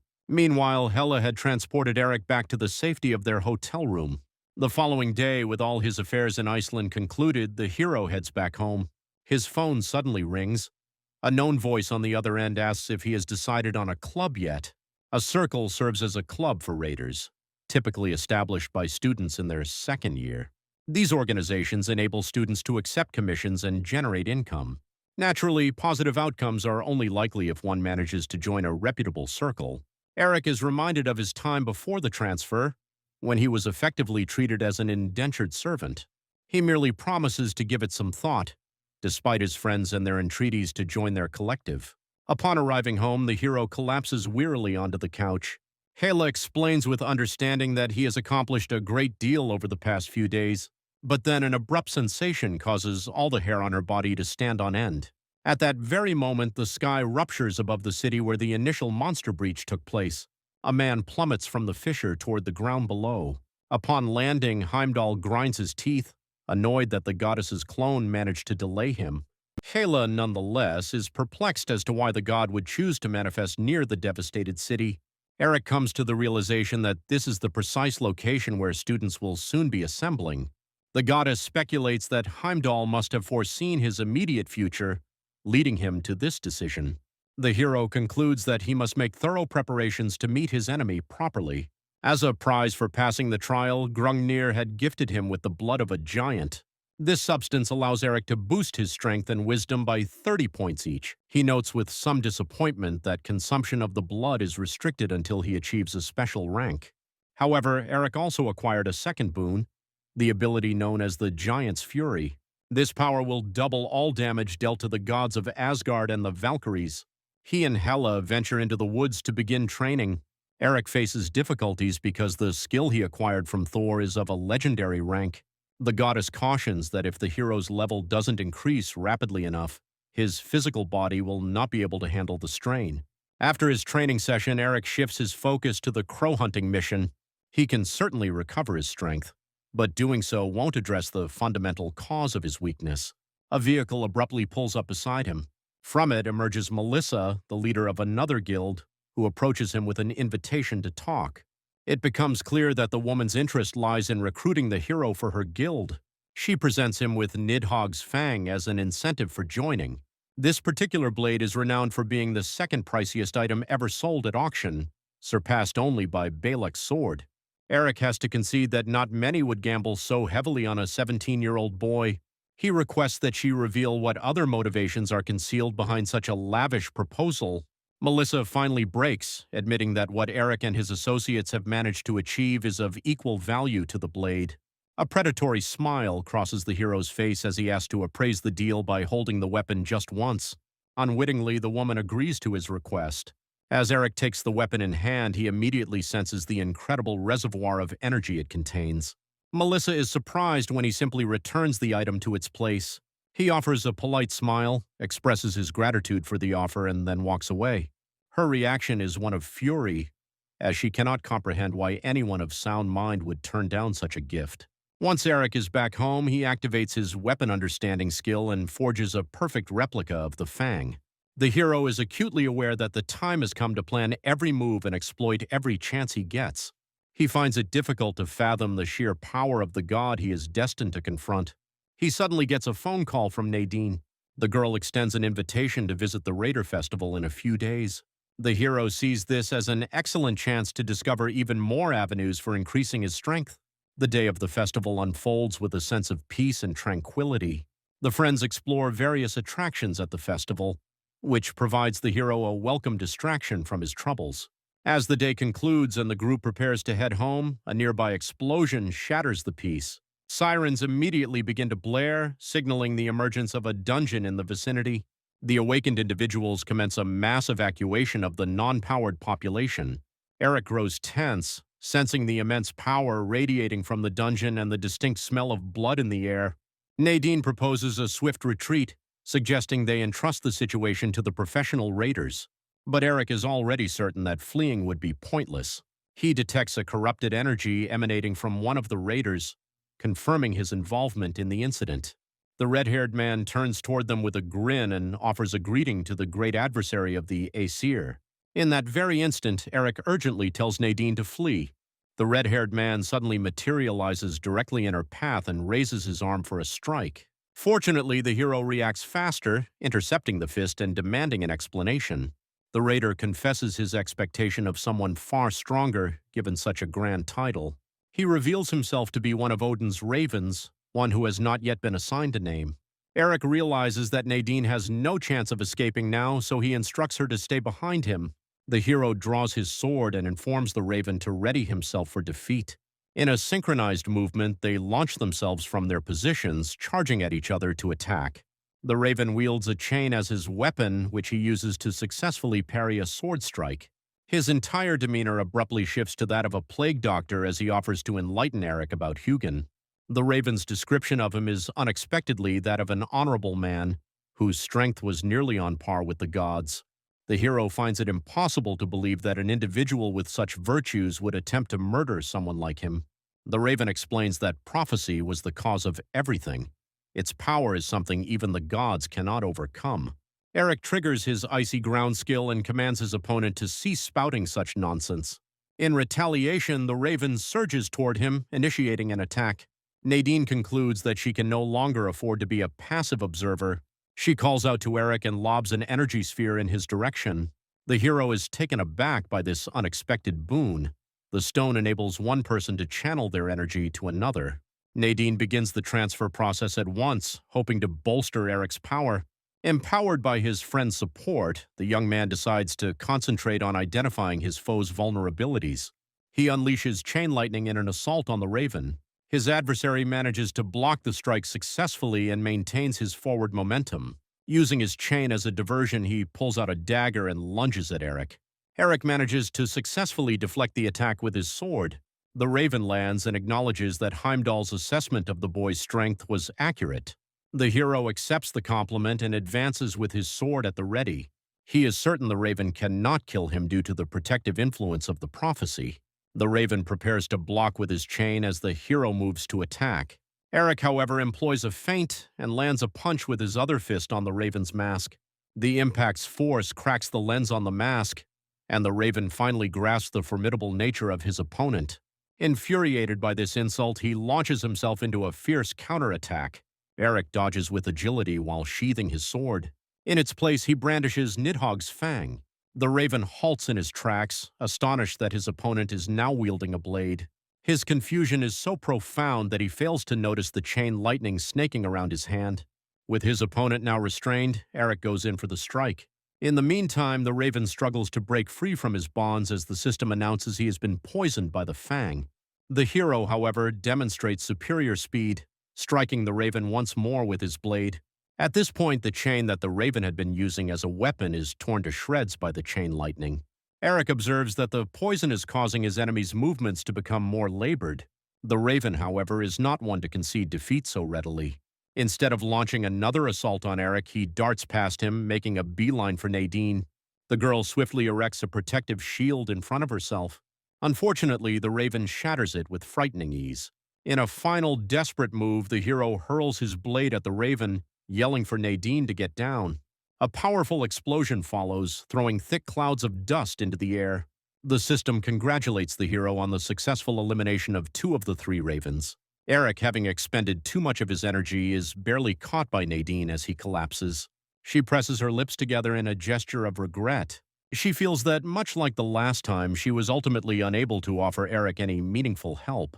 The following day, the hero is taking his usual walk across the academy grounds. He is suddenly swarmed by various people, all approaching him with requests to join their respective circles. Their squabbling soon attracts a crowd of spectators, prompting Eric to request silence from everyone. In the thick of the chaos, Jenny steps forward to introduce herself. The hero is taken aback by her presence, as he had at least some knowledge of the other 3 from his previous life. Creating a stir of surprise, Eric declares his intention not to join any of the established circles. As it turns out, his plan is to establish one of his own. He shares this intention with his friends as well. Gilbert expresses skepticism about the plan, pointing out that first-year students have never before founded their own club. He shudders to think about the kinds of malicious acts the upperclassmen might direct toward them. Also present at the table is the Raven, whose primary motivation continues to be financial gain. Eric disregards her and tells the group that they have no reason to be afraid as long as they become powerful. He is already certain that his own circle will yield far greater advantages than joining an existing one, despite the large amount of work involved. Eric gives his assurance that they will face no financial difficulties and that their potential guarantees their success. He is hopeful that these circumstances will provide each person present with a chance to grow. As a group, they make their way to the Academy's gymnasium. A unique spell is active within the gym designed to amplify the force of gravity. This environment allows students to engage in more strenuous training and accelerate their path to becoming stronger. To aid their friend's recovery, Eric and Wilbert have formulated a special potion. The day for the outdoor assessment soon comes, and the students file onto buses to depart. Eric urges everyone to be on high alert, as their adversaries will be actual monsters, not mere projections. Even though a few raiders have performed a preliminary sweep of the area, it is certain that not all threats have been neutralized.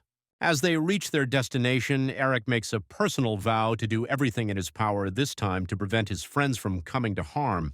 They are delivered to a derelict city, the site where thousands of citizens previously lost their lives. The Academy's objective is twofold: to reconstruct the location and to cultivate the skills of potential raiders. The instructor issues a warning that their stay here will last for 1 week. Students receive survival kits, with the expectation that they will be shared among their teammates. He stated, however, that their continued survival from that point on would be entirely in their own hands. Their foremost objective is simply to survive, which will serve as an indicator of a student's potential as a raider. Their secondary objective will be to eliminate the highest possible number of monsters. Following this briefing, the students are left to their own devices, and they all immediately cluster into their circles to strategize. The heroes locate a deserted building to serve as their headquarters. The Raven abruptly announces that someone is drawing near. A few minutes later, a large group of other students begins to make its way toward them. The Raven herself was once a member of their group. Thanks to Eric's powers of persuasion, she is now affiliated with his circle. The other students, however, have interpreted this as a slight against them and have no intention of letting it slide. Eric opts to remind them of how he defeated their leader during the newcomer hunt and advises them to leave. The leader retorts that this time he has his friends to back him up. The hero's response is to launch a sphere of energy at him, aiming to dampen his aggressive spirit. He also thinks it's a good time to mention that his own friends are with him and will certainly not be the ones to get hurt. The students decide to press their attack, ignoring the warning. Their weapons, however, suddenly strike not Eric, but the shield of Gilbert. The mages now join the fray. Paula, witnessing this, is determined not to let them get away with it.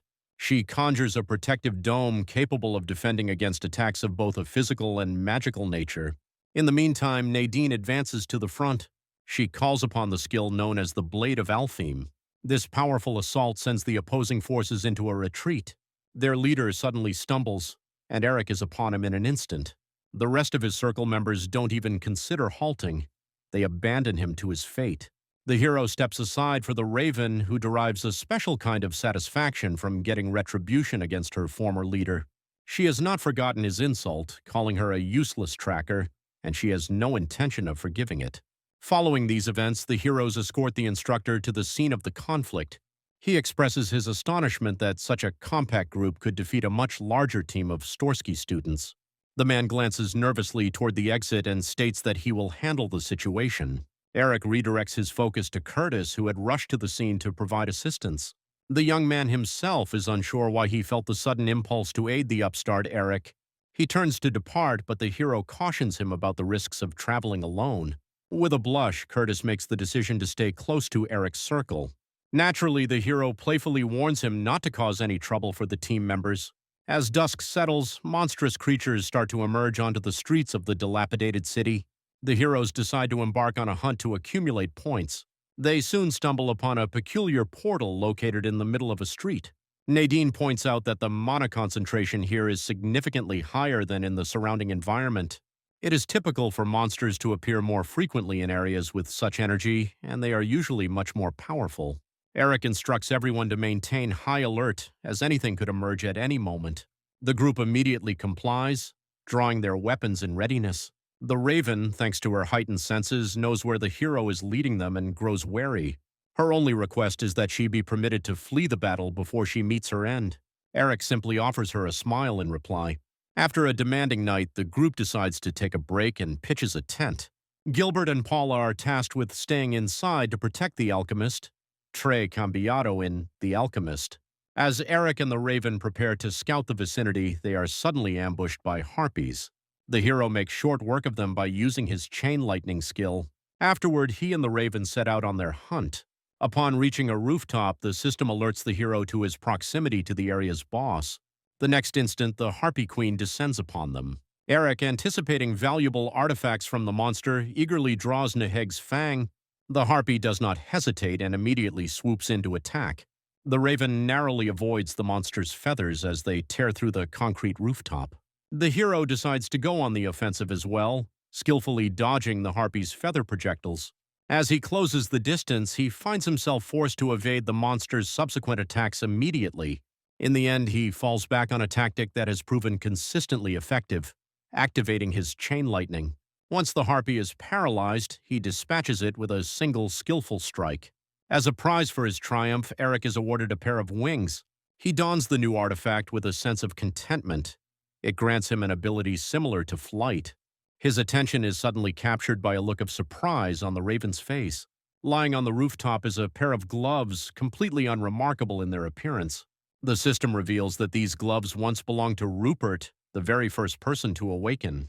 That night, Eric finds himself once again contemplating whether Heimdall will launch an attack during this test. His thoughts return to the matter of awakening his primary skill. Dahlia had shared with him the story of the tragedy that had unlocked her own power. The woman, however, expressed her hope that the student would not have to endure a similar experience. His line of questioning leads the hero to Nadine. It is revealed that the girl acquired her skill following the death of a relative. He is surprised, however, when she talks about it as if the man had deserved his fate. After her parents passed away, Nadine was compelled to move in with her aunt, who treated her with great cruelty. Even so, her grandmother's frequent visits provided a small measure of brightness in her life. This fragile comfort, however, did not last. Her grandmother became ill. She signed over all her savings and legal guardianship rights to the aunt. The girl was utterly devastated by her grandmother's death, with the woman's refusal to accept treatment being a particularly harsh blow. Following this, the aunt began to treat the girl like a possession, making decisions about her future for her. One day, Nadine came back to discover her home had been reduced to smoldering ruins. In this way, the girl tragically lost her entire family before she had even reached adulthood. Eric gently pulls Nadine from her reverie, telling her not to feel compelled to continue if it is too painful. At that moment, Paula emerges from the tent, having heard noises outside. To her horror, she finds herself face to face not with her friends, but with Heimdall. Sensing that something is amiss, the rest of the group also comes out into the street. The sheer force of the god's presence is overwhelming enough to send them to their knees. Eric himself suddenly calls out to him, having returned just in time to finally meet him in combat. Heimdall immediately senses the powerful energy radiating from the hero and demands to know how he acquired Odin's Eye. In reply, the young man suggests that the god should try to take the artifact from him if he is so curious about it. Chtyriznam aleftekstuje the Eye. The Raven screams at the hero, insisting he has no chance of defeating such a powerful being.